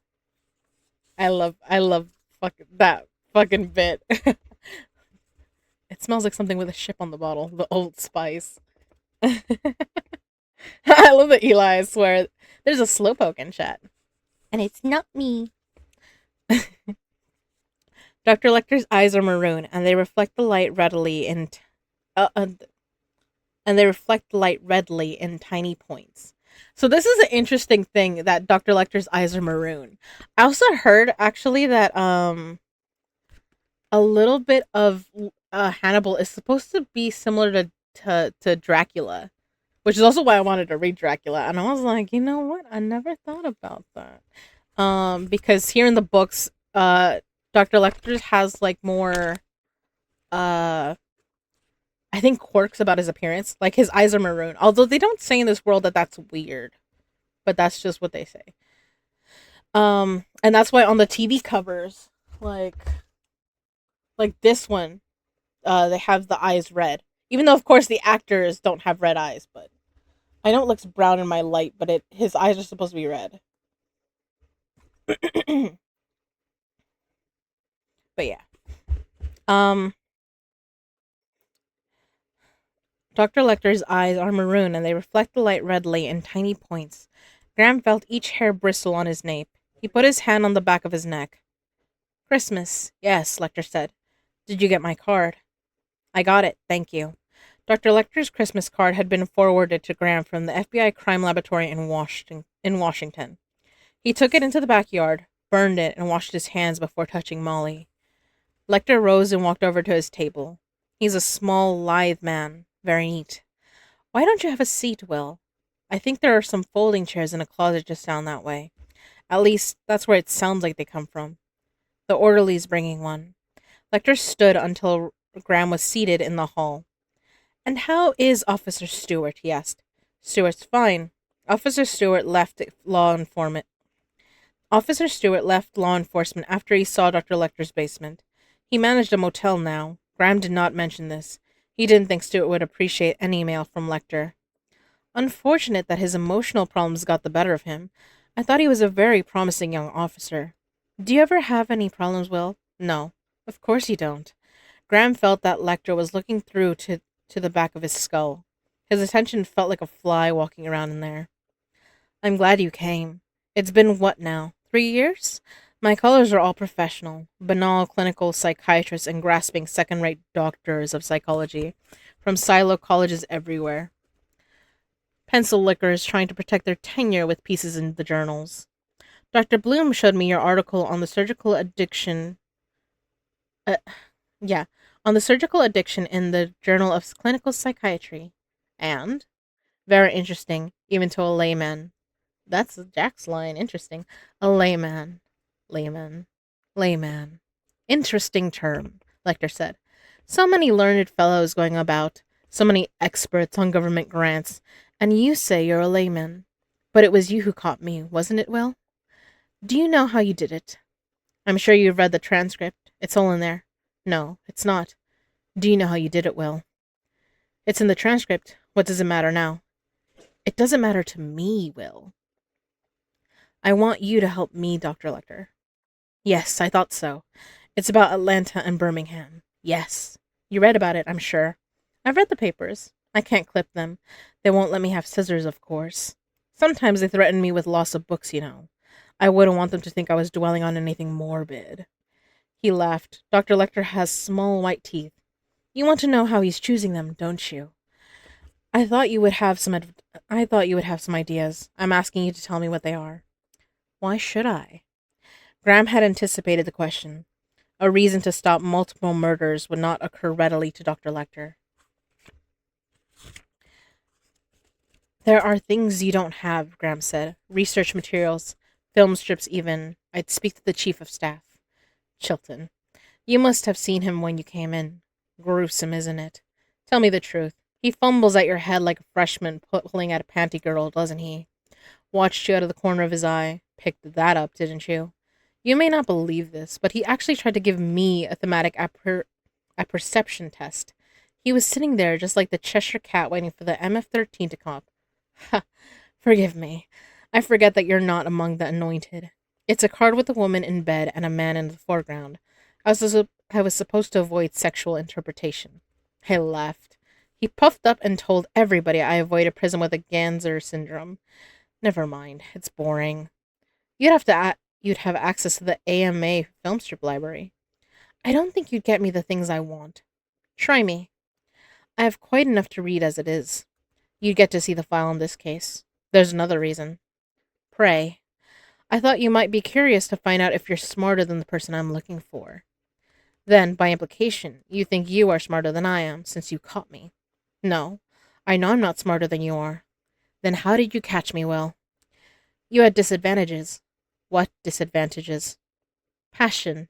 And you're insane. You're very tan, Will. Graham did not answer. Your hands are rough. They don't look like a cop's hands anymore. That shaving lotion is something a child would select. It has a ship on the bottle, doesn't it? Dr. Lecter seldom holds his head upright. He tilted as he asked the question, as though he were screwing an auger of curiosity into your face. Another silence, and Lecter said, Don't think you can persuade me with appeals to my intellectual vanity. I don't think I'll persuade you. You'll do it or you won't. Dr. Bloom is working on it anyway, and he's the most. Do you have the file with you? Yes. And pictures? Yes. Let me have them, Let me have them, and I might consider it. No. Do you dream much, Will? Goodbye, Dr. Lecter. You haven't threatened to take away my books yet. Graham walked away. Let me have the file, then. I'll tell you what I think. Graham had to pack the abridged file tightly into the sliding tray. Lecter pulled it through. There's a summary on top. You can read that now, Graham said. Do you mind if I do it privately? Give me an hour. Graham waited on a tired plastic couch in a grim lounge. Orderlies came in for coffee. He did not speak to them. He stared at small objects in the room and was glad they held still in his vision. He had to go to the restroom twice. He was numb. The turnkey admitted him to the maximum security section again. Lecter sat at his table, his eyes filmed with thought. Graham knew he had spent most of the hour with the pictures. This is a very shy boy, Will. I'd love to meet him. Have you considered the possibility that he's disfigured? Or that he may believe he's disfigured? The mirrors. Yes. You notice he smashed all the mirrors in the houses, not just enough to get the pieces he wanted. He doesn't just put the shards in place for the damage they cause. They're set so he can see himself in their eyes. Mrs. Jacobi and... What was the other's name? Mrs. Leeds. Right, yes. That's interesting, Graham said. It's not interesting. You thought of that before. I had considered it. You just came here to look at me. Just to get the old scent again, didn't you? Why don't you just smell yourself? I want your opinion. I don't have one right now. When you do have one, I'd like to hear it. May I keep the file? I haven't decided yet, Graham said. Why are there no descriptions of the grounds? Here we have frontal views of the house, floor plans, diagrams of the room where the death occurred, and little mention of the grounds. What were the yards like? Big backyards, fenced with some hedges. Why? Because, my dear Will, if this pilgrim feels a special relationship with the moon, he might like to go outside and look at it. Before he tidies himself up, you understand. Have you seen blood in the moonlight, Will? It appears quite black. Of course. It keeps the distinctive sheen. If one were nude, say, it would be better to have outdoor privacy for that sort of thing. One must show some consideration for the neighbors. You think the yard might be a factor when he selects victims? Oh, yes. And there will be more victims, of course. Let me keep the file, Will. I'll study it. When you get more files, I'd like to see them too. You can call me. On the rare occasion when my lawyer calls, they bring me a telephone. They used to patch them through on the intercom, but everyone listened, of course. Would you like to give me your home phone number? No. Do you know how you caught me, Will? Goodbye, Dr. Lecter. You can leave messages for me at the number on the file. Graham walked away. Do you know how you caught me? Graham was out of Lecter's sight now, and he walked faster toward the far steel door. The reason you caught me is that we're just alike, was the last thing Graham heard as the steel doors closed behind him. He was numb, except for dreading the loss of numbness. Walking with his head down, speaking to no one, he could hear his blood like a hollow drumming of wings. It seemed a very short distance to the outside. This was only a building. There were only 5 doors between Lecter and the outside. He had the absurd feeling that Lecter had walked out with him. He stopped outside the entrance and looked around him, assuring himself that he was alone. From a car across the street, his long lens propped on the windowsill, Freddie Lowndes got a nice profile shot of Graham in the doorway, and the words in stone above him, Baltimore State Hospital for the Criminally Insane. As it turned out, the National Tattler cropped the picture to just Graham's face and the last 2 words in the stone. Criminally insane. That's a bitch. That's a bitch move. That's crazy. But it's after dark and it's a good day. I get to listen to 3 people I adore in one day. Dirty Starlings and Star Mother has been dirty count time. Oh, I love that. Any modification to it? And I love the idea of that count. The naughty Starlings. Because wait, which one isn't one of my spray bottles is called naughty, right? That's why. That's what I was saying. I would say naughty Starlings instead. But I also don't know how to do the counter with oh god, what is it?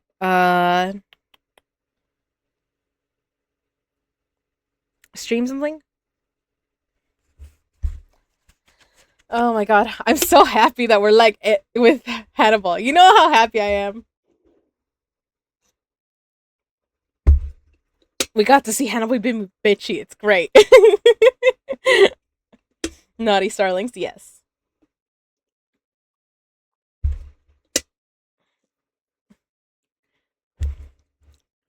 Star Mother has been dirty. At that point, you could, if you're gonna call me Star Mother, you could just put mommy. considering where's my fucking I think y'all forget I got this emote. To be fair, I actually kind of forget about it too. It makes me laugh every time though. Oh god. My face is fucking red. It's hot. Oh my god, I'm so happy. I'm so happy we got Hannibal. Alright. Alright. Chapter 8. Dr. Hannibal Lecter lay on his cot with the cell lights down after Graham left him. Several hours passed. For a while he had textures, the weave of the pillowcase against his hands clasped behind his head, the smooth membrane that lined his cheek. Then he had odors and let his mind play over them. Some were real, some were not. They had put Clorox in the drains, semen.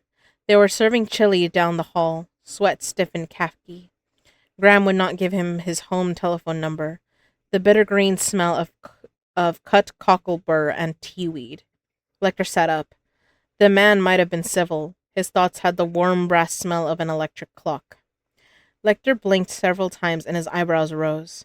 He turned up the lights and wrote a note to Chilton asking for a telephone to call his counsel.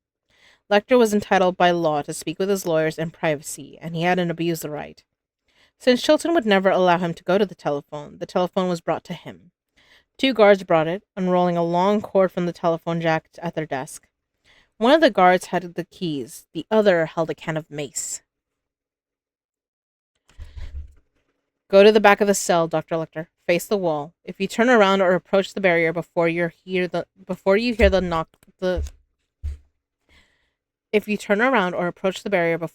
lock snap, I'll mace you in the face. Understand? Yes, indeed, Lecter said. Thank you so much for bringing the telephone. He had to reach through the nylon net to dial. Chicago information gave him numbers of the University of Chicago Department of Psychiatry and Dr. Alan Bloom's office number. He dialed the psychiatry department switchboard. I'm trying to reach Dr. Alan Bloom. I'm not sure he's in today, but I'll connect you. Just a second. I'm supposed to know his secretary's name, and I'm embarrassed to say I've forgotten it. Linda King. Just a moment. Thank you. The telephone rang 8 times before it was picked up. Linda King's desk. Hi, Linda? Linda doesn't come in on Saturday. Dr. Lecter counted on that. Maybe you could help me if you don't mind. This is Bob Greer at Blaine and Edwards Publishing Company. Dr. Bloom asked me to send a copy of the Overholser book, The Psychiatrist and the Law, to Will Graham, and Linda was supposed to send me the address and phone number, but she never did. I'm just a graduate assistant. She'll be in on I have to catch Federal Express with it in about 5 minutes, and I hate to bother Dr. Bloom about it and I hate to bother Dr. Bloom about it at home because he told Linda to send it, and I don't want to get her in hot water. It's right there in her Rolodex or whatever. I'll dance at your wedding if you'll read it to me. I'll dance at your wedding if you'll read it to me. I love when he does that when he says that. She doesn't have a Rolodex. How about a call caddy with a slide on the side? Yes.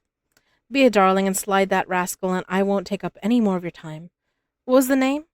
Graham. Will Graham. All right. His home number is 305 JL5 7002. I'm supposed to mail it to his house. It doesn't give the address of his house. What does it have? Federal Bureau of Investigation, 10th and Pennsylvania, Washington, D.C. Oh, and Post Office Box 3680, Marathon, Florida. That's fine. You're an angel. You're welcome. Lecter felt much better. He thought he might surprise Graham with a call sometime, or if the man couldn't be civil, he might have a hospital supply house mail Or if the man couldn't be civil, he might have a hospital supply house mail Graham a colostomy bag for old time's sake. Oh, Hannibal, you bitch! I love it. He's just like, I love that Will refusing to tell him shit. He's like, it like scratches his brain.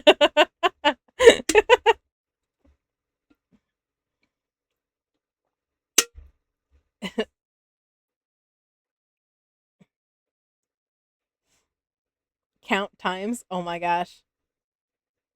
I love it. I don't know how the count works, but yeah, Darling will have to help me figure it out later.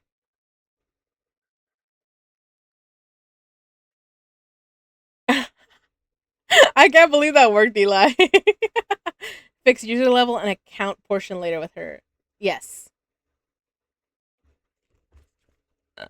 I love it when Hannibal's like bitchy for no reason. He's like some of the best parts aren't when he's being like evil or anything. It's just when he's just being petty.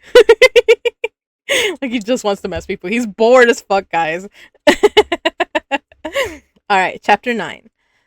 700 miles to the southwest, in the cafeteria at Gateway Film Laboratory of St. Louis, Francis Dollarhide was waiting for a hamburger. The entrees offered in the steam table were filmed over. He stood beside the cash register and sipped coffee from a paper cup. The red-haired young woman wearing a laboratory smock came into the cafeteria and studied the candy machine. She looked at Francis Dollarhide's back several times and pursed her lips. Finally, she walked over to him and said, "Mr. D?" Dollarhide turned.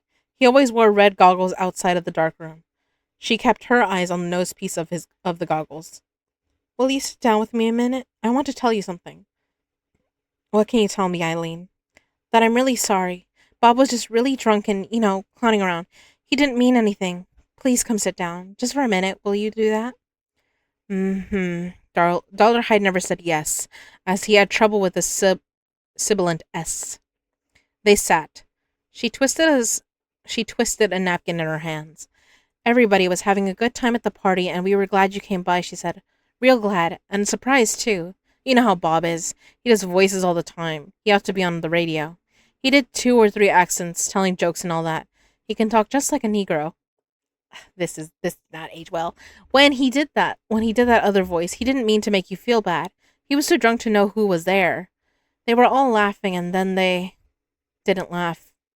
Dollarhide never said stop because of the fricative S. Stop. And then they didn't laugh.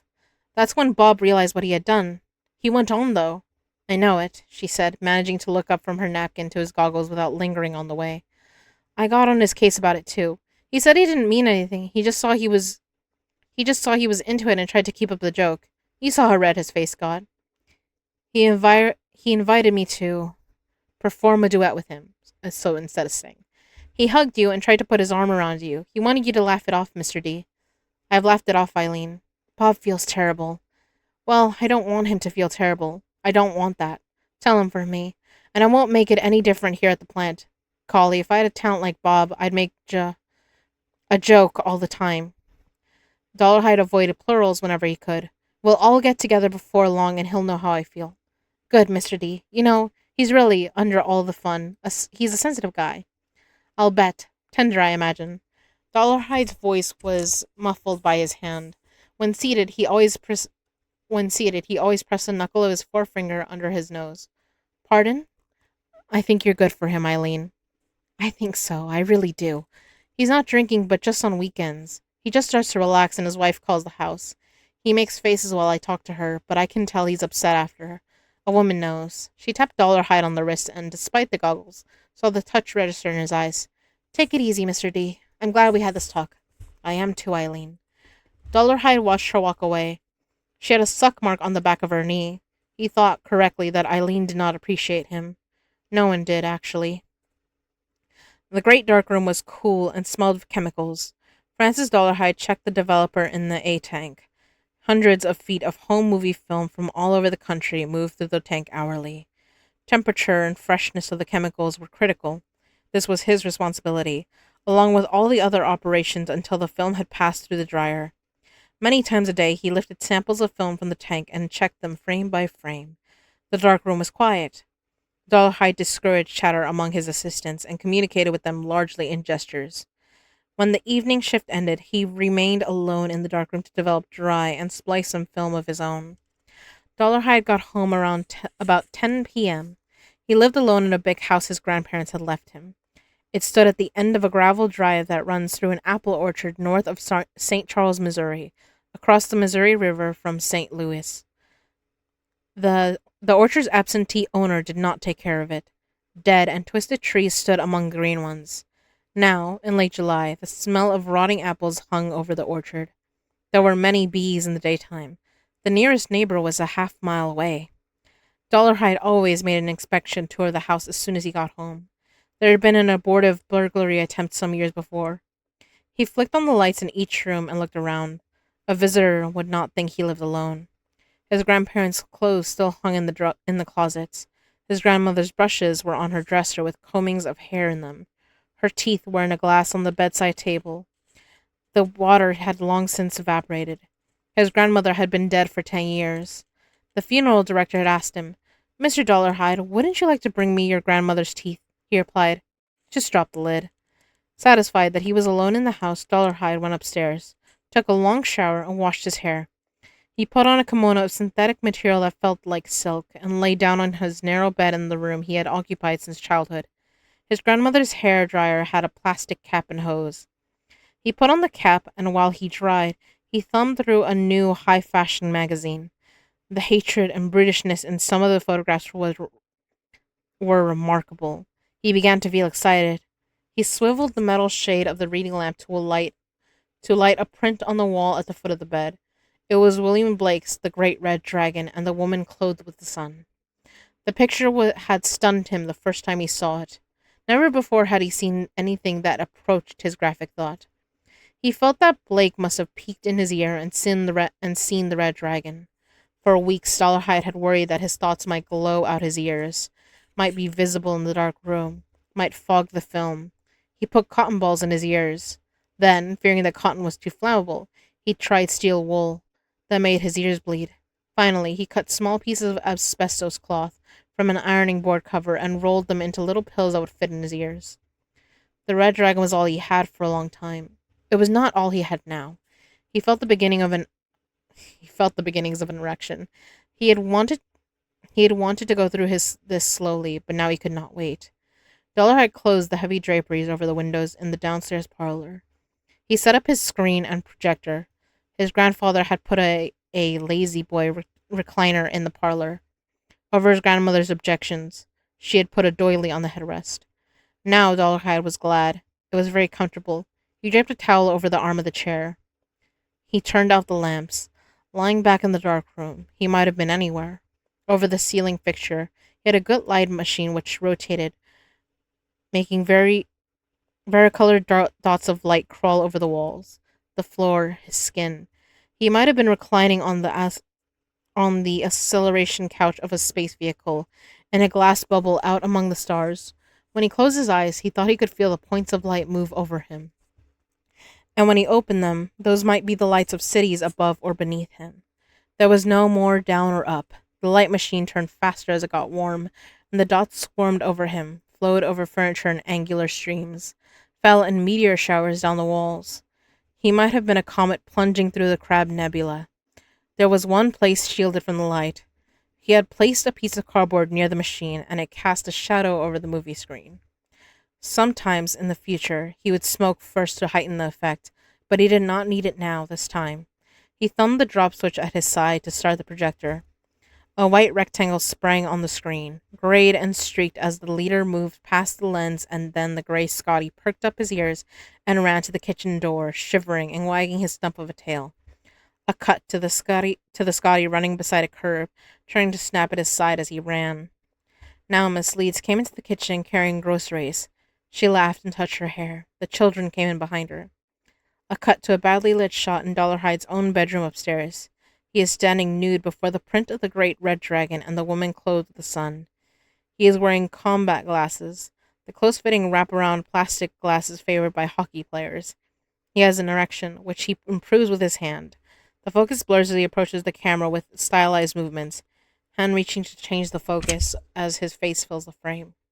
The picture quivers and sharpens suddenly to a close-up of his mouth, his disfigured upper lip rolled back, tongue out through the teeth, one rolling eye still in the frame.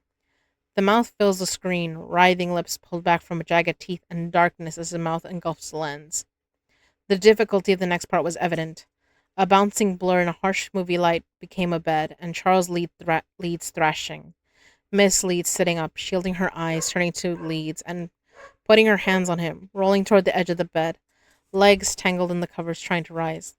The camera jerked toward the ceiling, molding, whipping across the screen like a stave, and then the picture steadied. Miss Leeds back down on the mattress, a dark spot on her nightdress spreading, and Leeds, hands to his neck and eyes wild, rising. The screen went black for 5 beats, then the tick of a splice. The camera was steady now, on a tripod. They were all dead now, arranged. 2 children seated against the wall facing the bed, one seated across the corner from them, facing the camera. Mr. and Mrs. Leeds in bed with the covers over them. Mr. Leeds propped up against the headboard, the sheet covering the rope around his chest, and his head lolled to the side. Dollarhide came into the picture from the left with the stylized movements of a Balinese dancer, blood smeared and naked except for his glasses and gloves. He mugged the capered among the dead. He approached the far side of the bed, Miss Leeds' side, took the corner of the covers, whipped them off the bed, and held the pose as though he had executed a Veronica. Now, watching in the parlor of his grandparents' house, Dollarhide was covered with a sheen of sweat. His thick tongue ran out constantly, the scar on his upper lip wet and shiny, and he moaned as he stimulated himself.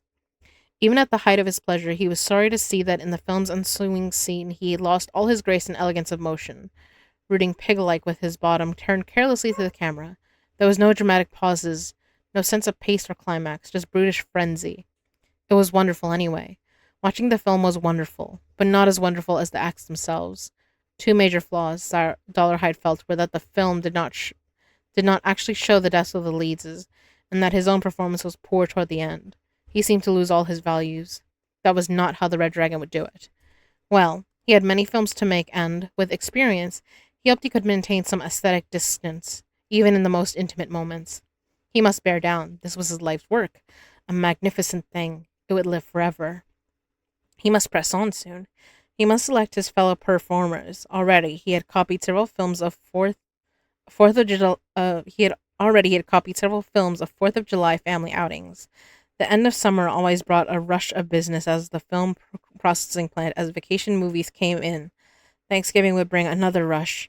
Families were mailing their applications to him every day. That's so creepy. Oh, that's so creepy about the 4th of July.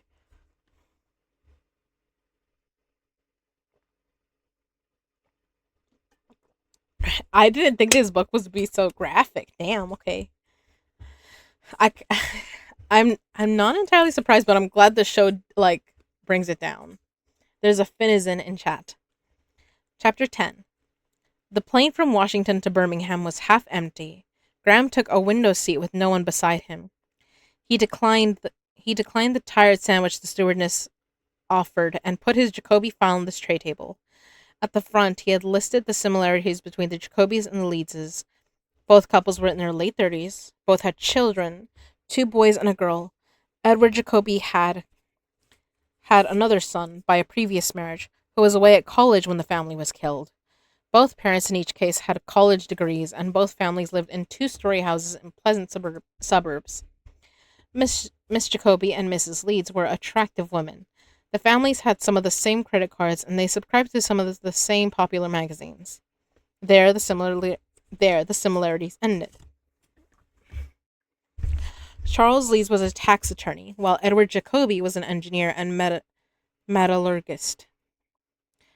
The Atlanta family were Presbyterian, the Jacobys were Catholic.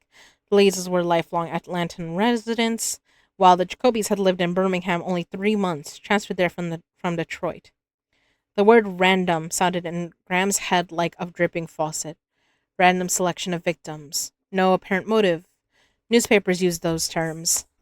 And and detectives spat them out in anger and frustration in homicide squad rooms. Random wasn't accurate, though. Graham knew that mass murderers and serial murderers do not select their victims at random. The man who killed the Jacobys and the Leeds saw something in them that drew him and drove him to do it. He might have known them well. Graham hoped so. Or he might not have known them at all. But Graham was sure the killer saw them at some time before he killed them. He chose them because something in them spoke to him. And the women were at the core of it. What was it? There were some differences in the crimes. Edward Jacoby was shot as he came down the stairs carrying a flashlight. Probably he was awakened by a noise. Miss Jacoby and her children were shot in the head. Miss Leeds in the abdomen. The weapon was a 9mm automatic pistol in all the shootings. Traces of steel wool from a homemade silencer were found in the wounds. The cartridge cases bore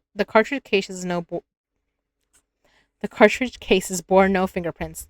The knife had been used only on Charles Leeds. Dr. Princey believed it was a thin-bladed and very keen, possibly a filleting knife. The methods of entry were different too. A patio door, pried open at the Jacobys, and the glass cutter at the Leedses. Photographs of the crime in Birmingham did not show the quantity of blood found at the Leedses, but there were stains on the bedroom walls about 2½ feet above the floor. So the killer had an audience in Birmingham too. The Birmingham police checked the bodies for fingerprints, including the fingernails, and found nothing.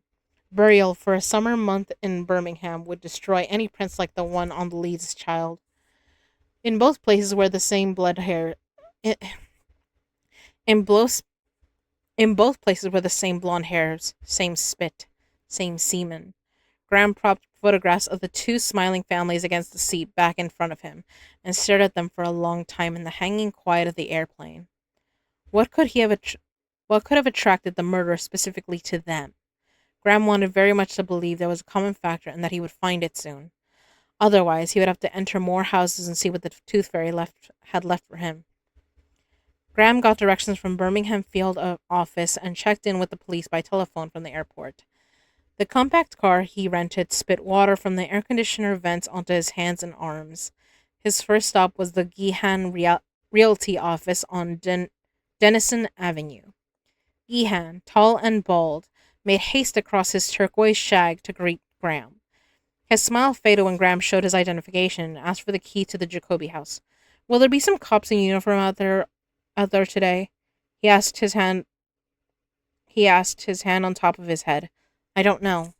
I hope to God not. I've got a chance to show it twice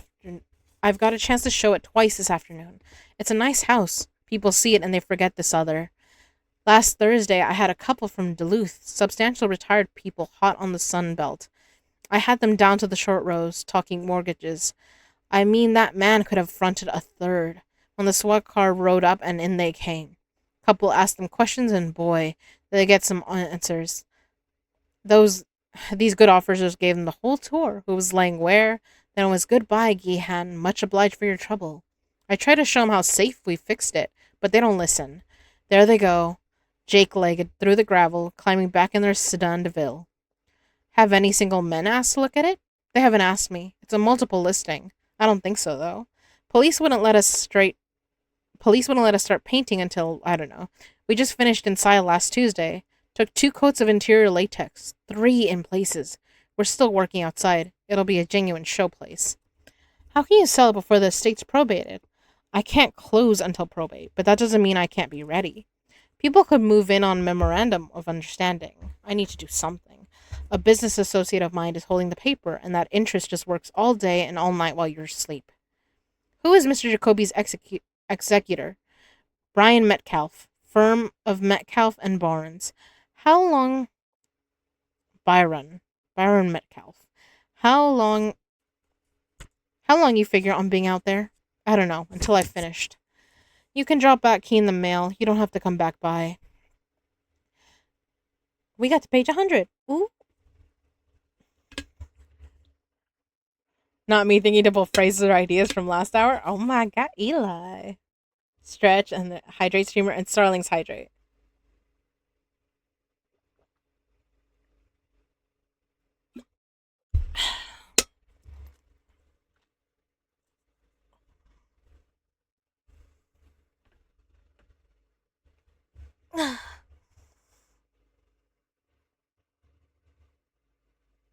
Doing that, something in my neck cracked, so that felt good.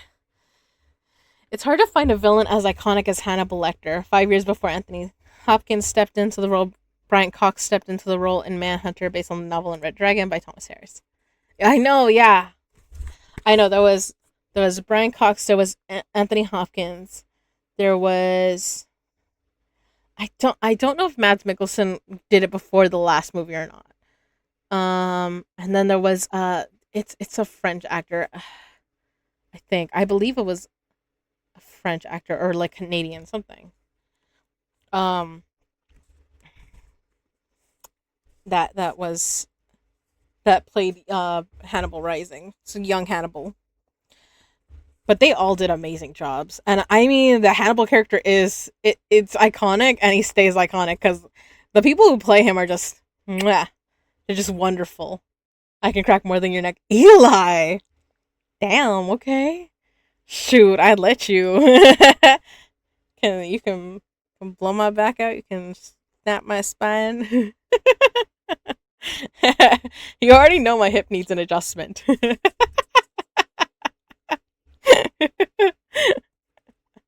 Oh my god, Eli. Shoot, my hair is gonna get messier than this, damn. I'm so sorry. It's too hot. Oh my god. Graham had the flat feeling of a cold trail as he drove out to the Jacoby house. It was barely within the city limits in an area newly annexed. He stopped beside the highway once to check his map before he found the turnoff onto an asphalt secondary road. More than a month had passed since they were killed. What had he been doing then? Putting a pair of diesels in a 65-foot Rybakovich hull, signaling to the Ariaga in the crane to come down another half-inch.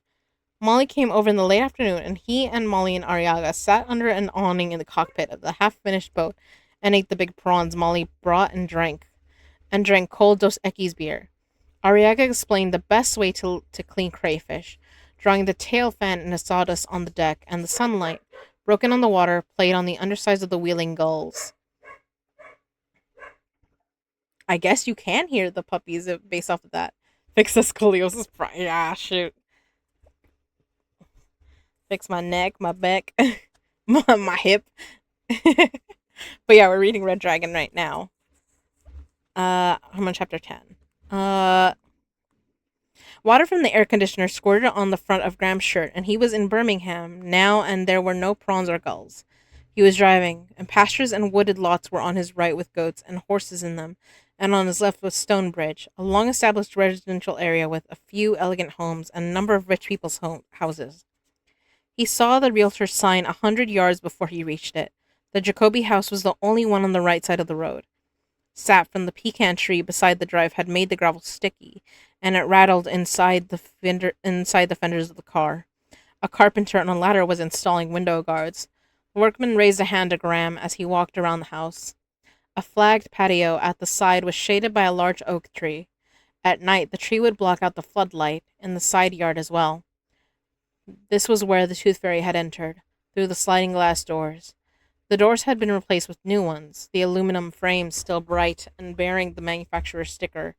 Covering the sliding doors was a new wrought iron security gate. The basement door was new too, flush steel and secured by deadbolts. The components of a hot tub stood in crates on the flagstones. Graham went inside, bare floors and dead air. His footsteps echoed in the empty house. The new mirrors in the bathrooms had never reflected the Jacoby's face or the killer's. On each was a fuzzy white spot where the price had been torn off. A folded dropcloth lay in the corner of the master bedroom. Graham sat on it long enough for the sunlight through the bare windows to move one board width across the floor. There was nothing here. Nothing anymore. If he had come here immediately after the Jacobys were killed, would the Leeses still be alive? Graham wondered. He tested the weight of the burden. It did not lift when he was out of the house and under the sky again.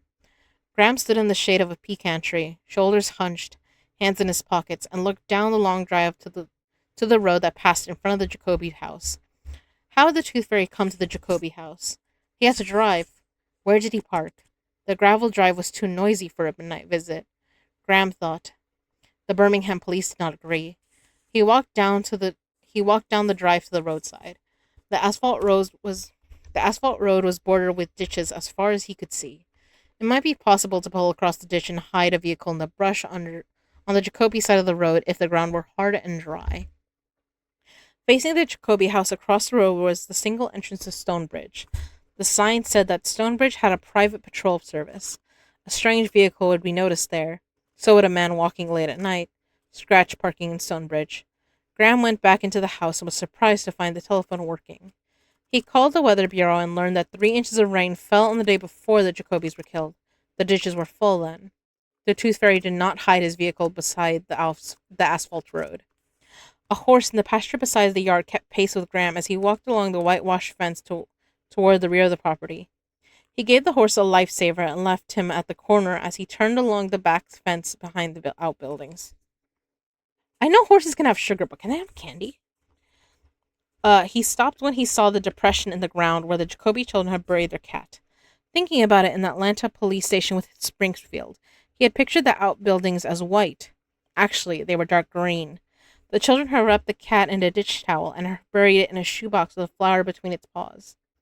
Graham rested his forearms on top of the fence and leaned his forehead against it. A pet funeral, solemn rite of childhood, parents going back into the house, ashamed to pray. The children looking at one another, discovering new nerves in the place loss pierces. One bows her head, then they all do, the shovel taller than any of them. Afterward, a discussion of whether or not the cat is in heaven with God and Jesus, and the children don't shout for a while. A certainty came to Graham as he stood, sun hot on the back of his neck. As surely as the Tooth Fairy killed the cat, he had watched the children bury it. He had to see that if he possibly could. He did not make 2 trips out here, one to kill the cat and the second for the Jacobys. He came and killed the cat and waited for the children to find it. There was no way to determine exactly where the children found the cat. The police had located no one who spoke to the Jacobys after noon, 10 hours or so before they died. How had the Tooth Fairy come, and where had he waited? Behind the back fence, the brush began.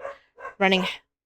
Jeez, I'm sorry. I don't know if you guys can hear my puppies.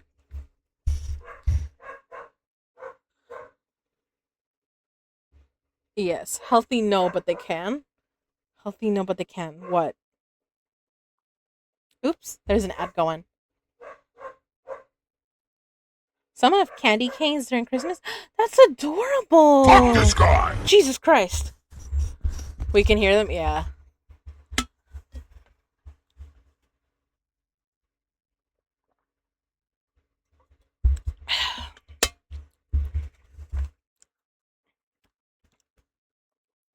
This dress makes me look like I got more boob than I do, honestly.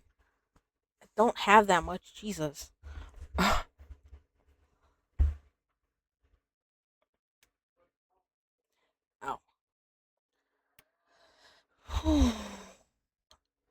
Hot. My throat is drying out though, so I think we're gonna end with the chapter when I finish it. There's a chart cadet in chat. Whew.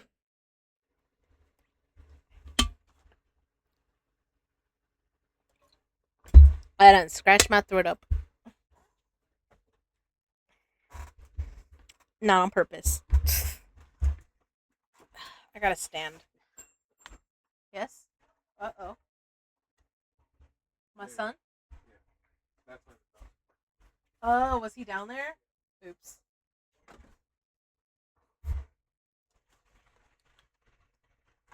Baby. Oh, sweet boy. Sweet baby. Who's my good boy? You're my good boy. The child escaped. Well, I knew he had escaped, but apparently he had gone downstairs with the puppies. And, you know, the puppies want to lick him, but also sometimes they want to bark at him. Or they want to try to fight him. I mean, he wants to try to fight them too, so. Are you gonna come here, baby?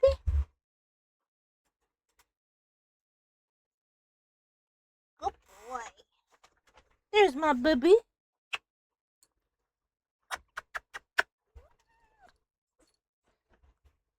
What is it, baby? You don't want to say hi to your other mom and dad? Okay. Where you going? What? Why'd you come over here then? Okay. All right. Shadow used Quick Step. He basically did. Are you talking about Mads Mikkelsen from the TV series or Gaspard Villel from Hannibal Rising? Both of them were amazing. I love Mads Mikkelsen, but Gaspard Villel was also he was very hot. I found him very like dreamy in Hannibal Rising. I was like, damn boy, okay. It might have been his accent. I'll admit.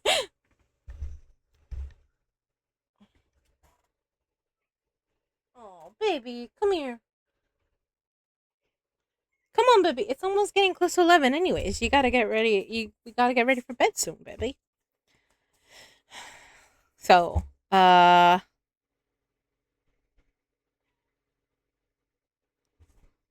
yes, he is cute. I have to say I'm with you. Right, Thea? Also, I mean...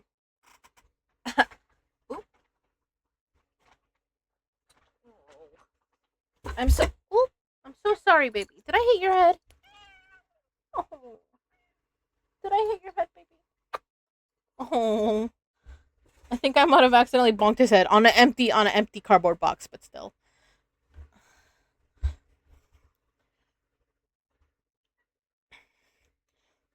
I need to get to write out Everpet as a Pokemon, give the move sets matching that meow. The meow that he did. He's I think Mads Mikkelsen is also very sexy too, so I mean, shoot. Him and Gaspar, they were shoot. That meow sounded so in pain. I swear, I don't think I actually hurt him on anything. He was more complaining at me, and I think I just bonked his little head on this empty cardboard box I have here. Which I'm gonna need to check about that later. I'm so sorry, baby. I know he's under me. I just can't see him right now. It's not that I know his meow. My poor baby. I didn't mean to do it. I think he's like directly under my chair right now. All Hannibal actors are cute with nice voices. They are. They all have nice voices. I do have to see the guy that you mentioned, the first one, Attacker's Hose. He does he only does that when I'm like in bed actually. But when I'm just sitting here, he like lays on my feet. Where was I? Okay.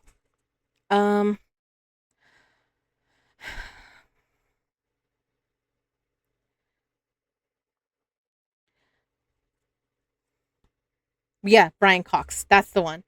Juvie, hello, how you doing? I am we're reading Red Dragon, so it's the first book in the Hannibal Lecter story.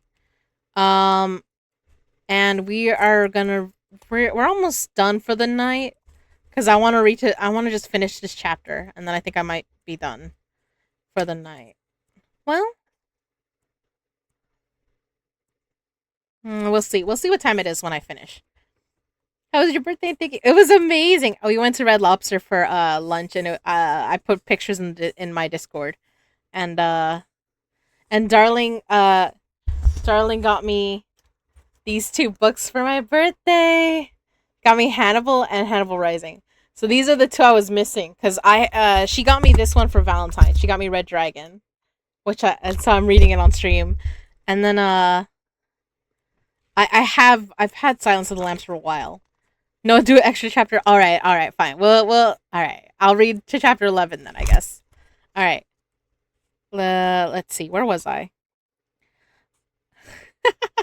Yeah, your voice will need rest after this chapter. Well, I think luckily the next two chapters are shorter. They don't seem too long. Okay. He did not make two trips out here, one to kill the cat and the second for the Jacobys. He came and killed the cat and waited for the children to find it. There was no way to determine exactly where the children found the cat. The police had located no one who spoke to the Jacobys after noon. 10 hours or so before they died. How had the Tooth Fairy come, and where had he waited? Behind the back fence, the brush began, running head high for 30 yards to the trees. Graham dug his wrinkled map out of his back pocket and spread it on his fence. It showed an unbroken strip of woods a quarter-mile deep running across the back of the Jacoby property and continuing in both directions. Beyond the woods, bounding them on the south, was a section line road that paralleled the one in front of the Jacoby house. Graham drove from house back to the highway, measuring the distance on his odometer. He went south on the highway and turned onto the section line road he had seen on the map. Measuring again, he drove slowly along it until the odometer showed him he was behind the Jacoby house on the other side of the woods. Here, the pavement ended at a low-income housing project so new did not show on his map. He pulled into the parking lot. Most of the cars were old and sagging on their springs. 2 were up on blocks. Black children played basketball on the bare earth around a single netless goal. Graham sat on his fender to watch the game for a moment. He wanted to take off his jacket, but he knew the A40 special and the flat camera on his belt would attract attention. He always felt a curious embarrassment when people looked at his pistol. There were 8 players on the team wearing shirts. The Skins had 11, all playing at once. Refereeing was by acclamation. A small Skin, shoved down in the rebounding, stalked home mad. He came back fortified with a cookie and dived into the pack again. The yelling and the thump of the ball lifted Graham's spirits. 1 goal, 1 basketball. It struck him again how many things the Leedses had. The Jacobys, too, according to the Birmingham police when they ruled out burglary.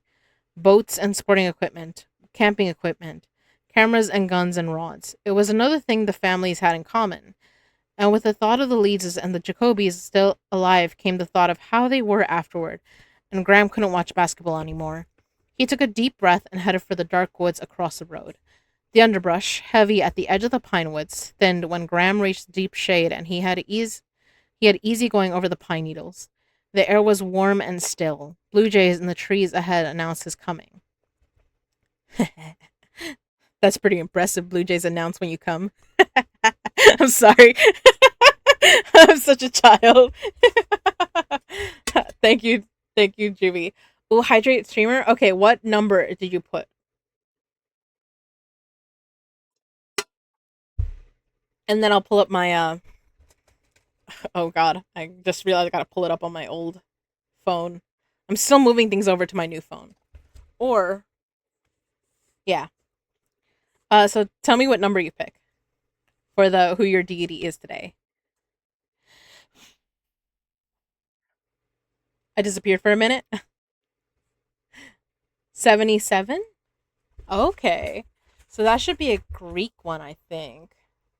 Let me see. I guess I also have my Google up. I mean, I got my tabs open. Hold up. Let's see. So that's 77. That is... Yeah, that is the Greek gods. Cybele, mountain mother, mother goddess.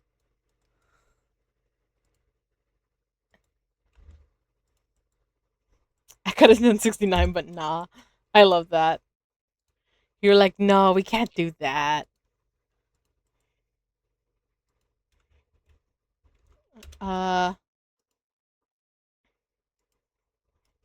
So yeah, she's a... I guess she's like a Mother Earth figure. Because it says Mother Goddess.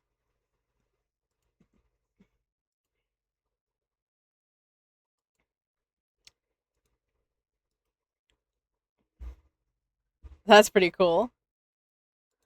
And let me, you know what? Now that you said it, I'm low key kind of curious. Who was 69? Let me see. 69 was Argestes, another name for the west or northwest wind, a Nemoi. Uh, yeah, I think I said it correctly. Argestes, something. So it's a wind spirit, basically.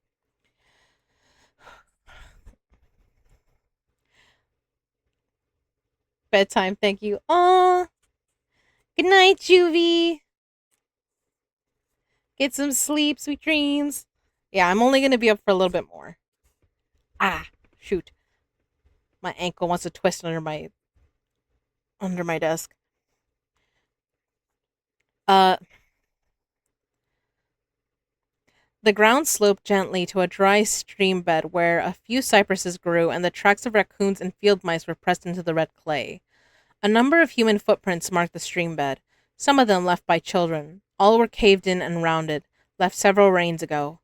Past the stream bed, the land rose again, changing to sandy loam that supported ferns beneath the pines. Graham worked his way uphill in the heat until he saw the light beneath the trees at the edge of the woods. Between the trunks, he could see the upper story of the Jacoby house. Undergrowth again, head high from the edge of the woods to the Jacoby's back fence. Graham worked his way through it and stood at the fence looking into the yard. The Tooth Fairy could have parked at the housing development and come through the woods to the brush behind the house. He could have lured the cat into the brush and choked it, the body limp in one hand as he crawled on his knees and the other hand to the fence.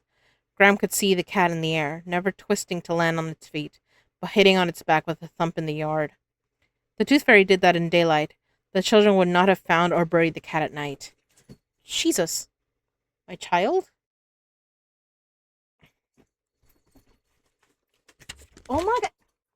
Jesus. Oh my god. He literally moved my bookshelf. My child, don't ever do that shit again. That scared the fuck out of me. Do you know how heavy this thing is? Oh, I gotta. I don't like that. I'm probably gonna have to. I'm gonna have to fix that later. I'm gonna have to remove books from that because now that I'm scared, he can knock it over. Brian Cox. He is also a voice actor. When you see a McDonald's commercial that voices him, really? But the ba-da-ba-ba-ba, I'm loving it. Is that what he does? That's pretty cool. Or when they announce the whatever it is. Really? That's fucking cool. All right, I'm definitely gonna have to find the movie Manhunter. I saw it once somewhere, but I'm gonna have to find it again. I saw it somewhere, and then I was like, I'll watch that later, and then I kind of forgot. Okay, and he waited to see them find it. Did he wait for the rest of the day in the heat of the underbrush? At the fence, he would be visible through the rails. In order to see the yard from farther back in the brush, he would have to stand and face the windows of the house with the sun beating on him. Clearly, he would go back to the trees. So did Graham. The Birmingham police were not stupid. He could see where they had pushed the brush, searching the area as a matter of course. But that was before the cat was found. They were looking for clues, dropped objects, tracks, not for a vantage point. He went a few yards into the forest behind the Jacoby house and worked back and forth in the dappled shade. First, he took the high ground that afforded a partial view of the yard, and then worked his way down to the tree line. He had searched for more than an hour when a wink of light from the ground caught his eye. He lost it, found it again. It was the ring-pull tab from a soft drink can, half buried in the leaves beneath an elm tree, one of the few elms among the pines. He spotted it from 8 feet away and went no closer for 5 minutes while he scanned the ground around the tree. He squatted and brushed the leaves away ahead of him as he approached the tree, duck-walking in the path he made to avoid ruining any impressions. Working slowly, he cleared the leaves all around the trunk. No footprints had pressed through the mat of last year's leaves. Near the aluminum tab, he found a dried apple core eaten thin by ants. Birds had pecked out the seeds. He had studied the ground for 10 more minutes. Finally, he sat on the ground, stretched out his aching legs, and leaned back against the tree. A cone of gnats swarmed in a column of sunlight. A caterpillar rippled along the underside of a leaf. There was a wedge of red creek mud from the instep of a boot on the limb above his head. Baby! He's got the zoomies!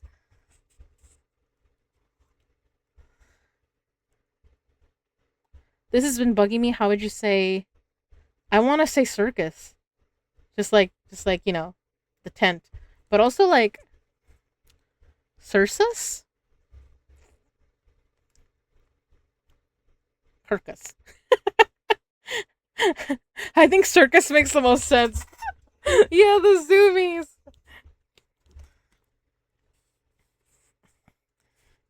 I don't know. He's so silly. But he gets the zoomies right before he's like, all right. Because he knows it's getting closer to bedtime for us. So he's just like, I'll just run around last minute before my mom pulls me into the room and closes the door. There There was a wedge of red creek mud from the instep of a boot on the limb above his head. Graham hung his coat on a branch and began to climb carefully on the opposite side of the tree, peering around the trunk at the limbs above the wedge of mud. At 30 feet, he looked around the trunk, and there was the Jacoby house, 175 yards away. It looked different from this height, the roof color dominant. He could see the backyard and the ground behind the outbuildings very well. A decent pair of field glasses would pick up the expression on a face easily at this distance. Graham could hear traffic in the distance, and far away he heard a beagle on a case. A cicada started its numbing bandsaw buzz and drowned out the other sounds. A thick limb just above him joined the trunk at a right angle to the Jacoby house. He pulled himself up until he could see, and leaned around the trunk to look at it. Close by his cheek, a soft drink can was wedged between the limb and the trunk. "I love it," Graham whispered into the bark. "Oh, sweet Jesus, yes. Come on, can." Still, a child might have left it. He climbed higher on the side of the tree, dicey work on small branches, and moved it around until he could look down at the big limb.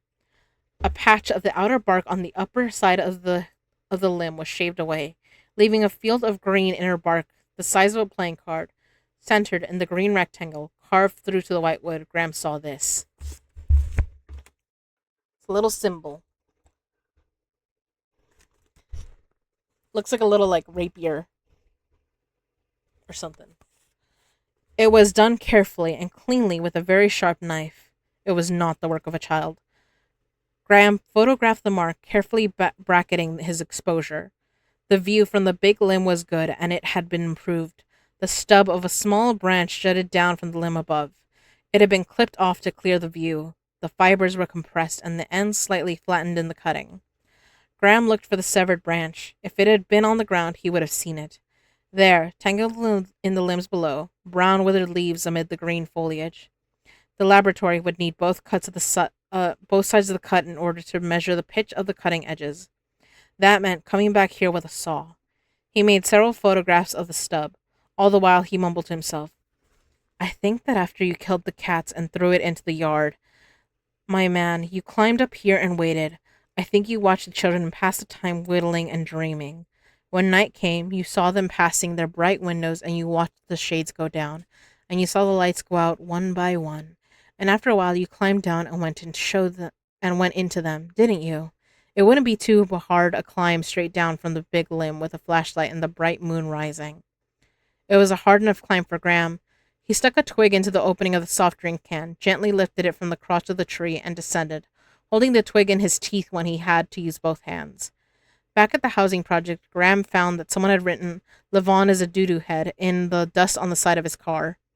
The height of the writing indicated that even the youngest residents were well along in literacy. He wondered if they had written on the Tooth Fairy's car. Graham sat for a few minutes looking up at the rows of windows. There appeared to be about 100 units. It was possible that someone might remember a white stranger in the parking lot late at night. Even though a month had passed, it was well worth trying. To ask every resident and get it done quickly, he would need the help of the Birmingham police. He fought the temptation to send the drink can straight to Jimmy Price in Washington.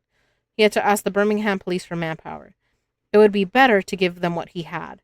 Dusting in the can would be a straightforward job. Trying for fingerprints etched by acid sweat was another matter. Price could still do it after Birmingham dusted, as long as the can wasn't handled with bare fingers. Better give it to the police. He knew the FBI document section would fall on the carving like a rabid mongoose. Pictures of that for everybody, nothing lost there. He called Birmingham Homicide from the Jacoby house. The detective arrived just as the realtor, Geehan, was ushering in his prospective buyers. Okay, last chapter. Chapter 11. Chapter 11. Eileen was reading a National Tattler article called "Filth in Your Bread" when Dollarhide came into the cafeteria. She had eaten only the filling in her tuna salad sandwich. Behind the red goggles, Dollarhide's eyes zigged down the front of the page of the Tattler. Cover lines in addition to "Filth in Your Bread" included "Elvis at Secret Love Retreat, exclusive pics, stunning breakthrough for cancer victims," and the big banner line, "Hannibal the Cannibal helps lawmen, cops consult fiend and tooth fairy murders." He stood at the window, absently stirring his coffee, until he heard Eileen get up. She dumped her tray in the trash container and was about to throw in the Tattler when Dollarhide touched her shoulder. "May I have that paper, Eileen?" "Sure, Mr. D. I just get it for the horoscopes." Dollarhide read it in his office with the door closed. Freddie Lowndes had 2 bylines in the same double-page center spread. The main story was a breathless reconstruction of the Jacoby and Leeds murders. Since the police had not divulged many of the specifics, Lowndes consulted his imaginations for lurid details. Dollarhide found them banal. The sidebar was more interesting. Insane fiend consulted in mass murders by cop he tried to kill, by Freddie Lowndes. Baltimore MD. Federal manhunters stymied in their search for the Tooth Fairy, psychopathic slayer of entire families in Birmingham and Atlanta, have turned to the most savage killer in captivity for help. Dr. Hannibal Lecter, whose unspeakable practices were reported in these pages 3 years ago, was consulted this week in his maximum security asylum cell by ace investigator William Will Graham. Graham suffered a near-fatal slashing at Lecter's hands when he unmasked the mass murderer. He was brought back from early retirement to spearhead the hunt for the Tooth Fairy. What went on in the bizarre meeting of 2 mortal enemies? What was Graham after? It takes one to catch one, a high federal official told this reporter. He was referring to Lecter, known as Hannibal the Cannibal, who is both a psychiatrist and a mass murderer. Or was he referring to Graham? The tattler had learned that Graham, former instructor in forensics at the FBI Academy in Quantico, Virginia, was once confined to a mental institution for a period of 4 weeks. Federal officials refused to say why they placed a man with a history of mental instability at the forefront of a desperate manhunt. The nature of Graham's mental problem was not revealed, but one former psychiatric worker called it deep depression. Garman Evans, a paraprofessional formerly employed at Bethesda Naval Hospital, said Graham was admitted to the psychiatric wing soon after he killed Garrett Jacob Hobbs at the Minnesota Shrike. Graham shot Hobbs to death in 1975, ending Hobbs' 8-month reign of terror in Minneapolis. Evans said Graham was withdrawn and refused to eat or speak during the first weeks of his stay. Graham has never been an FBI agent. Veteran observers attribute this to the Bureau's strict screening procedures designed to detect instability. Federal sources would reveal only that Graham originally worked in the FBI crime laboratory and was assigned teaching duties at the FBI Academy after outstanding work both in the laboratory and in the field, where he served as a special investigator. The tattler learned that before his federal service, Graham was in the homicide division of the New Orleans Police Department, a post he left to attend graduate college and to attend graduate school in forensics at George Washington University. One New Orleans officer who served with Graham commented, "Well, you can call him retired, but the feds like to know he's around. It's like having a king snake under the house. They may not see him much, but it's nice to know he's there to eat the moccasins." Oh my god, that's like when Dr. Lecter called in the show. I think you're the mongoose I want under the house when the snakes slither by. Dr. Lecter is confined for the rest of his life. If he is ever declared sane, he will have to stand trial on 9 counts of first-degree murder. Lecter's attorneys say the mass murderer spends his time writing useful articles for the scientific journals and has an ongoing dialogue by mail with some of the most respected figures in psychiatry. Dollarhide stopped reading and looked at the pictures. There were 2 of them above the sidebar. One showed Lecter pinned against the side of a state trooper's car. The other was the picture of Will Graham taken by Freddie Lowndes outside the Baltimore State Hospital. A small photograph of Lowndes ran beside each of his bylines. Dollarhide looked at the pictures for a long time. He ran the tip of his forefinger over them slowly, back and forth, his touch exquisitely sensitive to the rough newsprint. Ink left a smudge on his fingertip. He wet the smudge with his tongue and wiped it off on a Kleenex. Then he cut out the sidebar and put it in his pocket. On his way home from the plant, Dollarhide bought toilet paper of the quick-dissolving kind used in boats and campers and a nasal inhaler. He felt good despite his hay fever. Like many people who have undergone extensive rhinoplasty, Dollarhide had no hair in his nose, and hay fever plagued him, so did upper respiratory infections. When a stall truck held him up for 10 minutes on the Missouri River Bridge on St. Charles, he sat patiently. His black van was carpeted, cool, and quiet. Handel's water music played on the stereo. He rippled his fingers on the steering wheel in time with the music and dabbed at his nose. 2 women in a convertible were in the lane beside him. They wore shorts and blouses tied across the midriff. Dollarhide looked down into the convertible from his van. They seemed tired and bored, squinting into the lowering sun. The woman on the passenger side had her head against the seat back and her feet on the dash. Her slumped posture made 2 creases across her bare stomach. Dollarhide could see a suck mark on the inside of her thigh. She caught him looking, sat up and crossed her legs. He saw a weary distaste in her face. EXO, hi! Thank you, EXO. How you doing? I'm almost done for the night. Christ, my voice is... my throat is getting scratchy. I love it. This Variety Gamer is all about that Tam Damami life, from Grand Blue to Danganronpa. They're down to touch tips and sniff armpits. Just don't let their PC crash during Monokuma antics. It's a wild ride of muscle appreciation and thigh enjoyment. I mean, we all love good thighs, right? I've missed being able to to stream and see all y'all.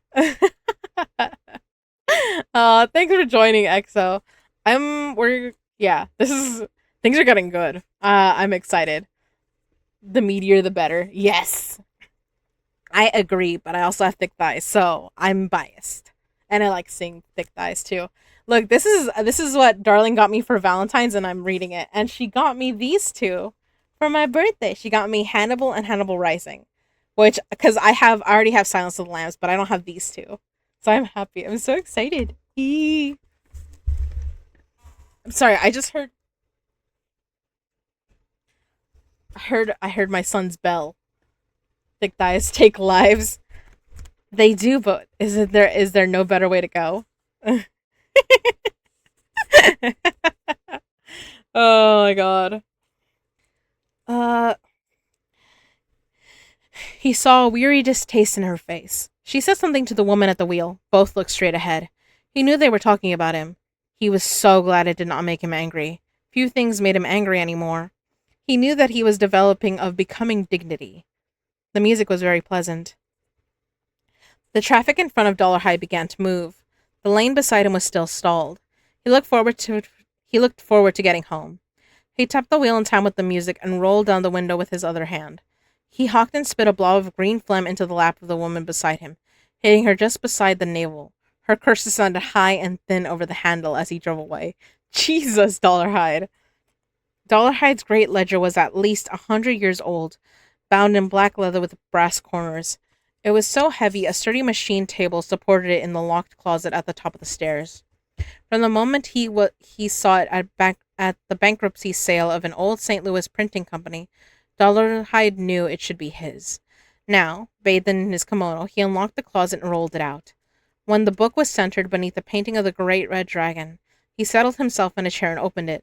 The smell of foxed paper rose to his face. Across the first page, in large letters he had illuminated himself, were the words from Revelation. And there came a great red dragon also. The first item in the book was the only one not neatly mounted. Loose between the pages was a yellowed photograph of Dollarhide as a small child with his grandmother on the steps of the big house. He is holding to grandmother's skirt. Her arms are folded and her back is straight. Dollarhide turned past it. He ignored it as though it had been left there by mistake. There were many clippings in the ledger, the earliest ones about the disappearances of elderly women in St. Louis and Toledo.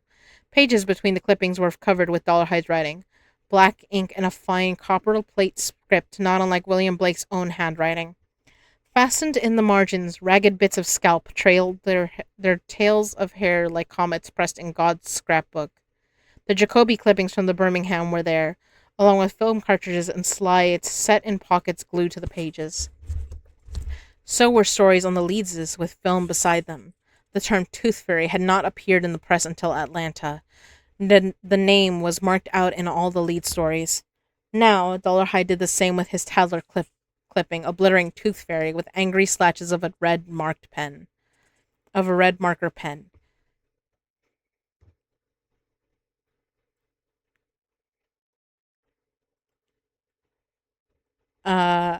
He turned to a new... Sorry, I saw a chat.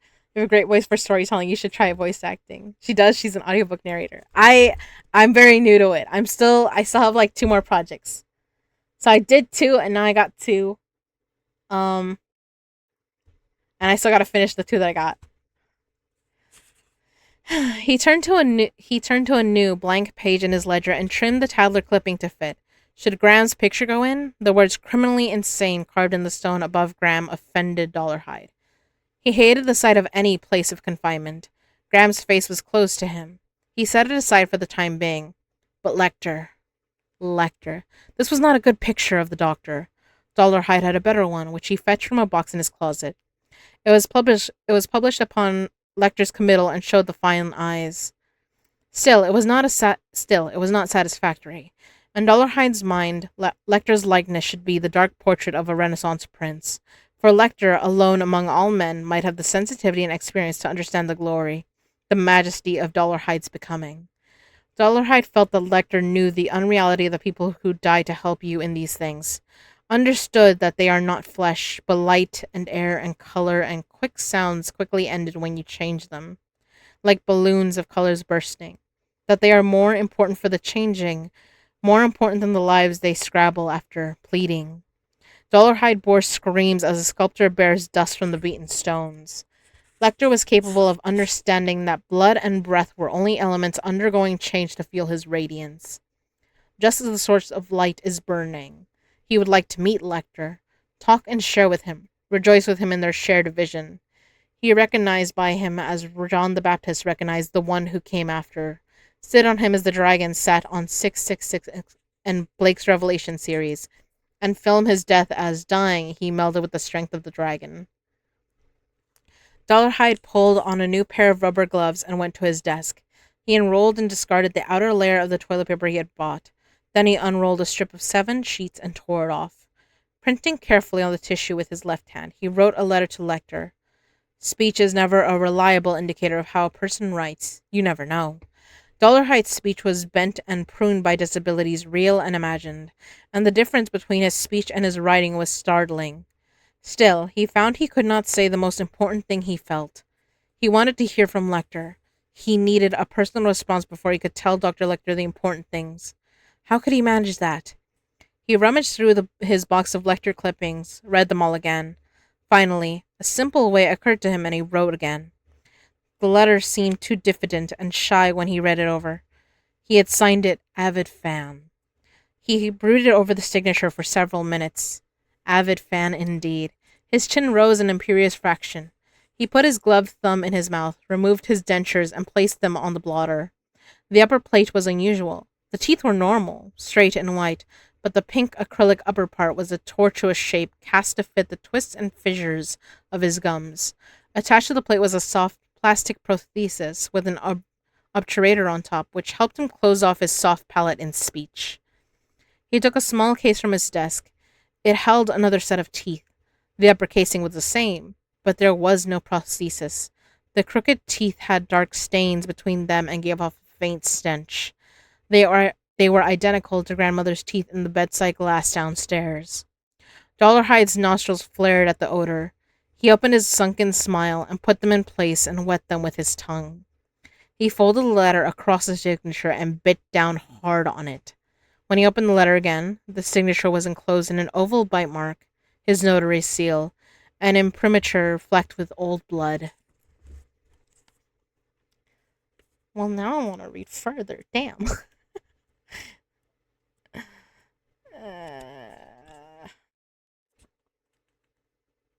You know what? Fine. I'm gonna read one more chapter because I don't want to leave it on an odd number chapter. You got the coughing. Oh my gosh, Eli. Getting ready for bed for work. Aw. Yeah, it's my birthday.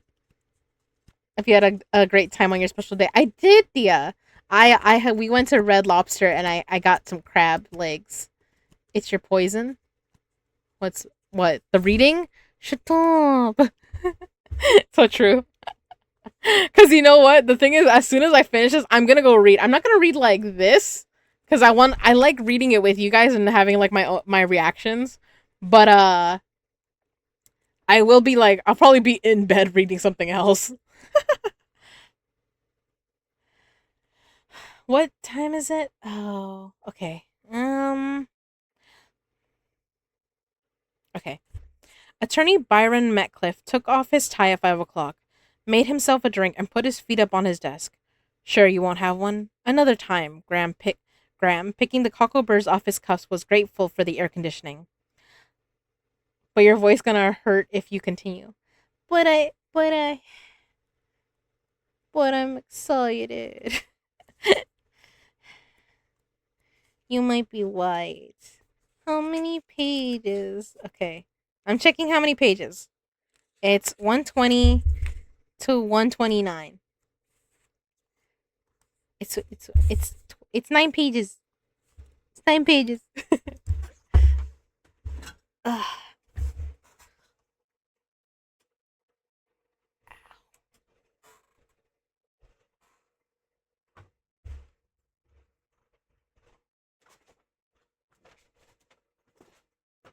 Okay. And Truthia, but I have I can't always hold a regular book in bed with me. Like on my phone I can read stuff. It's your show, my person. I know. I know.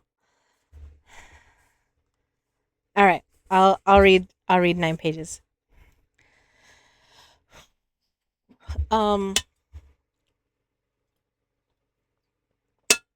That helps. I didn't know the Jacobys very well, Metcalf said. They'd only been here 3 months. My wife and I were there for drinks a couple of times. Ed Jacoby came to me for a new will soon after he was transferred here. That's how I met him. But you're his executor. Yes, his wife was listed first as executor, then me as alternate in case she was deceased or infirm. He has a brother in Philadelphia, but I gather they weren't close. You were an assistant district attorney. Yeah, 1968 to 72. I ran for DA in 72. It was close, but I lost. I'm not sorry now. How do you see what happened here, Mr. Metcalf? The first thing I thought about was Joseph Yablonsky, the labor reader. Graham nodded. A crime with a motive, power in that case, disguised as an insane attack. We went over Ed Jacoby's papers with a fine-tooth comb. Jerry Estridge from the DA's office and I. Nothing. Nobody stood to make much money off Ed Jacoby's death. He made a big salary. He had some patents paying off, but he spent it almost as fast as it came in. Everything was to go to the wife, with a little land in California entailed to the kids and their descendants. He had a small spendthrift trust set up for the surviving son. It'll pay his way through 3 more years of college. I'm sure he'll still be a freshman by then. Niles Jacoby. Yeah, the kid gave Ed a big pain in the ass. He lived with his mother in California. Went to Chino for theft. I gather his mother's a flake. Ed went out there to see about him last year. Brought him back to Birmingham and put him in school at Bardwell Community College. Tried to keep him at home, but he dumped on the other kids and made it unpleasant for everybody. Miss Jacoby put up with it for a while, but finally they moved him to a dorm. Where was he? On the night of June 28? Metcalf's eyes were hooded as he looked at Graham. The police wondered about that, and so did I. He went to a movie and then back to school. It's verified. Besides, he has type O blood. Mr. Graham, I have to pick up my wife in half an hour. We can talk tomorrow if you like. Tell me how I can help you. I like to see Jacoby's personal effects. Diaries, pictures, whatever. There's not much of that. They lost about everything in a fire in Detroit before they moved down here. Nothing suspicious. Ed was welding in the basement, and the sparks got into some paint he had stored down there, and the house went up. There's some personal correspondence. I have it in the lockboxes with small valuables. I don't remember any diaries. Everything else is in storage. Niles may have some pictures, but I doubt it. Tell you what, I'm going to court at 9:30 in the morning, but I could get you into the bank to look at the stuff and come back by for you afterward. Fine, Graham said. One other thing. I could use copies of everything to do with the probate. Claims against the estate, any contest of the will, correspondence. I'd like to have all the paper. The Atlanta DA's office asked me for that already. They're comparing with the Leeds estate in Atlanta, I know. Metcalf said. Still, I'd like copies for myself. Okay, copies to you. You don't really think it's money, though, do you? No, I just keep hoping the same name will come up here and in Atlanta. So do I. Student housing at Bardwell Community College was 4 small dormitory buildings set around a littered quadrangle of beaten earth. A stereo war was in the progress when Graham got there. Opposing sets of speakers on the motel-style balconies blared at each other across the quad. It was Kiss versus the 1812 Overture. A water balloon arched high in the air and burst on the ground 10 feet from Graham. He ducked under a clothesline and stepped over a bicycle to get through the sitting room of the suite Niles Jacoby shared. The door to Jacoby's bedroom was ajar and music blasted through the crack. Graham knocked. No response. He pushed open the door. A tall boy with a spotty face sat on one of the twin beds sucking on a 4-foot bong pipe. A girl in dungarees lay on the other bed. The boy's head jerked around to face Graham. He was struggling to think. I'm looking for Niles Jacoby. The boy appeared stupefied. Graham switched off the stereo. I'm looking for Niles Jacoby. Just some stuff for my asthma, man. Don't you ever knock? Where's Niles Jacoby? Fuck if I know. What do you want him for? Graham showed him the tin. Try real hard to remember. Oh shit, the girl said. Narc, god damn it, I ain't worth it. Look, let's talk about this in a minute. Let's talk about where Jacoby is. I think I can find out for you, the girl said. Graham waited while she asked in the other rooms. Everywhere she went, commodes flushed. Everyone's getting rid of their drugs. That's pretty funny. There were a few traces of Niles Jacoby in the room. One photograph of the Jacoby family lay on a dresser. Graham lifted a glass of melting ice off it and wiped away the wet ring with his sleeve. The girl returned. Try the hateful snake, she said. The hateful snake bar was in the storefront with the windows painted dark green. The vehicles parked outside were an odd assortment. Big trucks looking bobtailed without their trailers, compact cars, a lilac convertible, old Dodges and Chevrolets crippled with high rear ends for the drag strip look, 4 full-dress Harley-Davidsons. An air conditioner mounted in the transom over the door dripped steadily onto the sidewalk. Graham ducked around the dribble and went inside. The place was crowded and smelled of disinfectant and stale canoe. The bartender, a husky woman in overalls, reached overhead at the service bar to hand Graham his Coke. She was the only woman there. Niles Jacoby, dark and razor thin, was at the jukebox. He put the money in the machine, but the man beside him pushed the buttons. Jacoby looked like a dissolute schoolboy, but the one selecting the music did not. Jacoby's companion was a strange mixture. He had a boyish face on a knobby, muscular body. He wore a t-shirt and jeans, worn white over the objects in his pockets. His arms were knotty with muscle, and he had large, ugly hands. One professional tattoo on his left arm said "Born to Fuck." A crude jailhouse tattoo on his other arm said "Randy." His short jail haircut had grown out unevenly. As he reached for a button on the lighted jukebox, Graham saw a small shaved patch on his forearm. Graham felt a cold place in his stomach. He followed Niles, Jacoby, and Randy through the crowd to the back of the room. They sat in a booth. Graham stopped 2 feet from their table. Niles, my name is Will Graham. I need to talk with you for a few minutes. Randy looked up with a bright false smile. One of his front teeth was dead. Do I know you? No, Niles. I want to talk to you. Niles arched a quizzical eyebrow. Graham wondered what had happened to him and Chino. We were having a private conversation here. Butt out, Randy said. Graham looked thoughtfully at the marred, muscular forearms, the dot of adhesive in the crook of his elbow, the shaved patch where Randy had tested the edge of his knife. Knife fighters manage. I'm afraid of Randy. Fire or fall back. Did you hear me? Randy said. Butt out. Graham unbuttoned his jacket and put his identification on the table. Sit still, Randy. If you try to get up, you're gonna have 2 navels. I'm sorry, sir. Instant inmate sincerity. Randy, I want you to do something for me. I want you to reach into your left back pocket. Just use 2 fingers. You'll find a 5-inch knife in there with a flicket clamped to the blade. Put it on the table. Thank you. Graham dropped the knife into his pocket. It felt greasy. Now, in your other pocket is your wallet. Get it out. You sold some blood today, didn't you? So what? So hand me the slip they gave you, the one you show next time at the blood bank. Spread it out on the table. Randy had type O blood. Scratch Randy. How long have you been out of jail? 3 weeks. Who's your parole officer? I'm not on parole. That's probably a lie. Graham wanted to roust Randy. He could tell he could get him for carrying a knife over the legal length. Being in a place with a liquor license was a parole violation. Graham knew he was angry at Randy because he had feared him. Randy? Yeah? Get out. I don't know what I can tell you. I don't know my father very well, Niles Jacoby said as Graham drove him to the school. He left Mother when I was 3, and I didn't see him after that. Mother wouldn't have it. He came to see you last spring. Yes. At Chino. You know about that. I'm just trying to get it straight. What happened? Well, there he was in visitors, uptight and trying not to look around. So many people treat it like the zoo. I had heard a lot about him from Mother, but he didn't look so bad. He was just a man standing there in a tacky sport coat. What'd he say? What did he say? Well, I expected him either to jump right in my shit or to be really guilty. That's the way it goes mostly in visitors. But he just asked me if I thought I could go to a school. He said he'd go custody if I'd go to school and try. You have you have to help yourself a little. Try and help yourself and I'll see you get in school and like that.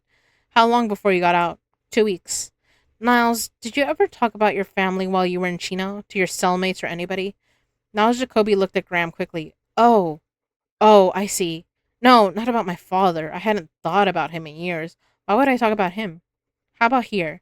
Did you ever take any of your friends over to your parents' house? Parent, not parents. She was not my mother. Did you ever take anybody over there? School friends or rough trade, Officer Graham? That's right. No. Never? Not once. Did he ever mention any kind of threat? Was he ever disturbed about anything in the last month or two before it happened? He was disturbed the last time I talked to him, but it was just my grades. I had a lot of cuts. He bought me 2 alarm clocks. There wasn't anything else that I know of. Do you have any personal papers of his, correspondence, photographs, anything? No. You have a picture of the family. It's on the dresser in your room, near the bong. That's not my bong. I wouldn't put that filthy thing in my mouth. I need the picture. I'll have it copied and send it back to you. What else do you have?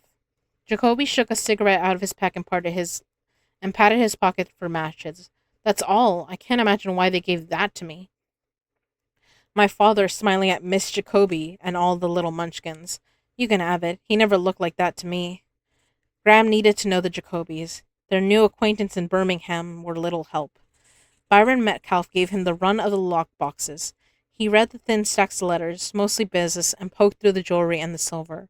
For 3 hot days he worked in the warehouse where the Jacobys' household goods were stored. Metcalf helped him at night. Every crate on every pallet was open and their contents examined. Police photographs helped Graham see where things had been in the house. Most of the furnishings were new, bought with insurance from the Detroit fire. The Jacobys hardly had time to leave their mark on their possessions. One item. Okay. Love you. No. Thank you.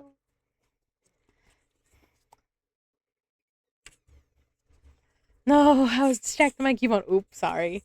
Also, that's the last of my water. That head snap? My head snap? What about it? What did I do?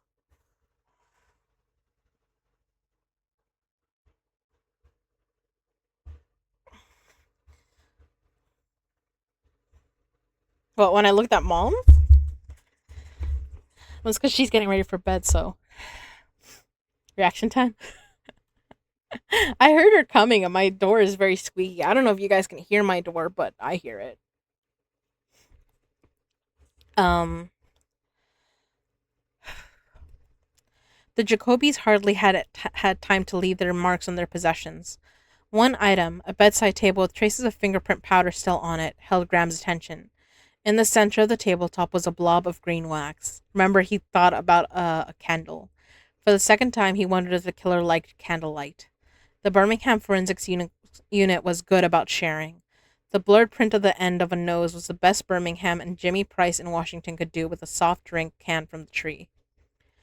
The the FBI's laboratory firearms and tool marks section reported on the severed branch. The blades that clipped it were thick, with a shallow pitch. It had been done with a bolt cutter. Document section had referred the mark cut in the bark to the Asian Studies Department at Langley. Graham sat on the packing case at the warehouse and read the long report. Asian Studies advised that the mark was a Chinese character which meant you hit it, or you hit it on the head, an expression sometimes used in gambling. It was considered a positive or lucky sign. The character also appeared on a mahjong piece. The Asian scholars said, it marked the red dragon. And that's where we'll leave it. With the title drop, it marked the red dragon. And now I'm going to use this very pretty magnetic bookmarker that Darling got me.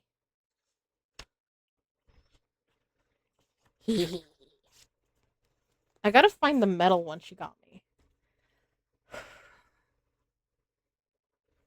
Ugh, I'm tired. Uh, all right. Let's see.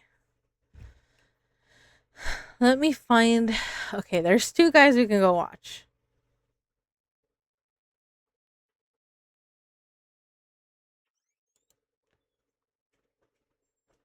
No, I know who we're going to. What? I can right now if we're gonna do it. Okay, I'll be right back. I'll be right back, Starlings.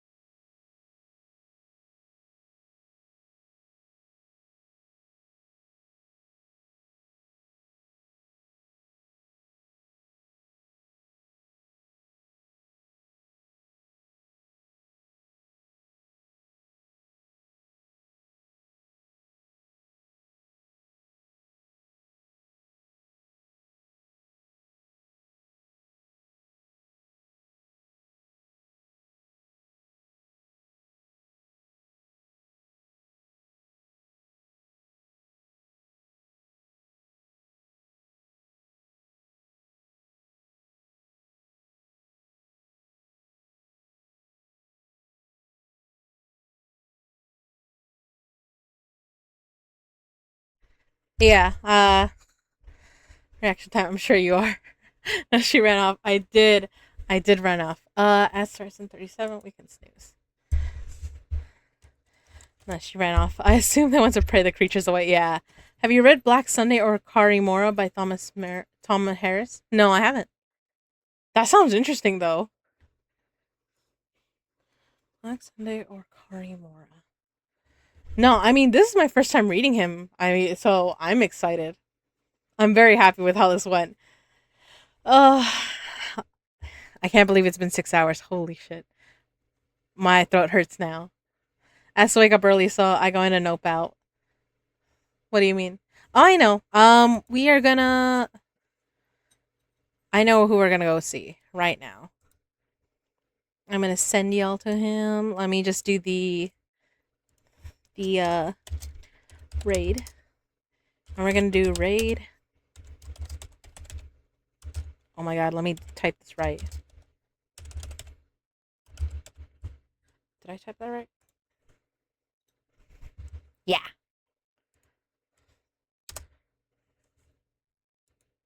Do it.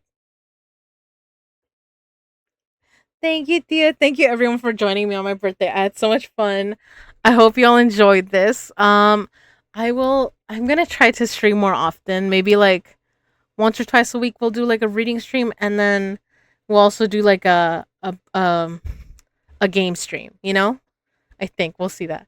Nice hearing and seeing your smile. Happy birthday, my pretty son. Oh, thank you, teddy bear. Shoot, after this you can see more of me if you like. Oh my god. My fucking my fucking phone scared me. I have been leaving sound notifications on. I don't think about it. Oops. But thank you all for coming. I love the company, starlings. I love y'all. Thank you for coming. Mwah! Have a good time with the scurry. Behave, starlings.